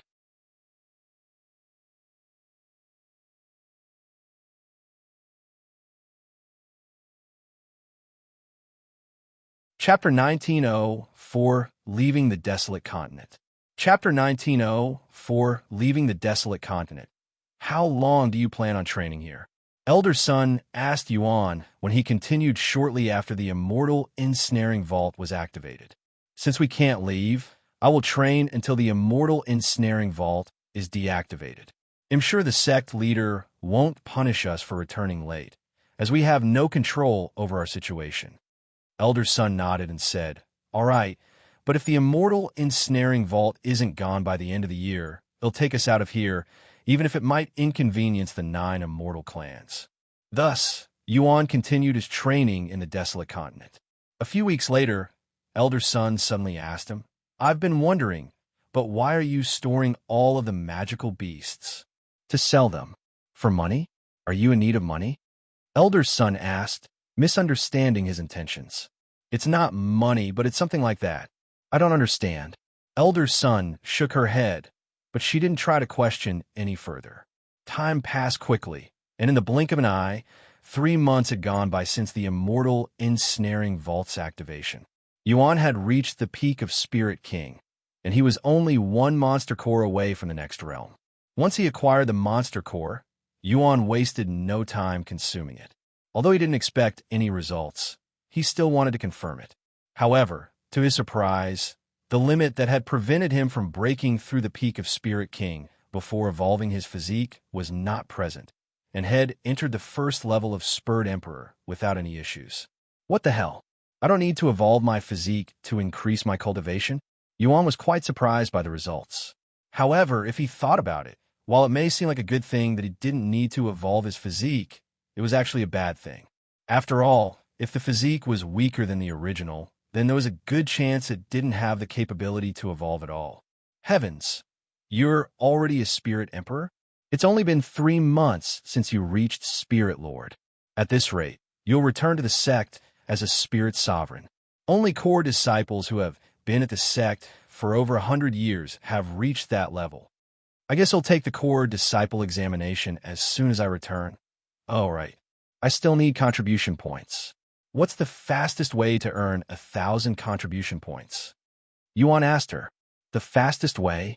Ask the sect leader for the points, she jokingly said. However, this gave Yuan an idea. What if I can purchase contribution points with points? What's a realistic option? Yuan asked, just in case he couldn't purchase them. There is none.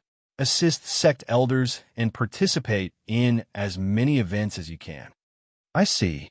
Time continued to pass, and before Yuan realized it, it'd been half a year since the Immortal Ensnaring Vault had trapped them inside the Desolate Continent. Yet, the Immortal Ensnaring Vault remained active. What is going on? Why is the Immortal Ensnaring Vault still active? It should have been deactivated by now. Yuan thought to himself as he looked at the black barrier in the sky. He gave it a few more weeks, just in case he remembered wrong. It's still active. He mumbled. This was the second time the timeline had strayed from the one he knew. He couldn't fathom why the Immortal Ensnaring Vault was still active. Could this be a different timeline? If that were the case, why do the people here have memories of my timelines, Tian? Suddenly, Yuan noticed a drastic change in Elder Sun's expression, looking like she'd just eaten a fly. Elder son? What happened? Yuan asked her. She sighed. Nothing. I just had an argument with Tian. What? Yuan's eyes widened at her puzzling response. She just had an argument with me? How's that possible? Elder son had been by his side this entire time, and there was no way he would have missed her interacting with Tian, even if he was focused on training. What did Tian say? Yuan decided to dig deeper. ID secretly placed a life-saving treasure on him without telling him.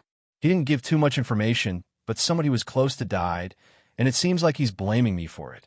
Yuan was speechless. That conversation sounded like what had occurred right outside Han Zexian's tomb, but they'd never gotten close to that place. Wait, what if her memories are progressing as if she's in the original timeline, but in reality, she's living a different timeline, and I'm the cause of this phenomenon because I made her remember Tian, who doesn't exist in this world. After pondering a little longer, Yuan found it to make more and more sense. This won't trigger the destruction of this world, right? Yuan swallowed nervously as he recalled what happened when Huang Shaoli recalled memories of the original timeline. The Immortal ensnaring vault lasted for another 2 months before finally being deactivated. Looks like the 9 Immortal clans are finally done. Are you ready to return to the Sect? Elder Son asked Yuan, who just finished slaying a magical beast. Yes, I am ready. Yuan thought about visiting Han Zexian's tomb, but decided against it in the end since it wouldn't really benefit him, who could purchase treasures at the point store. Sometime later, Yuan and Elder Son left the desolate continent on the flying treasure. Once they returned to the Immortal Monastery, Elder Son dropped Yuan off at his living quarters while she went to speak with the sect leader. Get some rest. You've trained for over half a year with barely any rest. Come see me next week, she said to him before leaving. However, Yuan didn't bother going home and went straight to the point store to sell his loot. Can I sell materials obtained outside the sect for points? Yuan asked the clerk. Of course. Yuan sighed in relief after hearing this and immediately placed all of the spatial ring's head filled with magical beasts on the desk. I'd like to sell all of the materials here. Understand. Give me a few minutes to calculate everything.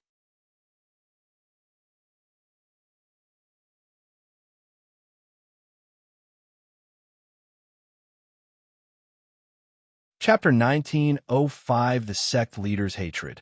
Chapter 1905 The Sect Leader's Hatred. Sometime later, the clerk returned with the spatial rings and said, I can give you 72,283,000 points for all of the materials here. Yuan smiled and nodded, sold. The results were much better than Head anticipated, but considering that Head also hunted spirit enlightenment magical beasts, he wasn't too surprised. After selling all of the material Head collected from 8 months of grinding, Yuan could easily repay his debt. However, he didn't immediately visit the sect leader and ask the clerk, Can I purchase contribution points for the sect? The clerk nodded and calmly responded, Yes, you can purchase 1 contribution point for 1,000 points. Then I will purchase 1,000 contribution points. The transaction has been completed. You now have 1,000 contribution points. Is there anything else you would like to purchase? I would like to purchase an audience with a sect leader. That will cost 1,000,000 points. Done. Give me a moment to contact the sect leader. A few moments later, the clerk said, You may visit the sect leader tomorrow. Yuan left the point store afterward and returned to his living quarters to rest. The following day, Yuan went to the sect leader's headquarters for their meeting. You have returned. Do you wish to repay your debt now? The sect leader asked. Yuan nodded. 11,000,000 points, right? Take it. I have deducted 11,000,000 points. Now, what do you want to talk about? I have a lot of questions. I know, but I'll only answer them if you become a core disciple. Why do I need to be a core disciple for answers? Yuan raised his eyebrows. I don't like you. Is that a good enough of reason? Also, that question isn't free, so I will deduct 100,000 points from you. Yuan's eyebrows twitched, but he remained composed and asked, Is it because I look like Tian? What is your relationship with him? According to Elder Son, he's just a disciple of this sect. You are the sect leader. Why do you hate a disciple? The sect leader didn't immediately respond, and silently glared at Yuan with narrowed eyes. Eventually, he spoke. "Since you bear his unpleasant face, I guess I can entertain you. I have also been wanting to talk about this with someone. Anyway," he continued, "in the original world, Tian was only a disciple at the Immortal Monastery for a short time and never advanced past Inner Court disciple, because he never returned to the sect after leaving for training. He was an insignificant existence at first, but after a series of events that occurred over many years, he caused the destruction of the Immortal Monastery." Yuan's eyes widened after hearing this, and he quickly responded, "What? The Immortal Monastery was destroyed? How is that possible? It was still standing before my master, Sect leader Zhan, entered the Shadow Realm."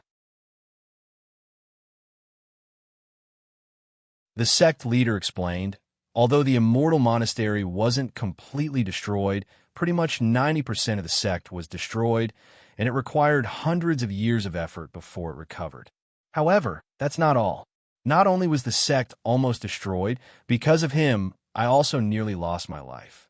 Fortunately, I didn't die, but I lost almost all of my cultivation, which required me to restart from scratch. Yuan swallowed nervously after hearing this information. He didn't know why the sect leader hated Tian, but if his claims were true, it justified his hatred. The sect leader continued, "Tian, that bastard is a calamity who brings misfortune to everyone around him. Hell, he even caused the downfall of many powerful families, including the 9 immortal clans, who were the most powerful and influential families during this era." After hearing this, Yuan asked, "Is that why Tian doesn't exist in this world? Because you didn't want him to ruin this world again?" "No, there's another reason for that, but I can't tell you. You'll tell me if I become a core disciple. Even if you become the next sect leader, I won't be able to tell you, unless you want your soul to perish." Yuan narrowed his eyes after hearing this. "If I don't want my soul to perish?" This sounds like Yuan had an idea why the sect leader didn't want to tell him, but he decided not to say anything for now. "All right, it'll return again once I become a core disciple. Whatever, your 10 minutes is nearly up anyway." Yuan returned home shortly after to ponder about his conversation with the sect leader. If the sect leader couldn't tell me about something because it could destroy my soul, there's a high chance it's related to the outer gods. Perhaps they had something to do with the creation of this world. After all, not even a cultivation god could create a world like this. While cultivation gods had the capability to create their own world, recreating the divine heavens and its peoples with their memories from the primordial era was an entirely different story. If anyone had the capability to create such a world, they'd have to be beyond even cultivation gods. In other words, the outer gods. Yuan thought to himself, if the sect leader is connected to them, I need to be careful around him. This was another reason why Yuan didn't want to carelessly mention the outer gods. After spending an entire day pondering his next steps, Yuan left home to visit his group. "It's almost been a year since I left. I wonder how they're doing." When Yuan arrived at Lan Yingying's living quarters, he quickly realized that she no longer lived there.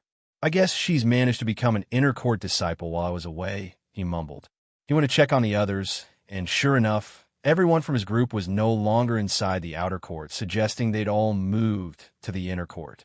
Realizing this, Yuan left the outer court and returned to the inner court to find Zhan.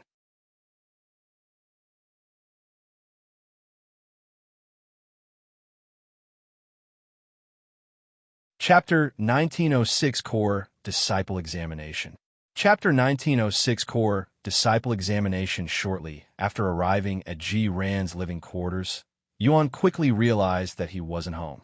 Instead of blindly wandering around to look for the others, Yuan asked a servant for the location of their living quarters.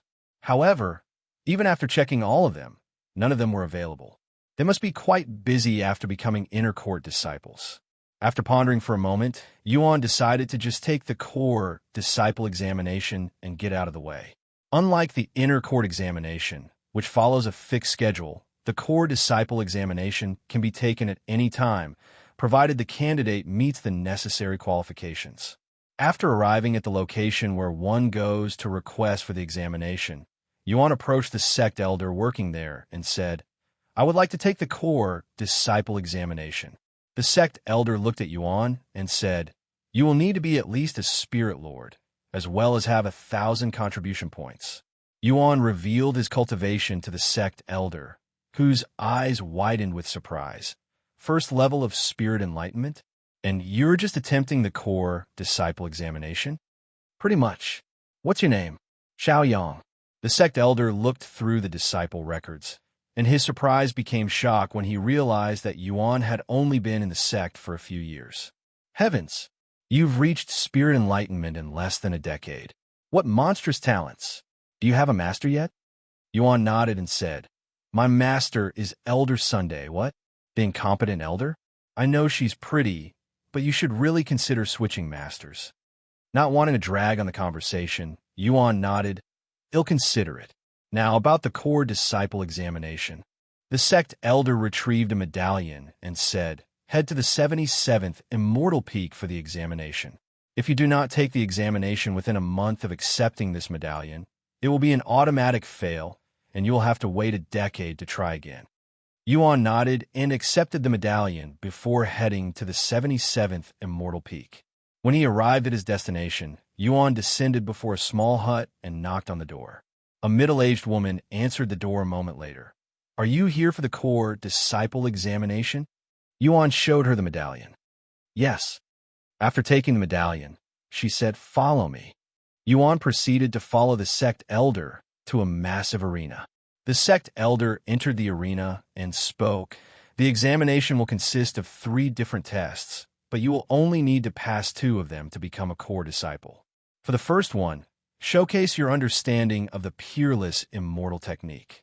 You'll pass this test if you have reached the 3rd level. Yuan immediately showcased his understanding of the peerless immortal technique. After reaching spirit enlightenment, he was able to use it up to the 4th level, but he only showcased the strength of a peak 3rd level. What? It took me 60 years to reach that level. To think a disciple who had only been at the sect for a few years has reached the peak of 3rd level. The sect elder almost fell on her buttocks after seeing the results. Why you pass? Said the sect elder as she entered the arena. You'll spar with me for the 2nd test. I will restrict my cultivation to the 3rd level of spirit enlightenment. You will pass if you manage to defeat me. Although the test sounded simple enough, most disciples failed the 2nd test. Not only was the sect elder much more experienced than the disciples in combat, but their cultivation was always 2 levels higher. Unless one was a cultivation genius, they'd have an incredibly hard time passing the 2nd test. This is also why the examination had 3 different tests. Allow me to apologize in advance, Yuan said as he readied his sword. Why are you apologizing? The sect elder asked, her eyebrows raised in a puzzled manner. You will find out in a second. Can I begin? Whenever you are ready. The second the sect elder said that, Yuan rushed forward and began his relentless assault. What is this pressure? Am I really fighting a disciple? It only took 2 exchanges before the sect elder realized she was not fighting an ordinary disciple and was forced to go all out. However, even when going all out, the sect elder was still being pushed back. In the end, after a short 10-minute fight, the sect elder had a forfeit when the cold steel on Yuan's sword touched her neck. I guess I'm a core disciple now, Yuan calmly said as he lowered his sword. Yes. Congratulations. You're probably the fastest disciple to become a core disciple in our sect's history, said the sect elder. This is all thanks to my master's teaching, Yuan smiled. You can move into the center court as soon as you return, but your new outfits will take a few days to be completed. Yuan nodded and left the 77th Immortal Peak with a new medallion, one that proved he had become a core disciple. I'm a core disciple now, huh? Yuan muttered as he returned home. This was Tian Yang's dream before everything happened in the Desolate continent. As Yuan walked back to his living quarters, he noticed a certain beauty approaching him from a distance. You Xiaoyang, you're back. It was she Meili. Hey, looks like you've made it to the inner court. Jiran learned that we could purchase contribution points, so we all made the move once we met the cultivation requirement, she explained. When did you return? She then asked. Yesterday. So how was it? Where did you go? And was it worth it? I went to a place called the Desolate Continent. Although it cost me 10 million points, it was worth it since I managed to acquire over 70 million points, despite my 50% deduction penalty. If it weren't for the 5-year 50% point deduction penalty from the tournament, he would have earned over 140 million points from the trip. 70 million points, that's enough to purchase every treasure in the points store. She merely exclaimed with a shocked face. It's definitely more than I need. If you need anything from the store, let me know. Not really. Although it'd be nice to have more treasure, I am mostly doing this trial for the experience. And now that you're back, do you know when you'll leave? I still have some questions for the sect leader. He'll let you know in about a week. I understand. He'll let the others know. Yuan nodded and returned home, but not for long. He returned to the point store to purchase another audience with the sect leader. The following day, Yuan went to meet with the sect leader. You're back already? What's the rush? Yuan showed the medallion head acquired from the core disciple examination to the sect leader and said, Well, I became a core disciple, and there's no reason to idle around when I can ask you questions immediately. Very well. Ask me. Yuan began asking his questions. You said this world is a real world. Can you elaborate? This question will cost you 1 million points. Just answer it. I don't care how many points it costs. This world may seem like a replica of the 9 heavens, because it is. A perfect duplicate, to be precise. A duplicated world? How does that work? And why? Yuan raised his eyebrows.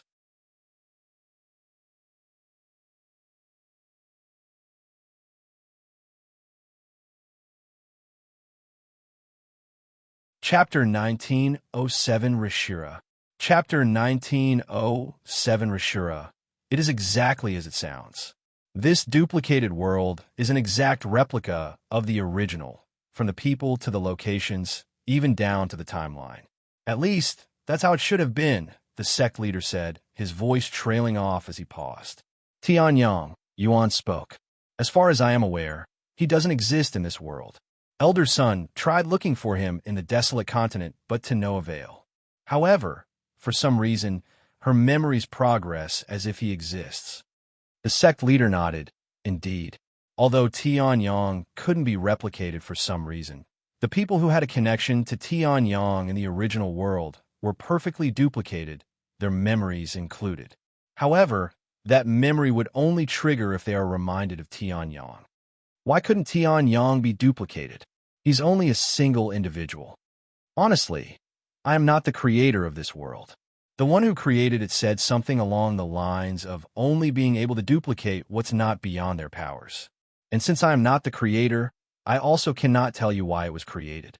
Yuan narrowed his eyes and responded after a moment of silence. I already knew you weren't the creator when you told me this was a real world.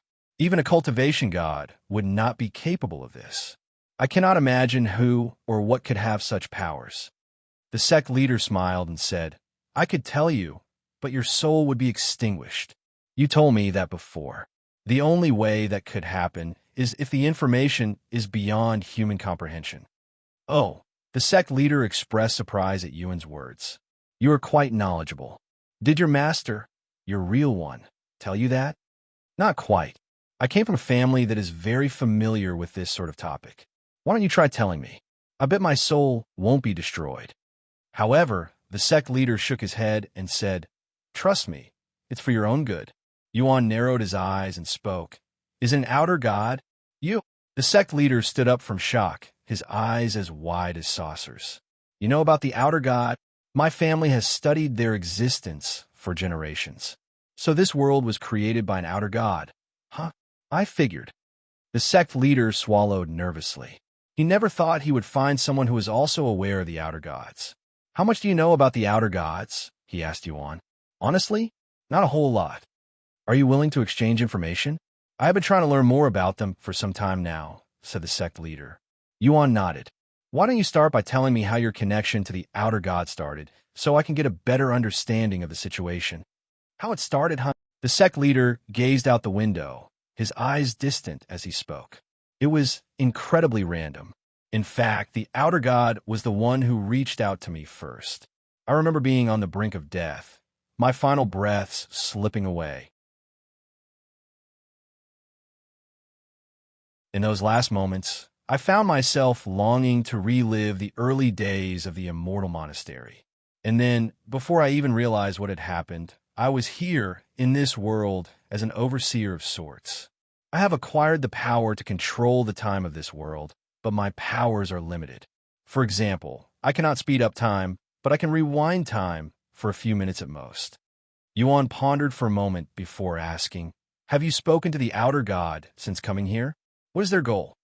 The sect leader shook his head and said, "I've only spoken to them once, when I first arrived in this world.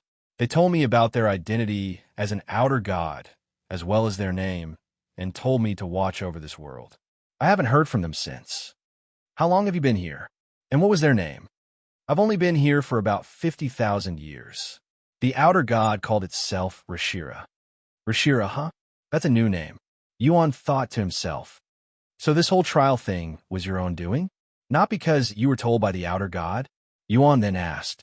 "Yes, this is all of my own accord." "Why?" The sect leader sighed, his gaze heavy with contemplation. "Although the people in this world are undeniably real, it doesn't feel real to me. It's as if I'm merely watching a preordained performance, a grand play orchestrated by the universe itself. Or so I once believed. But after the events on the Desolate continent, I came to a realization. Some things have changed due to Tian Yang's absence. However, the true extent of these changes remains unknown. Anyway, my reason for opening up this world is simple. I just want to pass down my inheritance to those living in the original world. Although I'm not dead, my soul is now bound to this world, so I won't be able to return to the original world." "What about the residents of this world? Can they leave?" Yuan asked. "No, their souls are also bound to this world. Only those who are not originally from this world, like you, can leave." "What happens when we leave? Do we just disappear from this world? And can we return once we leave?" The sect leader swiftly responded, "You can return as long as your body in this world doesn't die. Once you leave, your body will temporarily disappear until you return. So it's similar to cultivation online, but we only have one life in this world." Yuan compared the two worlds. "Do you plan on leaving soon?" The sect leader suddenly asked. "Yes. My progress in the trial won't reset or anything while I am gone, right? Since I have already finished the first two requirements, I only need to master the peerless immortal technique to complete the trial. Don't worry, you will continue where you left off. However, since time flows slower in here, it's better to master the technique here. Anyway, tell me what you know about the outer gods now." "You're not leaving until you do so," said the sect leader.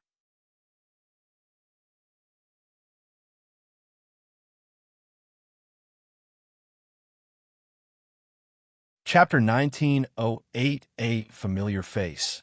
Chapter 1908, A Familiar Face. "Don't worry, I will tell you everything I know about outer gods. It won't be much, so don't have any high expectations," Yuan said. After taking a deep breath, he continued, "I know of two other outer gods, but I only know one of their names. Rashira." Of course, Yuan knew Shura's name, but he decided not to reveal it. "Rashira? The name is quite similar to the outer god I know, Rashira. Do you think they're related?" The sect leader remarked. Yuan shrugged. "Who knows? Anyway, while I don't know much, if anything, about Rashira, I do know that they're working with the Celestial Emperor for some reason." "The Celestial Emperor? Huh? Do you know why they exist? Or how powerful they truly are?" Yuan shook his head. "It's impossible to tell how powerful they truly are, but they're definitely beyond our comprehension. After all, just learning of their existence could shatter one's soul. That said, they're not invincible and can be defeated." The sect leader raised his eyebrows and said, "You sound like you're speaking from experience. Don't tell me you fought them before." Yuan smiled and said, "Who knows? Maybe I have." "Jokes aside, do you know how to contact them?" the sect leader asked. "I do, but I'm not sure ITLL work for your outer god." "So you're saying every outer god has their own unique method of communication, huh? I wonder when he'll hear from mine again." Yuan and the sect leader continued their conversation about outer gods for the next hour, with most of it being just speculations on their existence. When do you plan on leaving? The sect leader asked him at the end. I need to talk to Elder Sun first. What will happen to them once I leave? Will they forget about my existence until I return? Yuan asked. Something like that. All right. They'll come see you again when I'm ready to leave. Yuan returned to the inner court afterward. I plan on leaving next week. Yuan revealed his plans to the others, who had been waiting for him to return after she mainly contacted them.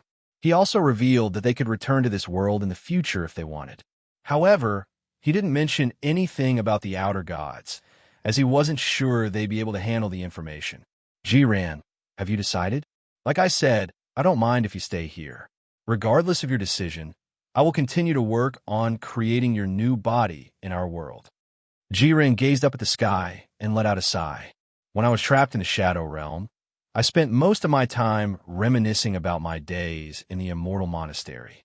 Now that I'm living in it once again, I find myself wanting to stay here more and more.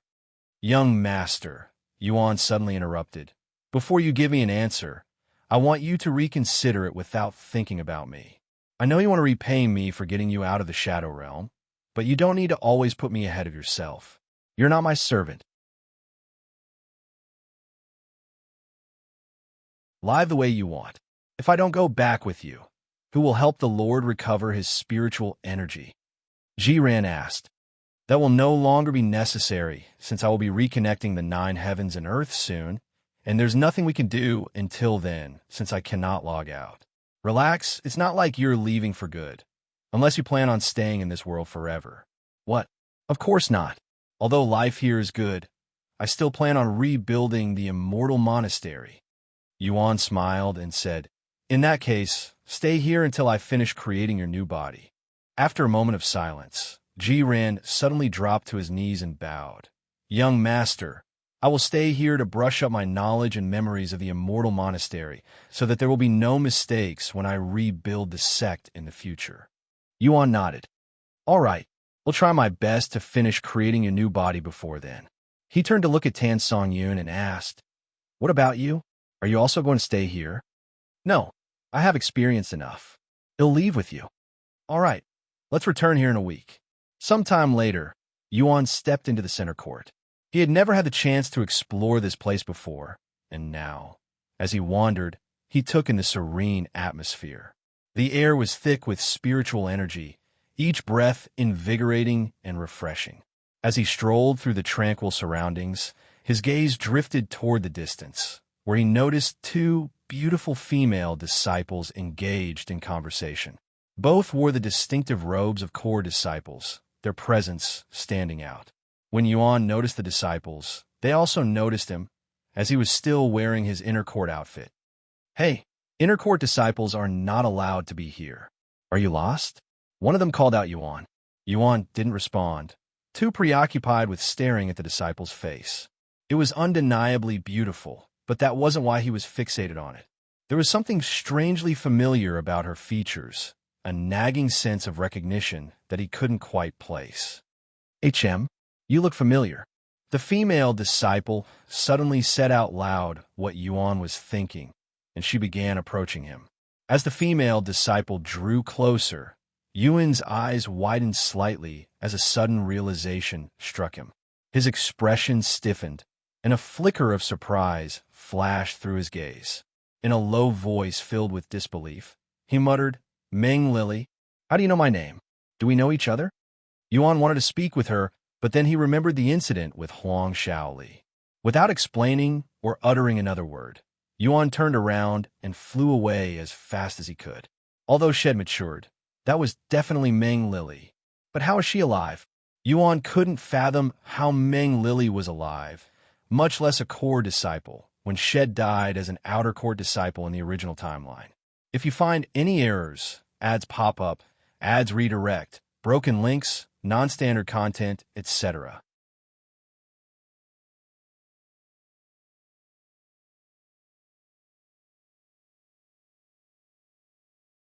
Chapter 1909 Meng Lili. Chapter 1909 Meng Lili. What the hell? Who was that? The disciple who was with Meng Lili asked shortly after Yuan left. Meng Lili shook her head and said, I don't know, but he looked familiar, and he appeared to know me too. He was probably just another admirer. You're a core disciple, so it's not weird. Meng Lili looked in the direction Yuan had left and mumbled, an admirer, huh? Meanwhile, after leaving, Yuan returned to his living quarters to ponder about what had just happened. Meng Lili is still alive in this timeline? So you're telling me that Meng Lili survived because Tian doesn't exist in this world, even though she died before Tian left the bamboo garden? Yuan was beginning to wonder if Tian was truly a calamity who brought misfortune to others, as Huang Xiao, Li, and Meng Lili had survived because Tian didn't exist in this world. In the original timeline, Tian remained unaware of the true culprit behind Meng Lili's death for a long time, only uncovering the truth far later, long after he had already freed Kulas from the Immortal Confinement dungeon. And it happened only because had coincidentally encountered by Zhan. So she made it to core disciple, huh? A smile appeared on Yuan's face. The following day, Yuan went to visit Elder Sun even though she had told him to visit him next week, as he intended to spend his last few days in this world with her. However, when Yuan arrived at the Immortal Sun Peak, he was met with an unexpected sight. Unlike usual, Elder Sun was not alone. Standing beside her, engaged in conversation, was a female disciple dressed in the core disciple's uniform. Though her back was turned to him, obscuring her face, Yuan didn't need to see it to recognize her. It was Meng Lili. Realizing this, Yuan turned around, but before he could leave, Elder Sun noticed him and called out to him. Xiaoyang, what are you doing? Xiaoyang. Meng Lili turned to look at Yuan with interest. HM, you are that disciple from yesterday. Don't tell me you followed me all the way here because you're an admirer of mine? Admirer? What are you talking about? That's my disciple, Elder Sun said. What? You accepted a disciple? When? Meng Lili exclaimed, her face full of surprise. Not too long ago, right after you left the Sect for your mission, Elder Sun said. Xiaoyang, come greet your senior apprentice sister. Whatever. If anything happens, the Sect leader will take care of it. Yuan sighed inwardly as he approached them. Hello, senior. My name is Xiaoyang. Yuan greeted Meng Lili a moment later. Hey, why did you run away yesterday? Meng Lili wasted no time asking him, almost as if she was worried he might run away again. I wasn't running away, he quickly denied. Don't lie. You were definitely running away. Were you afraid of getting in trouble? Why would he be in trouble? Elder Sun asked. He was inside the center court, she explained. Yuan shook his head, but instead of explaining with words, he showed the core disciple's medallion to her. What? When did you become a core disciple? Elder Sun's eyes widened with surprise. Right after we returned from the Desolate continent, he replied. Unbelievable. Do you even know what it means to rest? You're just like a certain someone I know. Elder Sun sighed. Yuan's heart skipped a beat when Elder Sun almost mentioned Tianyang. Is she purposefully not mentioning him by name because of what happened? He wondered. So what are you doing here? Elder Sun then asked. Nothing much. I just wanted to spend some time with you. With me? Elder Sun raised her eyebrows in a puzzled manner. Yuan silently nodded. You came here not to train, but to spend time? I don't remember you being this clingy, she teased. I'm entering seclusion soon, Yuan said. Is that so? How long? He shook his head. I don't know. Then when are you going to enter seclusion? In a week. Meng Lili glanced between Yuan and Elder Sun, her gaze shifting back and forth for a brief moment. Then, with a soft smile, she said, I'll leave you two alone. Before Elder Sun could say anything, Meng Lili flew away. Who was that, anyway? Yuan asked shortly afterward. Disciple Meng Lili. She's one of Elder Jing's disciples, and she had recently returned to the Sect from a mission. Elder Sun gave a brief explanation. This is the first time you're showing interest in another disciple. Don't tell me you're actually an admirer? Elder Sun smiled in a teasing manner. Yuan shook his head with a bittersweet smile. It's only because you seem close with her, even though you're a loner. What? A loner? I'm most certainly not a loner. Elder Sun hastily refuted. Oh yeah? If you're not a loner, how come I never see you with anyone besides Elder Jing and myself? Elder Sun was left speechless for a moment before she responded. I hang out with plenty of people. It's just that I only do that when you're not here. Sure thing. Yuan and Elder Sun continued going back and forth. After a long conversation, Elder Sun said, to tell you the truth, I am considering leaving the sect. What? Why? Yuan's eyes widened after hearing this sudden confession. As you already know, I joined the sect to distance myself from my family. However, it's not as if I severed ties with them completely. Elder Sun explained, her tone calm, yet laced with an underlying weight. Eventually, I will have to return, and I feel like that time is approaching. So you'll be gone by the time I emerge from my seclusion? She nodded. Possibly. After a moment of silence, Yuan said, if you're not here when I return, they'll go to where you are. Don't. It's too dangerous. Elder Sun quickly rejected. How so? Even ignoring the fact that not just anyone can enter the Holy Continent. My family is special. No matter how special they are, I will figure out a way to see you again, Yuan casually said with a calm smile on his handsome face, leaving her momentarily speechless. That you're tuning in to the Romance Rendezvous YouTube channel. We're so grateful for your support, and don't forget to subscribe to join us on this incredible journey through captivating stories. Your generosity through donations truly makes a world of difference, as it's the primary source of revenue that allows me to expand and enhance this channel for you. Thank you from the bottom of my heart for being a part of this adventure.